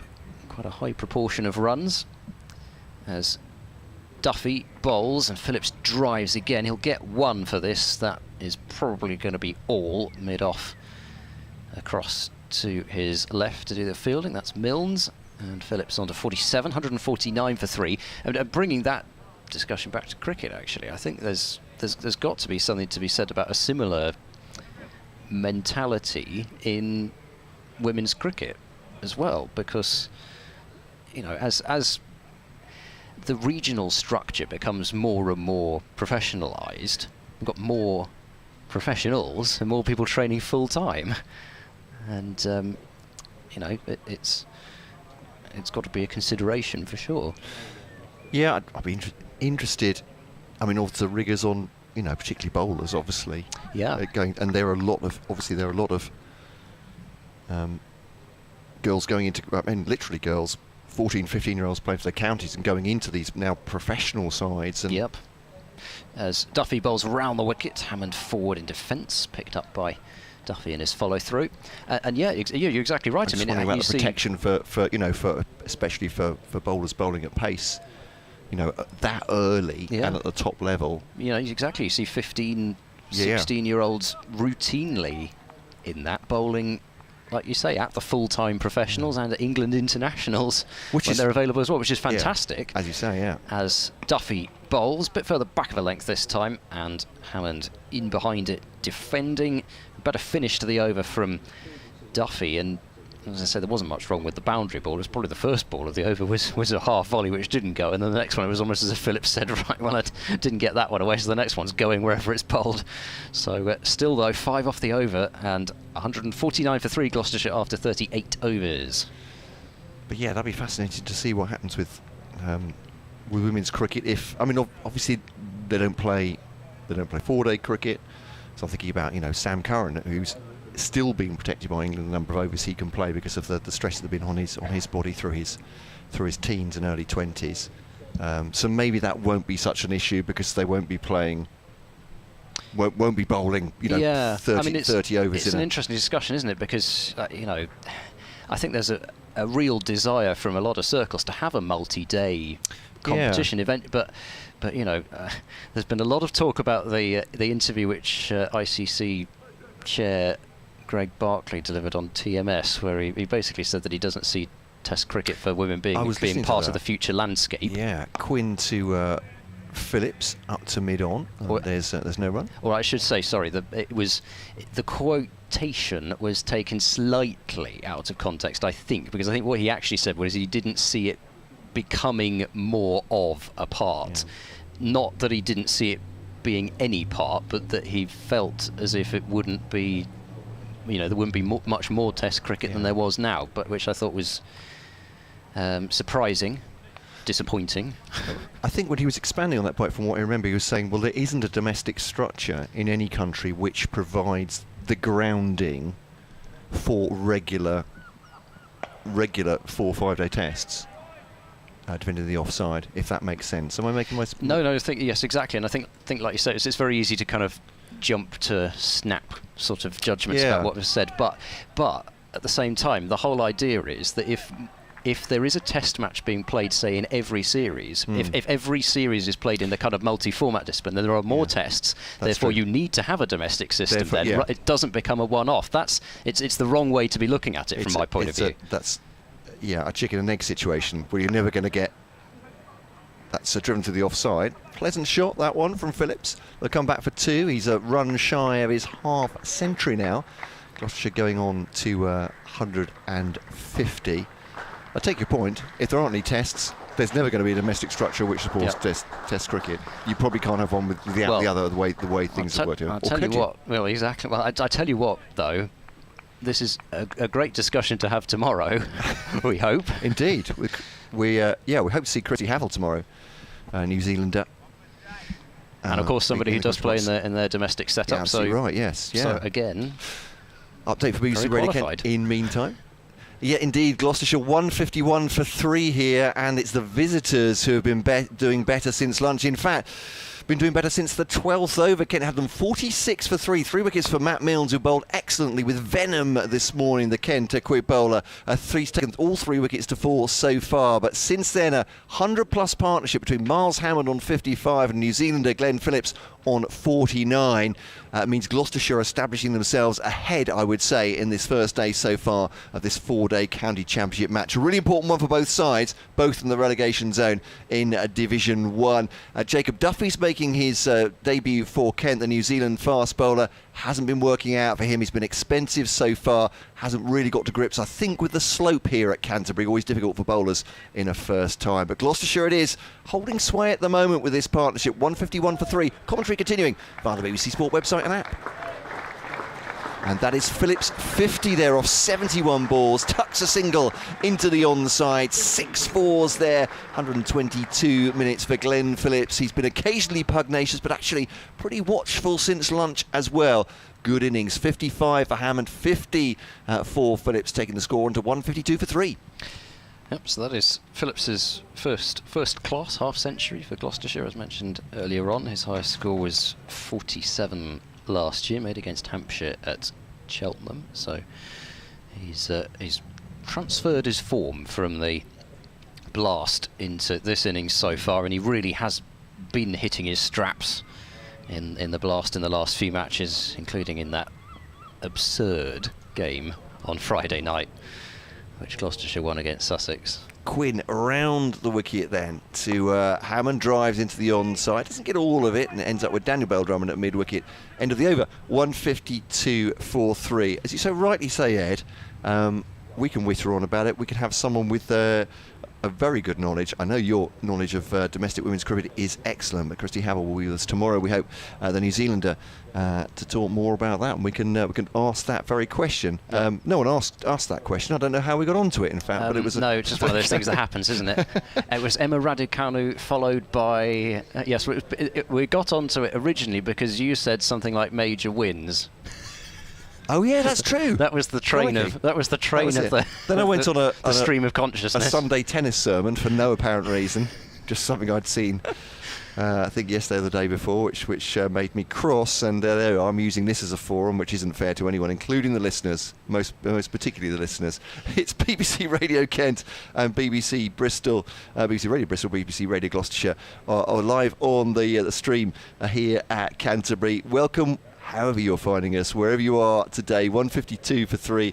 Jonathan, a couple of emails from him. Sorry, I missed summing up on those, Jonathan. But suffice to say that we're distracting you from the Test match. We're very honoured in that respect. We know you have a choice, particularly when the Test match is on. So great to hear from you, and thanks for your follow-up on the Somerset stream that you were listening to or watching the other day as well. Also made a point about injured players. I'll take your point up with that, Jonathan.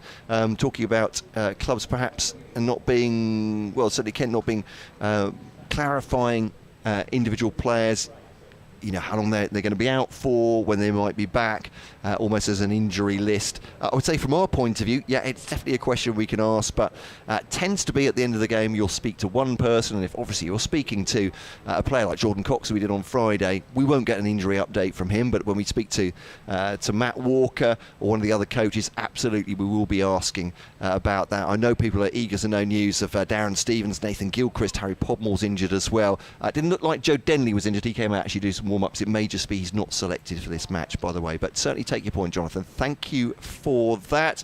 Paul, I asked for your memories of that team of 1882. I don't think Paul was there, but he says they played 9 matches, Kent, 1-2, lost 6, drawn 1.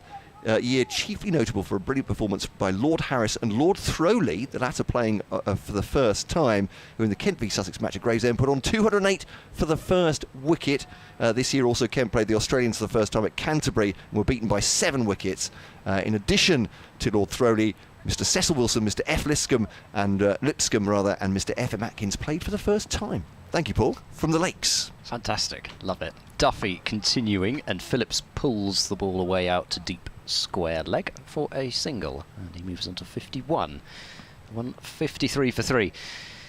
Yeah, and I've forgotten. I started something else after the stream about women's Test cricket, but yeah, I'm very much looking forward to tomorrow, and Christy, somebody I've listened to a fair bit on Test Match Special, especially in the last year, so very much looking forward to meeting her. Yeah, me too. And we're lucky to have such people joining us in commentary boxes, and in the next championship match, which Gloucestershire play at home against Lancashire, we'll be joined by Roland Butcher for that one, as Duffy bowls well wide of off stump. No shot from Hammond. Looked to be getting through his action quite well there, Duffy. It seemed to have a bit more snap to it, that particular delivery, and he's not slow, and he's got quite a... I mean, it's not slingy by any stretch, but he's got quite a quick kind of...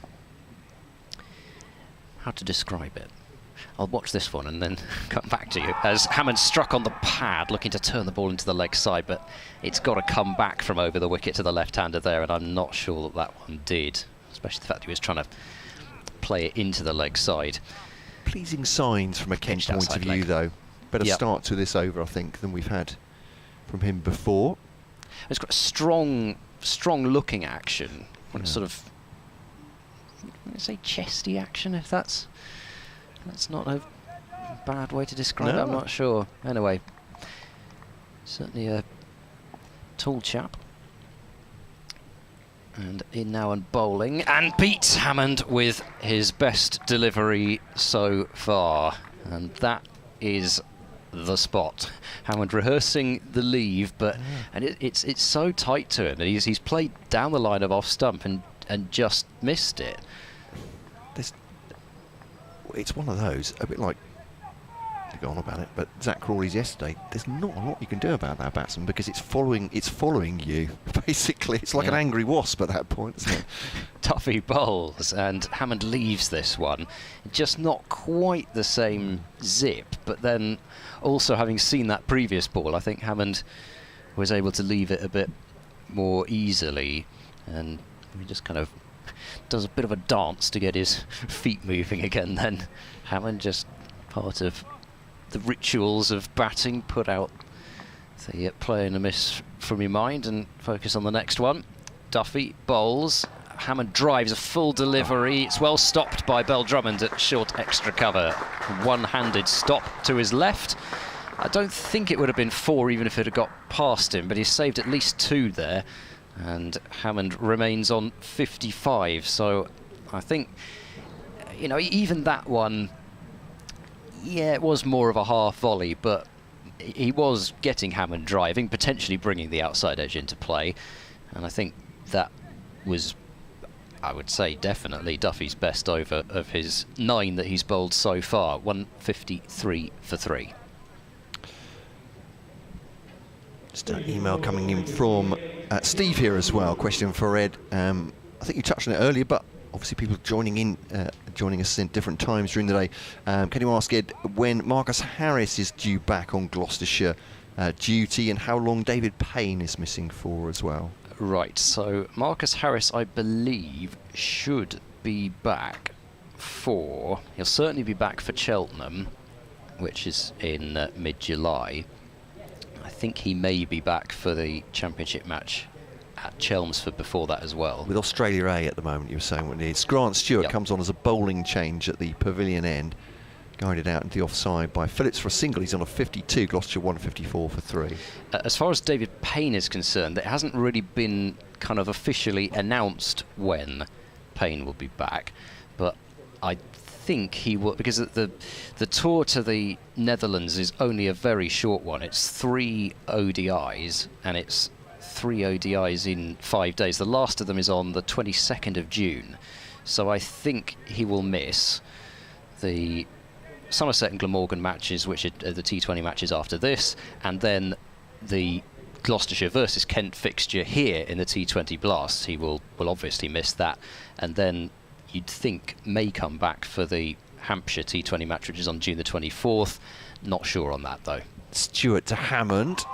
Just plays forward on that one, quite as convincingly as he might have done. Up to mid-off, fielded by Milnes, and there's no run there. 154 for 3. It's always difficult with England squads, isn't it? Because there is always the potential they can hang on to players. There is, even longer than the series go on, and you would not release them for yeah duty of care issues, I suppose they would say as well, making sure they're not overworked. But you would hope. Stewart bowls to Hammond, left outside the off stump. It's a good lead through the wicketkeeper, no run. I think so much depends on how much he'll play as well, Yeah. because I think there's a very high chance that he won't play in all 3. You'd have to think I think it's 14 in the squad. I was going to say they've got 5 left armers within that. Yes, exactly. You were saying this the other day, weren't you, at Bristol? Yeah, I can't remember if it's 5. I can't remember how many it is, but it's Topley, Willie, Payne, Wood, Sam Curran. Yeah, that's 5, all right. Outside the off stump, left by Hammond. This one going away from him again. It's a much more comfortable lead going across the left hand at no run. But with there only being 14, being a 3-match series, surely Payne will make his debut. But with that number of options and like-for-like options, you would imagine that he won't play in all 3. At least 1 or 2 left armers are going to seem as going to miss out. So therefore, if he's only played in a couple of one-day matches, it's not as if you're going to get jet lag going back from the Netherlands as well. You'd like to think he might be available for that Hampshire match on the 24th. Stewart bowling to Hammond. It's a thump into the onside, stopped by Daniel Bell-Drummond. It's a nice-looking shot there and hit forcefully, but straight at the fielder and no run. So 4 for 3. So yeah, I don't know, but you would like to think there's a chance he'll be back for that one, and then it's just a question of, I guess, also then after that, you look at the championship match against Lancashire starting on the 26th at Bristol. How's the body? Because he has had this kind of nagging ankle injury. Stewart bowls now to Hammond. Kicks a little bit low outside the off stump, but again it's going wide of the left-hander, and it's a comfortable leave. So just 1 off the over. So in that respect, perhaps a little bit of a minor win for Kent rather than a major win. Not going to start that again. 154 for 3. Hammond 55, Phillips 52. Very much Gloucestershire's session so far, and frankly, since Chris Dent went, it has been Gloucestershire's day, I would say. 154 for 3. This partnership of 108 so far. Yeah, I think a lot depends on. I mean, this is one of the great things about Championship cricket. just like T20 cricket, you can always say, "Well, this is the crucial over. This is the crucial over." You always think, "Well, this is the crucial hour." You know, but if Gloucestershire could get through to tea, particularly if they could get through unscathed, then it would certainly start to feel that way. But another wicket here, and I think it's still very even. Duffy in down the leg side, way down the leg side, and Phillips can't get a touch. Billings lurches to his left to take and prevent any extras. But yeah, I actually sort of started to doubt myself now. I think it was ankle injury. It's terrible because I even had David Payne up on commentary with me at one point in the Surrey Championship match, as Duffy bowls to Phillips on a good length, but Phillips meets it in defence, fielded by Duffy off his own bowling. But yeah, I mean, he had COVID, which disrupted the start of his season's plans, David Payne, because he's only played in one championship match, and it was actually that Surrey match. He came up on commentary on the one match which he was actually playing in out of the county championship matches. I think it was ankle or foot or something like that. I'm starting to doubt myself now, but anyway. Here comes Duffy in and bowls to Phillips. Ooh, Phillips has tried to pull that one, and it's not got up as much as he was hoping. He's sort of had to play that one from in front of his box, I think, and he's got it away fine for a single and moves to 53 in slightly uncomfortable circumstances. I think he was sort of half pulling the ball and then half already starting the kind of move as well, but he managed to get the bat down in time. 155 now for 3. It's only been it was one run off each of the last 2 overs, just one run off this over so far. Duffy bowling to Hammond, who gets squared up by that one, and they'll get a quick single towards cover point. Bell Drummond, the fielder from cover, but that one was very squirty in terms of the way it came off Hammond's bat. 156 for 3 with a single. Yeah, it's the best that Duffy's bowled, isn't it? This spell from the Nackington Road end, especially against the left-hander. Not saying it's all the pitch is doing, but Quinn's managed to keep things tight from this end, but Milnes has been, certainly with that 3-wicket flurry, has looked good, and Duffy just hitting the spot a couple of times as well, making it difficult for Hammond. Yep, definitely. He certainly has looked to be settling into his work. Duffy bowls to Phillips, turns it into the leg side. It'll go out to deep square leg for another single. 157 for 3. And again, if you're not, I think with Duffy I can see it a bit more. The deep square leg I can understand, because Phillips has been looking to take on the short ball, and he might hit it down deep square leg's throat. But it is frustrating when you get a full ball, which could well be a dot ball, and it ends up being a single like that to rotate the strike, left hand, right hand, etc. Duffy bowls to Hammond, who tries to force that one away into the offside of the back foot. But Bell Drummond will field, and the end of the over. So 3 from it, and Gloucestershire 157 for 3. Yeah, I agree in that he's bowling that line. He's trying to bowl it right into the pads, isn't he? So you are at the risk of getting turned into the onside by the right-hander.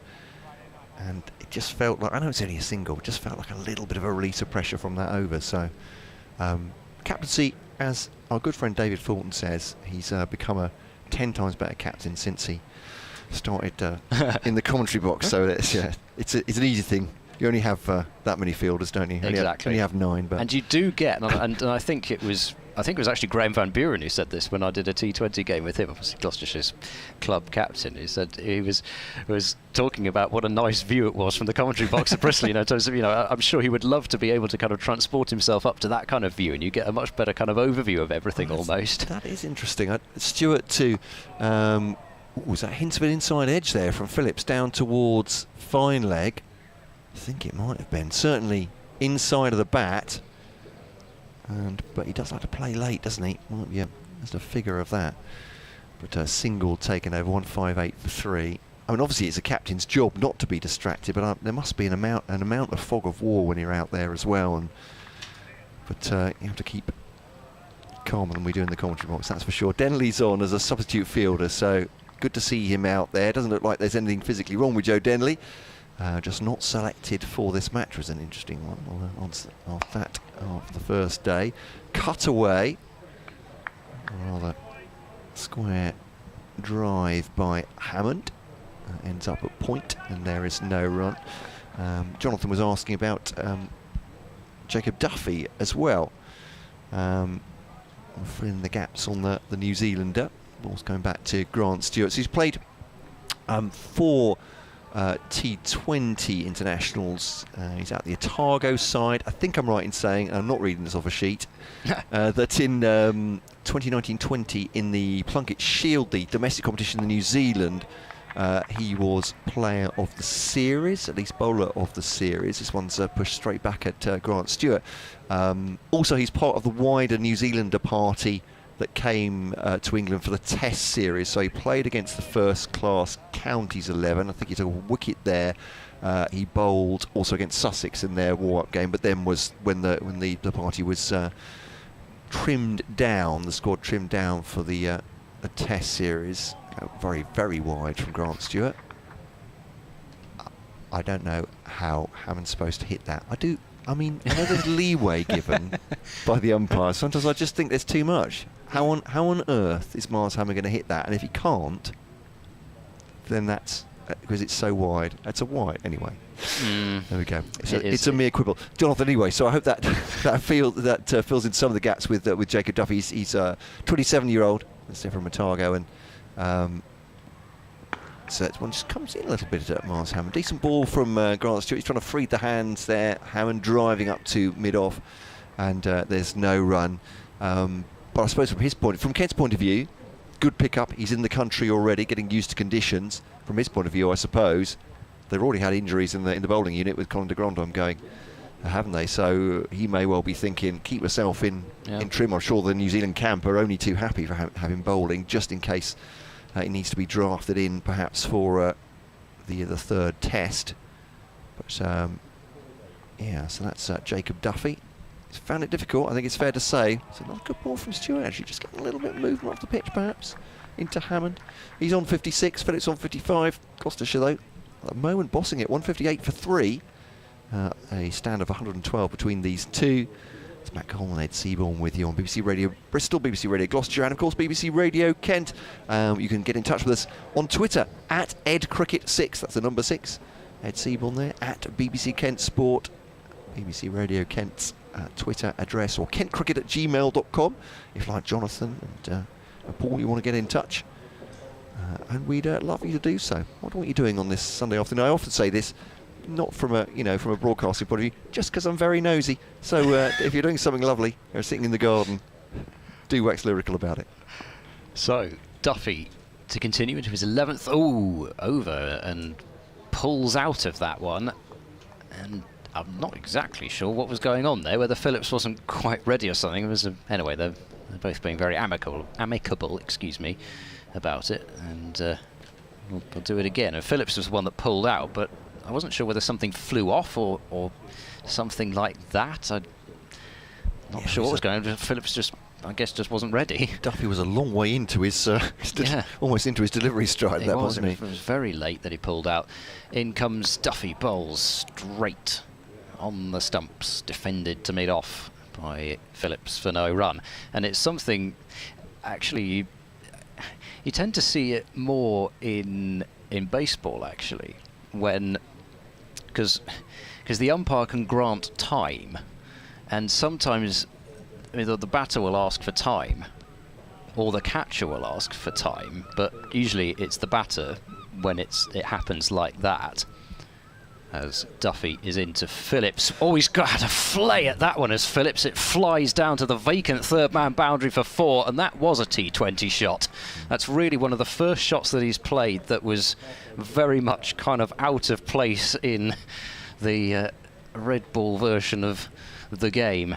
And he did flash hard at it, so it went way over the top of the slip cordon, but again illustrates the point that Kent just need to plug away, and something ought to happen for them, they must feel. 162 for 3 with the boundary. Yeah, it may sound a strange thing to say, I wouldn't be too worried from either side's point of view on that, because as you say, Phillips is used to doing that in T20 and carrying the slips. He's fine doing it.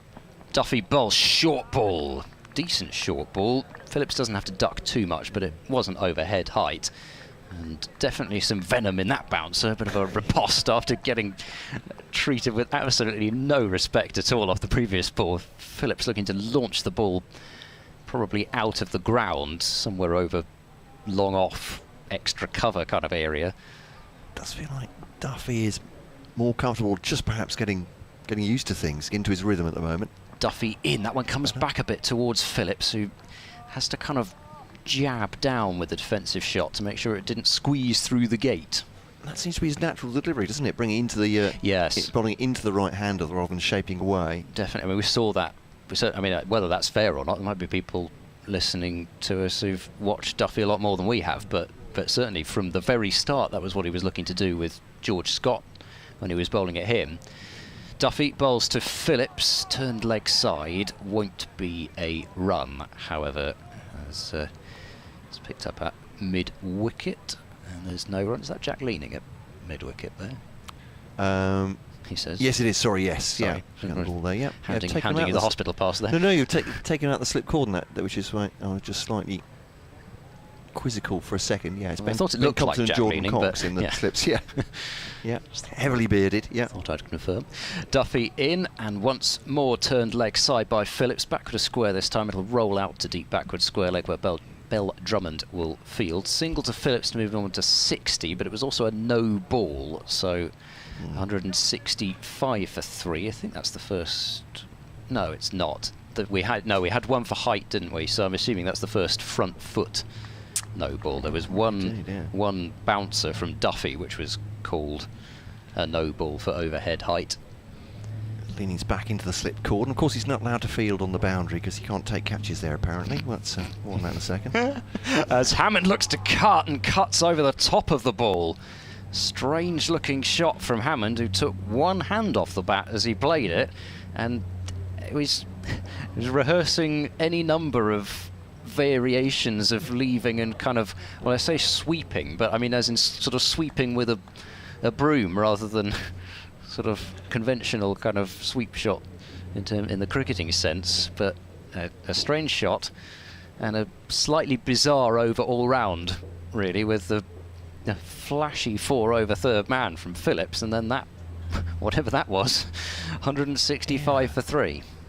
Yeah, that's good news for Kent. A good deal more interesting that over from Jacob Duffy than we've seen before. So it looks to be warming to his work at the moment. No pun intended. It is fairly warm out there. All the players are in short sleeves, I think, apart from Matt Quinn, who's obviously freezing. He has to have a long sleeve jumper on. Here's a short sleeve jumper. This one leaves the batsman, but it's an easy leave for Glenn Phillips as well. Just shoulders, arms, and lets that one go through to wicketkeeper Sam Billings. The 3 slips in behind there. Matt Milnes is, I think, doing some warm-ups. Saluting the moon. I was going to say, yeah, actually, yeah. Could well be. It's a yoga pose there, just loosening up the back, I think. So you're right, yeah. And I don't know if he's going to be brought back on. Yeah, just stretching out the hamstrings now. Going through some calisthenics, so we might be seeing him before long. Stewart then bowls to Phillips. From this end, as we're looking straight down, it just look at that. They're getting a little bit of shape. A little bit of swing in the air, but I'm not sure it's enough to trouble the batsman. Or 165 for 3. At this point, doesn't look like it, certainly with a century partnership up there. No, but it is interesting to see the ball actually doing something still, though, given the fact that it's not an unbroken sunshine, but it has been a sunny day, and we're in the 45th over now. So here's Stewart bowling to Phillips. Oh, it's a peel there. It's gone through to the wicket-keeper. I think they're more excited it's just shot through, actually. And Phillips looked like he played that. Didn't look like a particularly comfortable shot either, through to the wicket-keeper. No, he really jabbed at it, didn't he? Yeah. And it was... This is a replay, this one. I'm not quite... Yeah, I'm not looking quite sure as well. I'm not quite sure what he was doing, put it that way, but... Oh, yeah. Has that beat him on the inside edge? I think it might have done, yeah. It's gone through him. Yeah. That's beaten him, most definitely. Stewart once more. Once again, it's a decent delivery from Stewart. A little bit of away movement, but it's actually well dealt with by Phillips as well, running it down to backward point, he'll get 2 in the end. So he's on a 62, Hammond's on 56. But yeah, interesting couple of deliveries there. But yeah, that previous one definitely beat him. Definitely kind of adding to the, the discussion about balls. I don't really recall a single match that I've watched this season where the ball has moved appreciably in the 45th over. No. I said it's not remarkable movement, no. Is it? But it's something, and as you say, oh, he's pulled out again, Glenn Phillips here. What's the issue? Something at the... I don't know. It was pointing at something this time. He was pointing and then no one's been asked to move. Something's distracting him out there at the moment. I tell you, Matt Mills, this warm-up routine is extraordinary. If he's not coming on to bowl, I have to say he'll be very limber in the field. He's going right through the paces. Stewart then to Phillips, leaves that outside the off stump. A little bit of movement off the pitch there. Again, not extravagant, so it's not going to terrify Phillips, but it's keeping him interested. 167 for 3. I'll use that I word again. It's just been this interesting passage of play between Duffy's last over and this one from Stewart. Does seem to be a little bit in it for the bowlers, bending their backs, working hard. So it's not all plain sailing for Gloucestershire at the moment. But 167 for 3, they'll be very happy with the position they're in. So Phillips, again, it's a leave. Well, there we are. There's no oohs and ahs apart from me. I thought it was closer to the off stump, perhaps, but Phillips thought that was regulation. The wicketkeeper thought it was fine. Perhaps it was bouncing well over the stumps, left it on legs, perhaps. But end of the over, decent one from Grant Stewart. Entertaining cricket here at Canterbury on the BBC Radio Kent, BBC Radio Bristol, and BBC Radio Gloucestershire. It's lovely to have county championship cricket back, isn't it? It certainly is, albeit for a relatively brief period, and then we'll have a few more T20s, and then we'll go back to some championship cricket. Then we'll have a few more T20s, and then we'll have the quarter-finals, and then we'll have some more championship cricket, and then it'll be finals day. So that's the that's the vague roadmap, as it were, for the next month. But yes, it's great to have it back, and it's also, I have to say, I know it's only kind of on off, but it is lovely to be sitting here in a t-shirt watching championship cricket in June. It's just wonderful because, shivering in April and September as you can be at times, you don't take days like this for granted. No, quite. Milnes into the attack, then replacing Duffy, and he bowls now to Hammond, who's in behind that one and pushing the ball to mid-on, and there is no run. Of course, last year as well, they were refitting this block, so we were commentating from... Yes. Effectively, we're commentating outdoors, so yeah, there were a couple of those days which were pretty brutal in April, I have to say. I can imagine. I think I've got... Very nice in the summer, though. Nice and shady in the underwood not stands. Imagine.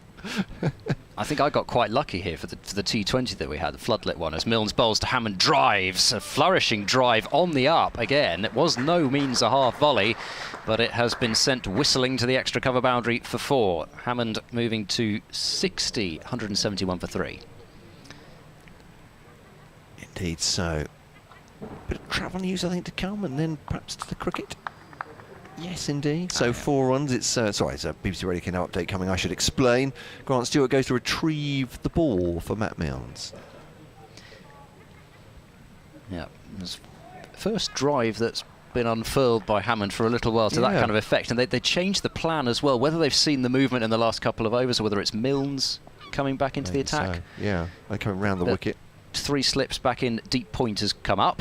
Milnes bowls to Hammond, who tries to force the ball away off the back foot, but it'll go straight to Bell Drummond at cover, and there is no run. He had his success, didn't he, Milnes, coming over the wicket to the left-handers. So he's obviously seen something.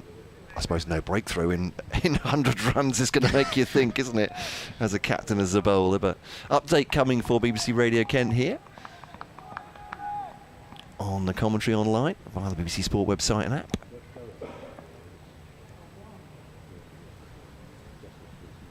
We could do with the wicket, Erica, as well. Oh, it's a lovely shot, that one, by Miles Hammond from Gloucestershire. He goes on to 64. They're 175 for 3. He adds 4 to his total. This pair have put on at the moment 129 runs between them. Kent had the best of the early stages of the first session. Matt Milnes, their fast bowler, taking 3 wickets in a flurry. It looked at that point 46 for 3. Gloucestershire like Kent's decision to put them into bat in this crucial game between these 2 relegation candidates in Division 1. But since then, Hammond and Phillips have been holding sway. Kent badly need a wicket. Commentary continuing via the BBC Sport website and app from Canterbury. Milnes bowling to Hammond wide of the crease, and Hammond defends to mid-off, and there is no run. That was a glorious shot, wasn't it? As we It went to the certainly update was. there. Yeah, I mean, it was short and wide, and they've actually just put deep point out again after that shot, but it was put away in just delectable fashion by Miles Hammond, and he is such an attractive player to watch when he's in full flight. He's got every shot in the book and several not in the book. Milnes to Hammond, left alone, gets a nice stride towards the ball, then realises it's going well wide of his off stump. 175 for 3 after 46 overs, so Milnes' reintroduction to the attack, at least for that over, does not prove to change things too much, and even Milnes actually going along at almost 4 and over in terms of the economy rate as well. You use that, and I think sometimes control's a bit overrated, but Matt Quinn, the only one of the seamers really who's not bowled the odd 4 ball. And I just wondered, I mean, Linder bowled 2 overs and he got one to go right through Miles Hammond, and it went down to the boundary for 4 byes. We haven't seen him yet. Stewart, a little bit wide, and that's flayed into the offside by Phillips. It's a nice shot. Driven out there to the offside boundary, and I'll take 2. Was it 4 runs though? Well, actually, Linda did look quite close to the rope. Don't start me on that. I thought I'd just poke. I thought I got away with it, yeah. I've seen the replay a number of times of that, the catch that apparently wasn't at Taunton, and I'm still not sure why Jack Leading wasn't allowed it. But there we are. The rules are different in different parts of the country, I gather. What I did think I think he would have been allowed it at Bristol. Well, maybe not at Taunton. I did think was intriguing though was that I saw quite a similar situation in the Charlotte Edwards Cup finals day yesterday. And Stewart comes in, hold that thought, to Phillips, leaves it outside the off stump, no run. And I think it was a boundary where one of the umpires said, "Nap, sorry, I've definitely seen you touch the rope as you fielded that. That's 4 runs." Yeah. And I'm just thinking, I'm struggling to recall many other instances where I've ever seen that, where the fielder's word was not final. And it was different at Hove because there were the TV cameras. Glenn Phillips took a catch on the boundary, which it was deemed his boot had just flicked the advertising foam shaped like a well-known chocolate bar. As Stewart bowls to Phillips. Oh, that's a great delivery. Almost cuts him in half. They come through for a single eventually. I think that's come off the shoulder of the bat, the very best there. But that's gone jagged right up into the midriff of Glenn Phillips. I have to say, he's fantastic awareness to actually take that single. I'd be having a little bit of a rest off that ball from Stewart, who smiles ruefully at him, but then a big sigh. Would love to have got him as well. Single taken, well dealt with by Phillips. A vicious delivery.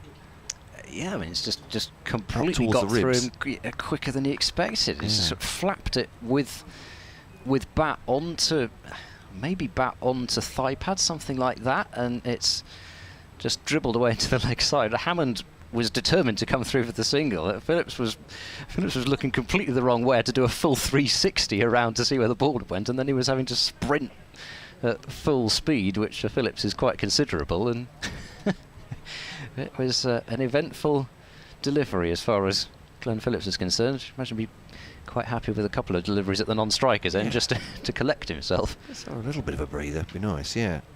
So Stewart comes over the wicket to Hammond, and just tries to whip that into the onside, but gets a bit of a thigh pad. There's a massive appeal, something that's definitely not out. But there we go. Very enthusiastic. I'm not sure it even came from the wicketkeeper. It came from somewhere on the field. Somebody had a go, and that was it. But anyway, just on that though, it's been very interesting over the last few days to see two separate instances when having not. I can't recall many times when I've seen the umpire overrule the fielder. And see two instances like that. Stewart to Hammond, that's on leg stump, and glance down to fine leg for a single. He goes on to 65. He and Phillips have the same score, and Gloucestershire are 179 for 3 here on BBC Radio Kent, on BBC Radio Bristol, on BBC Radio Gloucestershire, with Matt Cole and Ed Seaborn with you on this sunny Sunday afternoon. A warm one, but yeah, Jack Leading certainly, well, I was listening to the coverage rather than watching it, from our commentary team said he was vociferous in his denials of touching the rope, and perhaps a little bit too vociferous. He may well get a penalty point or two for that. But Stewart then to Phillips outside the off stump. In the atmosphere, as that was left for a dot ball, end of the over, 179 for 3. Atmosphere raised sufficiently for Sam Bennings to celebrate a wicket following with a big shushing motion to the Somerset faithful, which I'm sure endears him to them no end. Yes, definitely. I mean, they'll be giving Billings the Gareth Batty treatment almost down there, and yes. Anyway, I'm with Ben Watts in his immortal words. I don't mind a bit of that. No, I think it's quite. As long as it stays within the bounds of of decency. I can't wait to see Kent versus Somerset later on in the season. Should be good fun. Definitely, and it's difficult, isn't it? I mean, it's so hard in a situation like that when you're not expecting a call to be made like that, to expect an umpire to overrule your word as a fielder, effectively to say you are either at best you are unaware of what you're doing. You practice this day in, day out, taking catches on the boundary. It's what you do as a fielder in T20 cricket, and you're saying that I've done this hundreds and hundreds of times and I don't know where my feet are. One thing. As Milnes bowls round the wicket, angles it into Hammond, and Hammond pushes the ball back to Milnes, who pats the ball about a bit and eventually brings it under control, and there is no run. And at worst, it's the unparliamentary language, isn't it? So really, it's so hard to keep your cool in a situation like that. And Gloucestershire a couple of days ago had a situation where a wide was called. Tom Smith bowling to, I think it was, I'm trying to think which of Sussex's left-handers it was, as in comes Milnes and bowls to Hammond. A little lift there, but Hammond sways out of the way of it, and he seemed to see that one was going to move further away from him, and he really did get out of the way of that one quite nicely, not just with his body, but with his bat and gloves, most importantly, getting them out of the way of it. That was another delivery which will more than intrigue Kent and Milnes in particular, as Milnes comes past umpire, long round the wicket and bowls down the leg side, and a tumbling effort from Billings to his right to make sure that wasn't byes, because it would surely have been called byes, even though it was a long way down the leg side. But one of Sussex's left-handers, who I forget, went for a reverse sweep, and the ball went down the leg side. The ball was called wide, and even after seemingly the first instance of pointing out that fact, the umpire did not reverse the decision, as Milnes is in, and Hammond is tried to drive, I think, off the back foot rather than cut it, and it's made a kind of plinking noise off his bat and gone one bounce and back to Matt Milnes. Again, not entirely sure how the ball quite ended up there, but no run. But it took a good 20 seconds, 30 seconds, it felt like, for eventually the discussion to happen and for the decision to be overturned. And you would think it would just be a kind of an instant thing of, even if you had made the mistake of calling and signalling the wide, as Milnes bowls to Hammond, and another good leave from Hammond Yes, it was close to off stump, but he could leave it on length as well as line, and it goes through to Billings. But, you know, in another situation where you just, you know, a call has been made that is so obviously wrong and shouldn't happen in the first instance, but then it did, and mistakes happen. But the fact that it then took time and it took, well, gentle-ish arguing as Milnes bowls to Hammond. Turned leg side, will grab a single here. Robinson fielding at mid-wicket, the ball went towards forward square leg. So Hammond will keep the strike at the end of the over. 180 for 3, Hammond 66, Phillips 65. But, you know, keeping your cool in a situation like that, and bearing in mind that was kind of, I think from memory, the extraordinary comeback. And just for Kent fans, I should probably just outline what Gloucestershire managed to do a couple of days ago. Sussex were 118 for 2 after 13 and a half overs. They needed 28 runs from 39 balls. So with 8 wickets in hand, 28 from 39, Gloucestershire ending up winning with 2 balls to spare, but by 4 runs. But this was actually sort of in the middle of, I mean, they hadn't quite come back yet, so there was a lot of frustration out there, I'm sure, about the performance. Stewart bowls to Hammond. Punch into the onside by Hammond, but fielded by Daniel Bell-Drummond. No run.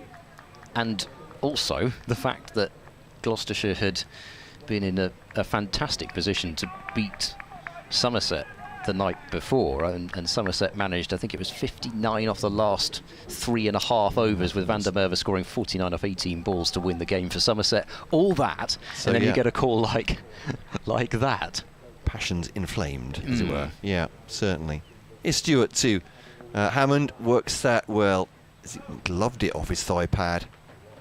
No, he's not. It's hit his thigh pad and gone away for 4 leg byes. 184 for 3, and no success for Kent since lunch. And at the moment, Gloucestershire holding sway. Hammond 66, 65 for Phillips. Yeah, I'd certainly, as you say, I'd take your point with the jack leaning thing. It's something they practice, those catches, stepping over the rope, stepping backwards again. And from an umpire's point of view, I completely understand players when they're sliding towards the rope or the foamy triangle. Can I say that on the BBC? Who knows? Oh, it's a lovely delivery. Is it an edge? They say yes. Umpire has to put the finger up because there's a hold from Hammond. And Grant Stewart does make the breakthrough. 184 for 3. Hammond goes for 66. And that is well overdue from a Kent point of view. Miles Hammond looks, I think, understandably disappointed. Holds his head down and just a little bit of a shake of the head. Not that the decision, I think that's pretty obvious. He just feels he should have been out there longer because he was set so beautifully. 66 from 140 balls. It's a really good quality knock with all 4 falling about him as well. Came 46 for 3. He was in at the second wicket fall, wasn't he? But comes off. A really good innings from Miles Hammond. Should get applause from this Kent crowd. But they'd also be very pleased, obviously, with the wicket. 184 for 4. Grant Stewart with it. Yeah, I mean, it's a beautiful bit of bowling, that's for sure. And yeah, here's the warm applause to Miles Hammond as he makes his dejected way off. Already removed his gloves, and yeah, I mean, like a lot of batters after they've been dismissed, he doesn't really want to leave, but he must. And it was a ball which actually moved. I mean, it didn't move much, but I think it just was one of those ones that just did enough, and it drew him into playing at it, and then it just left him, and it was fairly sharp movement as well. I mean, in terms of, sorry, I said sharp. I mean, quick in terms of the way that it went off the pitch, and it didn't move much, but it seemed to do it quite late, and didn't give Hammond the chance to withdraw his bat, which he might on another occasion have had.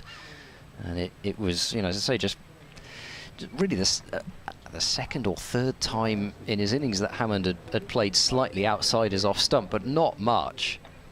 And it was just a really nice delivery. And but the frustration for Hammond will be that is still the case that he hasn't scored a century since 2018, and he's got into the 60s and 70s quite a few times in the last couple of seasons and hasn't managed to convert it into those 3 figures.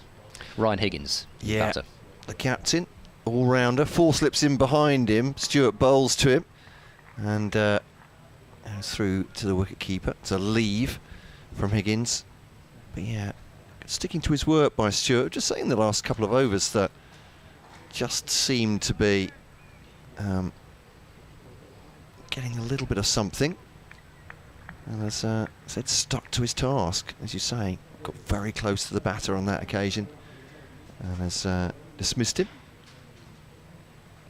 I'm rocking, rolling, trying to find the replay again. It's not working for me. So I'll just actually watch the live cricket. 184 for 4 is Stewart. Took the bottom hand off there, Higgins. He turns it into the onside. Low on the bat, and ah. He loved a bit of that, did Grant Stewart. Pensively, hand to chin. Bit of a stroke, bit of a scratch maybe of the chin. When you look at the batter. I think what you can say is that in Higgins and Phillips, I'm not sure you'll get a much more kind of positive, aggressive, looking to score pairing in the county game. And Higgins really does like to get on with it as well. We can have some fun with these two then. Here's Stewart, 184 for 4, Gloucestershire. Oh, it's a lovely cut away. I thought he played that too late, but he's just cut that deftly away past the 4 slips, who turn and look at each other as if to say, whose fault is that? Who's getting that one? And that's gone for a boundary, backward point. I mean, and again, you talk about strike rates in first-class cricket. Don't do it that often, but Higgins is another whose strike rate is over 60. So, again, average strike rate, that is. And that's very much a shot that Higgins likes. He's a very strong cutter of the ball, and he will cut it actually, especially when he's been at the crease for a long time. He will cut it from quite close to him as well. As Stewart bowls this one, driving is Higgins up towards mid-off, end of the over. 190 for 4, Gloucestershire. Wicket for Stewart, that's 145. Yeah, I also missed actually, was too busy admiring the shot and missed the fact that the ball that was hit for 4 was also a no ball. So it was 6 runs off that one delivery. But yeah, as I say, is the cut shot is one of Higgins' favourite weapons, and he certainly played that one about as well as he's played any this season. He's been in decent touch with the bat, Ryan Higgins. He didn't have the best year last year with the bat. It was just the 1/2 century, averaging under 21, which, given the fact that he'd very much been an absolute genuine all-rounder since coming to Gloucestershire, it was a bit of a lean year. As Milnes continues and bowls to Phillips, that's a very wide delivery. I mean, and Nigel Long has done what all umpires do when they're thinking about maybe I should have given it a wide, which is put the hand up to the face in consideration. If that ball was any wider, it would have been wide of the return crease. At least that's what it looked like from this angle. It really is quite extraordinary how wide it has to be called a wide in Championship cricket. I mean, it's, looking at the replay, it did move a bit wider than it started when it passed the bat, as Phillips drives this one off the back foot in beautiful fashion, and it's holding up towards the rope. It's just going to make it, and again, it's barely managed to dribble over the rope. That in the end, he punched that hard, and it really did slow up right towards the rope. Anyway, it crossed it, and it's 194 for 4 with Phillips on 69 now. It was a really kind of typical Phillips shot, actually, quite compact and powerful at the same time. But it was amazing. For a moment I thought that wasn't going to go. It's slightly up the slope there, isn't it? Yeah. Milnes to Phillips, full, and he smashed that back down the ground. 2 bounces, 4, and that really was a shot that he would play in a T20. And it is, and I said it 2 nights ago, Phillips just scares me. When I'm scared to be in the same ground as Phillips because he hits it that hard, and he's sent both bowler and umpire ducking for cover, and I don't blame them. But you've just got no time to react if he hits a ball that hard. Oh, goodness me. I mean, in the end, it's well over bowler and umpire's head, but as you say, it's going so fast off the bat. All you can see is Glenn Phillips swinging at the ball, and the ball shooting so fast towards you. Crikey, he's hit that very hard. Milnes into Phillips full, and just turns Phillips around a little bit, but he's sent it up to mid-off in the end, and there is no run. It's almost as if Phillips has looked at this situation and thought, right, there's a danger here that either Higgins comes out and feels a bit of the pressure, or that Kent feel as if they're starting to get on top, having just taken that one wicket. I'm just going to make sure that Kent know exactly who's in control out there, who's the one calling the shots. As Milnes is in, and that's edged, and has that dropped? I think it was. I'm not sure if it was just short. Gone for 4. Well, maybe it was just short. It's fury from Milnes. The two slips are looking at each other. I just wonder there whether this is just a discussion about how deep or otherwise they were. We'll only be able to tell from the replay exactly what happened there. Looks like it just dropped short of second slip, so Jordan Cox is diving across Ben Compton there. Actually very close to each other now. Yeah, and I just wonder whether... Have they taken a pace forward, maybe?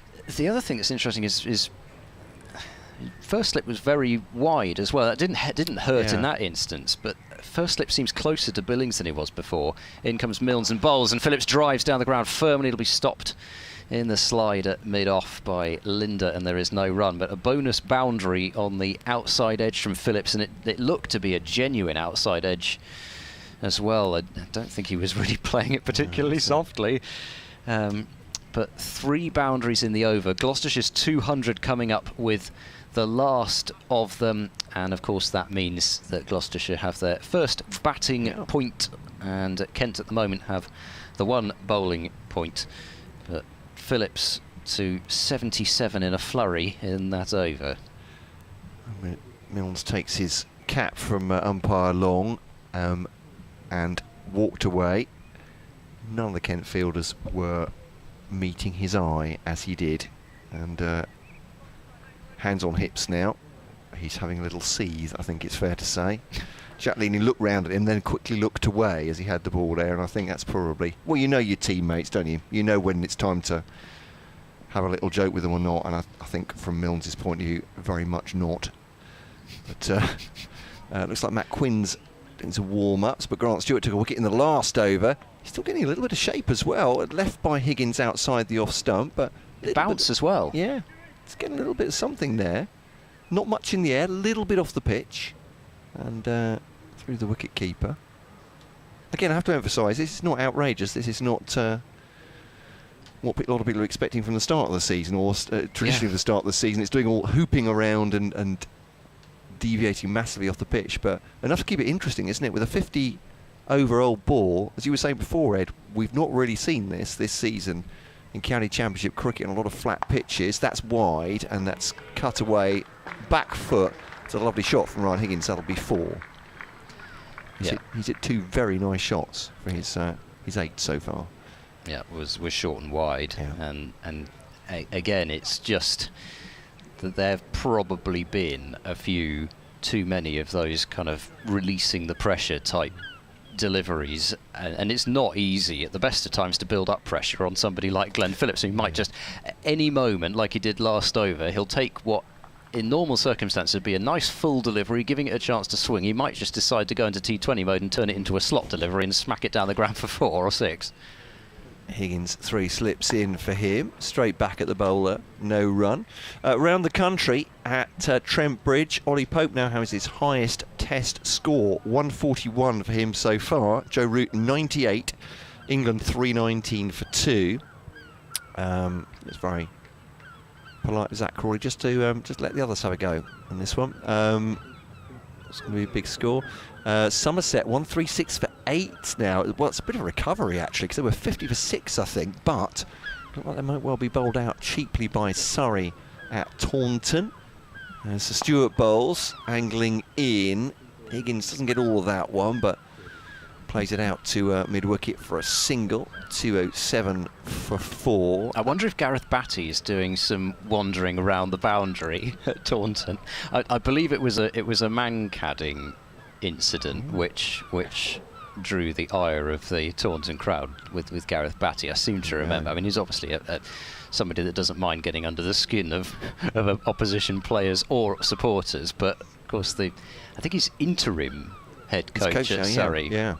So, well, but he'll be, I'm sure he'll be. Few wanders around for having a few words. You think maybe a couple of Somerset supporters giving him some helpful advice as he does a lap. Stewart straight back at him from Phillips, drives the ball into the ground, reaches up with his right hand, takes it wide, does Stewart, and there's no run. So 136 for 8 Somerset against Surrey. I mean, that's good news, not just for the derby down in the West Country, but for both these sides, with Somerset just above them in the table. Yorkshire 165 for 2 against Hampshire at the Ageas Bowl. Warwickshire 170 for 5 now against Lancashire, who have, they have a lot of injuries in their bowling department, so they'll be pleased to get through 5 so far at Birmingham. At Edgbaston, I should say. This is played back to Stewart by Phillips. Decent recovery after a poor second ball. And that's the end of the over. 207 for 4 Gloucestershire. Into Division 2, Durham are 226 for 1 at Chesterless Street. They've had quite a lot of runs there, haven't they, this season? Ravindra has 113. Scott Borthwick with 81 so far. And, oh, gotta love it when your computer does that. Is it? Probably user error, I should imagine. Everyone's shouting. 168 for 6 now. Middlesex against Derbyshire. So Derbyshire bowling away back into day 1 at Chesterfield. Sussex 151 for 5 at against Glamorgan. Yes, it is at Cardiff. And Leicestershire batting up a storm against favourites for the Division 2 title, Nottinghamshire. 217 for 3 at Grace Road at the moment. Nottinghamshire having put them in as well. Yeah, that's good to see. Lewis Hill has scored a century for Leicestershire there, 104. He had a terrific summer last year, Lewis Hill. I think it was something like 4, maybe even 5 centuries that he scored last summer. A terrific year. Higgins on strike as there's a change in the bowling, and Quinn is in, and he starts off with a short wide loosener, which Higgins brings out that cut shot again too, and it's 4 more runs. 211 for 4. The 211 for 4 here, Gloucestershire, which means that Kent have taken a wicket since I last joined you. Miles Hammond edging Grant Stewart delivery behind to Sam Billings for 66. That breaking 138 partnership. Gloucestershire holding sway on day 1 here so far, with Glenn Phillips, who's still out there on 77. He's been joined by his captain, Ryan Higgins, who has 13 so far. 3 wickets for Matt Milnes for Kent so far, but having put Gloucestershire in, they would have hoped for better than this. I think that might be another boundary. Gloucestershire 215 for 4 on day 1 of this important championship match between these two teams in the relegation zone in Division 1. Commentary continuing via the BBC Sport website and app. And that's 4 more consecutive 4s then off Quinn. Got my intro again. Got my theme music. Yes, the Matt Cole theme music, the dance, dance track. As I hope it will now be called, quite frankly. I think, they'll earmark that one for me. Available at a trendy club near you. So 215 for 4 as Quinn bowls to Higgins. It's a much better delivery, which comes down the slope at Higgins, and is to. Again, he took a hand off the bat there, I think, as he dropped the ball into the leg side. But, the first ball was a short wide delivery, which has to be put away. The second one, again, it wasn't that short. It just seemed to just sit up for Higgins, and he actually played it quite calmly and used the pace of it and sent it away behind square on the offside. As Quinn bowls to Higgins, who leaves that one on length, and that one did look as if it went maybe even over the top of the stump, certainly close to them, but appreciable movement off the pitch, and again with the slope. There was a period, just top that up again. I mean, Gloucestershire scored 5 boundaries in 10 balls when from the point that Higgins got off the mark with that boundary, but there's been 2 more in the last 6 as well, as Quinn bowls to Higgins, dabs the ball away into the cover region. They brought cover quite tight, so there is no chance for the drop and run for the single. Dot ball. Yeah, they're moving things on here, and notwithstanding that Kent, getting the occasional ball to beat the bat here, it's a good position, this, isn't it? 215 for 4. Yeah. They must make more than 300 from here. I say it's an absolute must for Gloucestershire. Yeah. Well, they I think, and they absolutely should do. Yeah. As Quinn bowls to Higgins, who tries to cut and chops it into the ground. It'll be fielded at cover in the end. There's no run. Quinn with a stare to Ryan Higgins, but he'll love that. That type of cricketer. As the over ends, 215 for 4. Phillips 77, Higgins 17, but yeah, as far as Ryan Higgins is concerned, bring on the challenge. 8 off the over, and I think, obviously Gloucestershire were inserted, but given the fact that what we've seen from the pitch, and the fact that it's the first innings of a championship match, I think, especially having got themselves into this position, they'd be livid with less than 350, really. I mean, and this is the other thing about this Gloucestershire side, which I was discussing earlier on, and it's not always been the case this season. You've got Ollie Price, Tom Price, Zafar Gohar, Zach Chappell still to come. You've got somebody with a first-class average over 20 coming in at number 10. So there's depth of batting, which there hasn't always been. Now, things can change very quickly. A couple of quick wickets and Gloucestershire will be possibly happy just to get to 300. But in terms of what they, I think, could be thinking, there's something out there, that's for sure. There's something out there. But equally, there's nothing really to scare them, and they've got to make the most of the position they've worked themselves into. Spin, first time in the second session. Linda had 2 overs just before lunch. Bowls now. It's an howl from He's Billings not playing. behind the stumps. No. No. So often the bête noire of Kent performances against Gloucestershire, Benny Howe, but he has an HOWL from Billings. Oh, it looked like a reasonable ball. It was defended by Phillips. He cuts that away. That's a lovely shot. Mind you, it would have been better. I didn't see the fielder there. In my excuse, in the pillars between the windows there, I didn't see the fielder at backward point there. So it's a really good shot if there's no backward point. But just a single in the end. Sorry, he took 2, didn't he? So I think it's up this end. So this will be intriguing. 2 players who naturally want to attack against the spinner. Is this Billings thinking, let's tempt him here over the top? And, well, they do, and umpire O'Shaughnessy has to take cover this time. I think it has, I'm not sure he's quite middled that, has he? It's really curved off the bat from Glenn Phillips. It's gone for 4, I should say. He'd hear the thump beneath us before I finished the commentary. 2-2-1 for 4. So the answer is yes, they are going to try and go over the top. Yes. Well, watch out. Exactly. I mean, we are in the firing line here. Yeah. That is for certain. I mean, he did go in the air, and it was right over the top of Linda, and like you say, it curved towards the boundary as well. So he hasn't quite middled there, but he's got such power. Yep. Doesn't really make any difference. Certainly not to the outcome. Jack Leaning is back at long off, almost T20 fashion actually, is one of the gun fielders to go for these catches.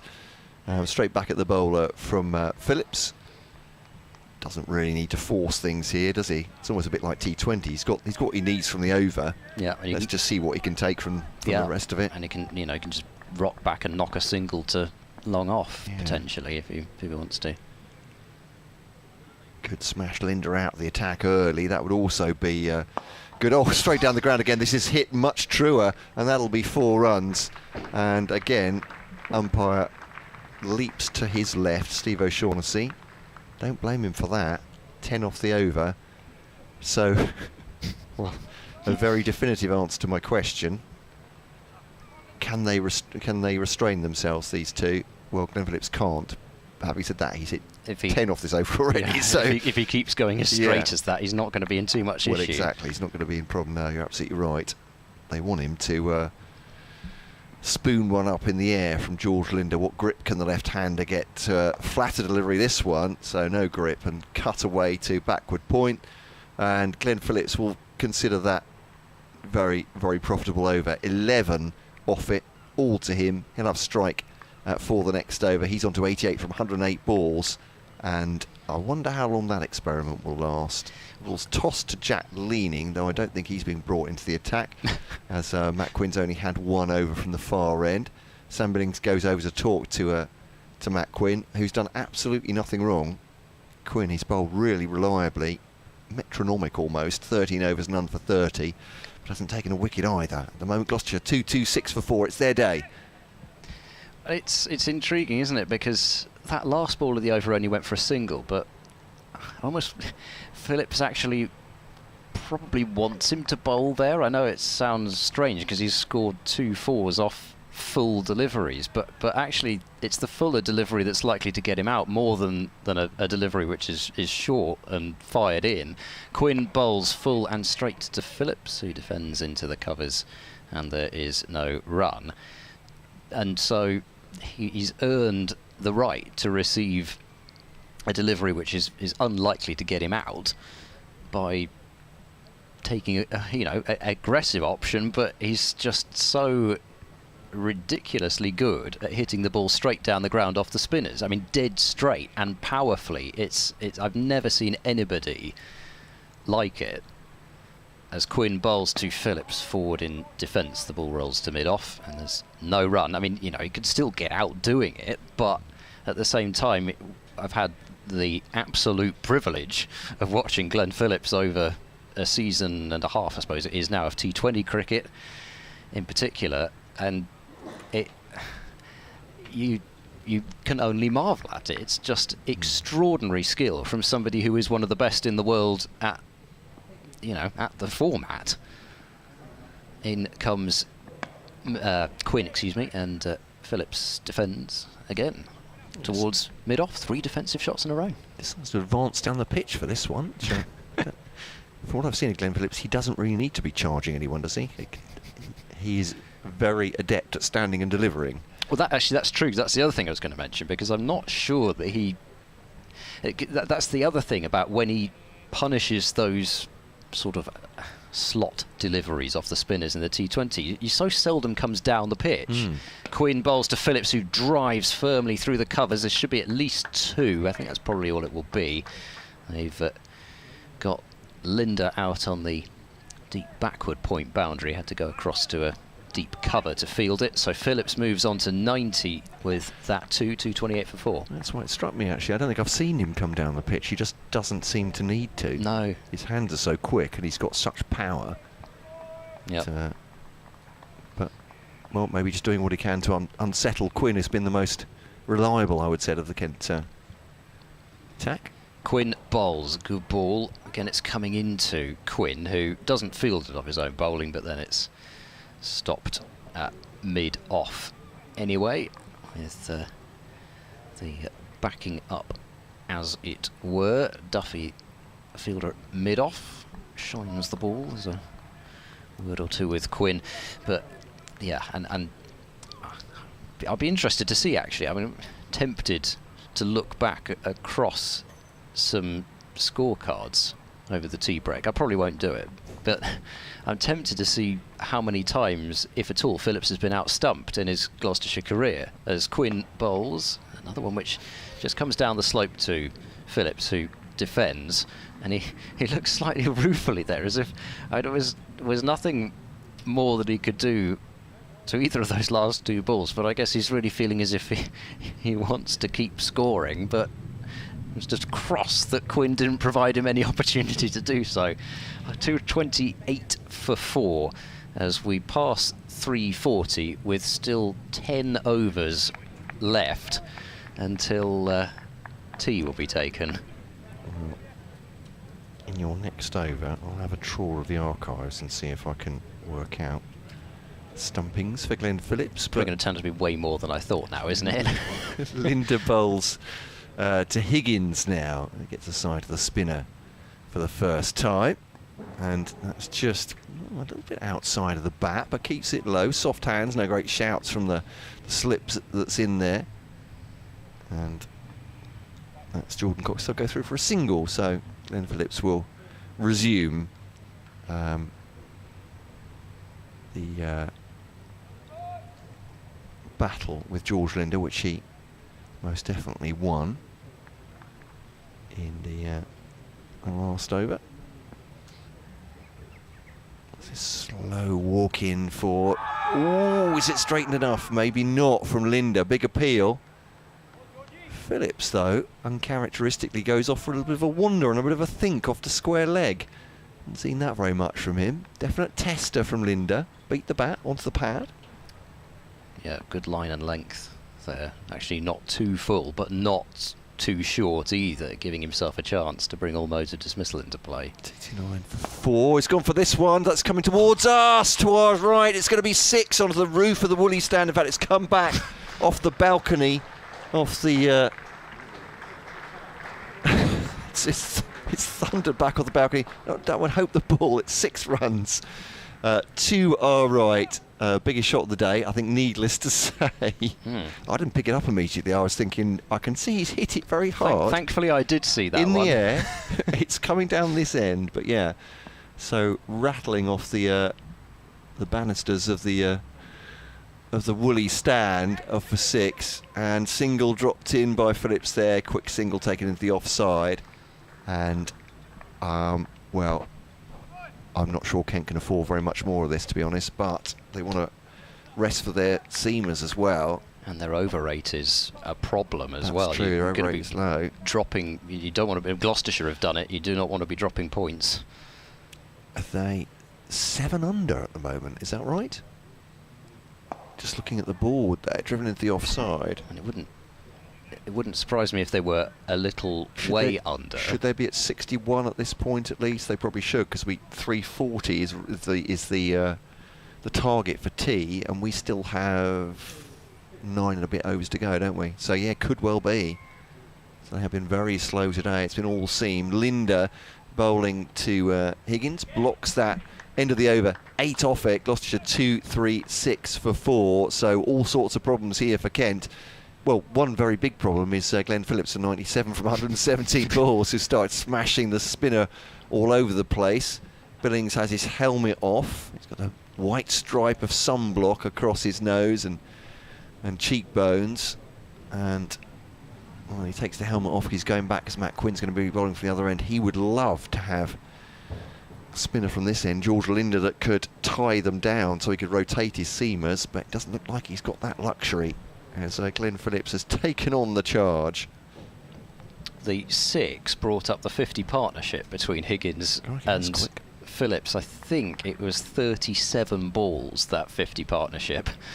Higgins 18 off 16, and he's been the slower of the two. In comes Quinn and bowls to Phillips on 97. Worked it towards mid-on by Phillips for no run. I mean, just the confidence of the guy as well. They put long off and long on back, and he's in the 90s. He just picks the ball up and eases it way over long on for 6. Oh, there's a search for that. Sorry. There's a search for that. Glenn Phillips stumping. How outs? There we go. He has been dismissed 3 times, but not for Gloucestershire. That's what stumped. And that is in... must be a good 100 and... Let me come back to that. That's in any form. In comes Quinn. Bowls Phillips inside edge onto pad, and it rolls backward a square on the offside. He was looking to reach the 100 in style there with a pickup shot over extra cover or mid-off, something like that. Inside edge onto pad, but it could have gone back onto the stumps quite easily. In any form of the game. Yeah. That's just running his whole stats into stumped how outs. Well, that is... There you go. He's been stumped by some... He's been stumped by some very good cricketers as well. Has he? Okay, well, I'll hear who else. Sorry, this is getting very niche. I like this. Quinn bowls to Phillips, who works the ball away, backward a square on the leg side. They'll get 1, they'll think about 2, they'll come back for the second. Slightly nervy moment there as Phillips comes to the striker's end again on 99 now with that second run, 2:38 for 4. Picture the scene. Auckland against Canterbury, 28th of January 2017. Stomped by Tom Latham for 33. August of that year, 2017, the Jamaica Taliwars against the Trinidad Tobago, or Trinbago as they call them, Night Riders, Dinesh Ramdin. Oh, wow. Well, I think I may have to cut you off here because Quinn is bowling to Phillips on 99, driven back to the bowler, and there's no run. Dinesh Ramdin, and the other is... Rishabh Pant. There we go. Wow. Yeah. Stump for a duck. I'm assuming that's a T20 game, Jamaica against Trinbago. And the New Zealand A against India A. Yeah, stumped by Rishabh Pant for 16. Just 3 times in his career. That is in about 300. I've just added them up roughly. About 300 innings. He's been stumped 3 times. And he's played 162 innings in T20 cricket. Quinn bowls to Phillips, forward, defending to mid-off, and there's no run. You see, I love that. I think that is... even if that were just T20 cricket, 3 stumpings in 162 innings for me would be remarkable enough. Given the fact that he's hit 247 sixes in T20 cricket. That's only once in T20 cricket he's been out-stumped, and that was in the Jamaica against Trinbago game. So the other two are 50-over games. Goodness me. Yeah. So that makes it even more extraordinary, and it shows you his game. Here is Quinn bowling to Phillips, rising delivery, a sharp one, and that almost bent away from Billings actually. It swerved to the left at the last moment. Billings did well to take it. End of the over, 2:38 for 4. So that's a tough take. It seemed to do most of its work after it left the batsman, which is no good for Kent, is it? But certainly it was doing all sorts in the air after that. There's a conference between Sam Billings and George Linder. I don't know what he can say. Please, George, don't get hit for 6. Is that? I'm sure. Of course, it's more complicated than that, but it's tough for Kent here. And it's as it so often is in cricket, it's the other team making it tough for them. How dare they? It's Higgins actually facing rather than Phillips, who's on 99. I'll hand back to Ed Seaborn for the commentary on that one. When it happens, here's Linder.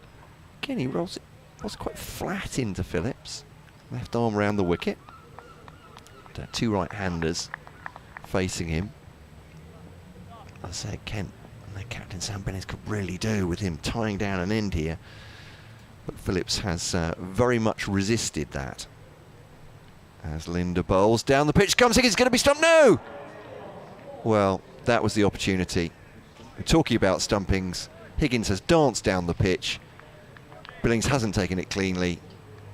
I think he's taken the bails off without the ball in his hand because he's spilled the ball, and that was a golden opportunity. That's the one you're looking for against 2 attacking batsmen. And Linder, slow shake of the head as he goes back. How much will they rue that miss? Again, with Higgins on 18, 238 for 4. Bowls now. Cut away. Good stop, that one. It's hit the man more or less in the chest, I think, there. Really well there. It did. Horrible bounce for him to deal with. It's come off one of the cut strips, isn't it? Or a divot there. I think that's Duffy, isn't it? I think it is, point. yeah. It's a really good stop, as you say. Linder once more to Ryan Higgins. Down the pitch again, and tries to slam that back down the pitch and low on the bat. Doesn't middle it through to Matt Milnes at mid-on. Dot ball. Well, this is turning out to be a much better over for George Linder. Notwithstanding, he should have had Ryan Higgins stumped. Yeah, and I think it shows you why you persist with him. He's a quality spinner, you know. He's not some part-timer. He averages 25.5 in first-class cricket. He now gets a bit of grit, but straying onto the leg stump. Not happy with that delivery. Worked away by Higgins for a single. You know, I just think there's got to be a different mindset when you've got an overseas spinner who's as good a bowler as Linder is. And I don't know. I personally would have thrown the ball to him sooner. But again, it's easy from up here, and he may have got tonked throwing the ball to him before now anyway. Well, this effectively is the over that Billings has been looking for from him, hasn't he? As you say, he's an experienced spinner, and he's against one of the big power hitters in world cricket, Glenn Phillips, who has taken a liking to him. And your honour, I think, here, Ed. Thank you very much. Linda to Phillips, short, wide, cut away by Phillips. It's through the offside and away for 4, and Phillips reaches a first-class century, and he's done it in some style. 13 fours and 1 6, 124 balls. Glenn Phillips, amazingly, you just never would have thought this when he first signed in last year for the T20. He hasn't scored a T20 100 for Gloucestershire yet. He's come very close on a couple of occasions, but his first century in Gloucestershire colours comes in first-class cricket. And I said it before he went in, I said it multiple times, that he's a fantastic player no matter what the format is. Average 39 coming into this, and that's now his 7th first-class century. I mean, he may not play it as much as other formats, but he is just a tremendous cricketer. 243 for 4. Absolutely right. 7th century, and see a career high of 138. You may be looking at that next. It's Quinn to continue then, with Higgins on strike, and Higgins drives on drive and goes straight to mid-on, and there is no run. They've now got quite a wide first slip and a gully. There are 2 fielders out on the leg side boundary for Higgins, who, by the way, is only on 19, Higgins, but he has got there at some speed. And a deep square leg and a long leg, and I think there must be somebody out at, I think just about see somebody out at deep point as well. So 3 fielders out already, as in comes Quinn and bowls to Higgins, inside edge, and it's going to not really fly away down towards fine leg. They'll come back for a quick second run, which they will make.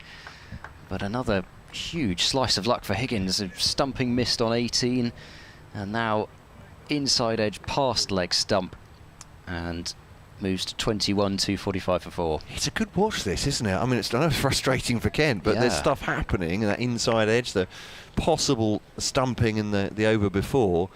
So no consolation for Kent not taking the wickets, but there is still stuff happening out there for the bowlers and fielders. Quinn in and bowls forward. Higgins coming at Quinn there, a couple of steps down the pitch, but just blocks the ball away out to cover. But I mean, it has just been a fantastic day's cricket so far. I mean, we've had runs being scored at, I mean, overall for the day 4 1/4, over 4 1/4, the run rate.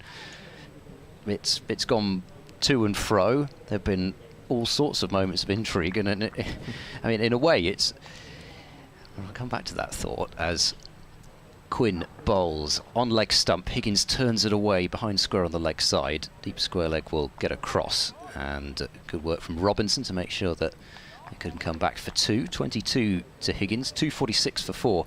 It's almost been, in a way, what you'd sort of stereotype of a first-class match in the middle of a block of T20 being. There's been all sorts of shots, lots of boundaries or whatever, but normally it doesn't really work out that way at all. But I don't think they've been loose, though, these players at all. I think, as you say, it's Phillips's natural inclination, whether he was in a run of championship matches or not, isn't it? Definitely, to go exactly. For it, so. That's the thing, isn't it? Quinn bowls to Phillips, who's forward and sort of push driving the ball out to cover.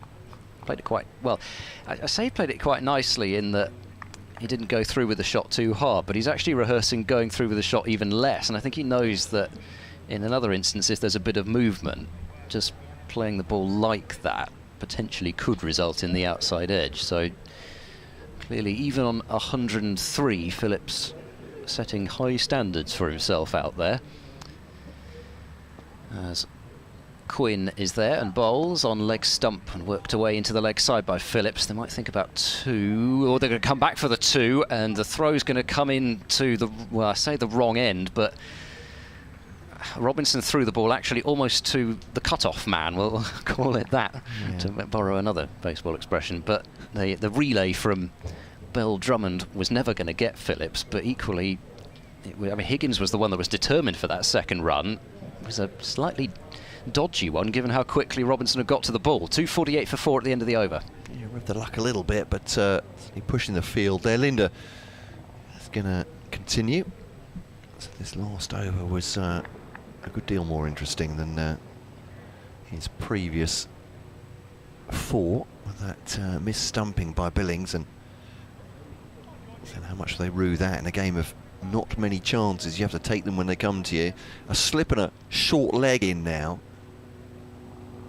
for Higgins. Goes for the sweep. Clears the man at short leg. That's Ben Compton. And down towards square leg.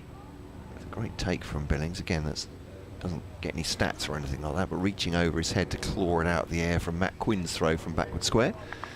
And Phillips now on strike, 105 for him. And again, it does show you that actually very good keepers make mistakes too. Indeed so. Here's Linda, drops it short, and attempted cut by Phillips. It's him nothing. It's looking to the air. That's a... It's not Spitfire sound no, effects. No, it's a helicopter. I thought it might be a couple of planes there, but it's actually a helicopter. I think it's just... I think we might have had a Spitfire in the day actually, but couldn't see it. Here's Linda pushing forward is Phillips. Sorry, you may have been joking, but we do have fly past here because they yeah, I was only semi-joking. Oh, you're probably aware of that, yeah. So there are free-range Spitfires over this park. It's just fantastic to see and hear. So Linda halfway through his 6th over, bowling to Phillips. Phillips cuts that away to the point boundary. Stuart Field, single taken. Update coming on BBC Radio Kent's radio frequencies. I can tell you that England have gone in at tea on 331 for 2 at Trent Bridge. It's 250 for Gloucestershire, so their second batting bonus point. Kent just have 1 bowling point so far. And the wicket comes at Linda. Both Root and Pope have hundreds now. It's a little nudge into the onside by Higgins. He has 23. Phillips has 106 here. So yet another century for Joe Root. What a player that man is. Amazing, isn't it? Yeah. And still managing to bat the way that he did, carrying the responsibility that he did. Yeah, absolutely. In a at times very, very poor side. And captain, as you say, a little bit of a drag from Linda, drops it a bit short. Width given to Higgins, and he takes a single. It's the end of the over. Not too bad from a Kent point of view, but not really on the attack there either. George Linda, 106 for Phillips, 24 for Higgins. But yeah, congratulations to Joe Root and Ollie Pope, who now has... Ollie Pope has his highest international score. 142. Yeah, I think it's fair to say it's probably a fairly flat pitch there. I mean, it's such a great place to bat when it's a batting pitch, Trent Bridge. Everything just seems to fly. There are so many short corners of the ground where you can get quick boundaries, and it's just, yeah, I mean, it's obviously it's great to see from Pope's point of view as well. I was very doubtful, we'll put it that way, about whether Pope should have been put in at 3, given the fact that he'd never batted there in first-class cricket before, but there we go. Credit to him. Duffy is back into the attack with a very short ball. There's surely got to be a no ball, and it is. Just really got away from him. 253 for 4 it'll be, with the 2 runs added on for the no ball. Was also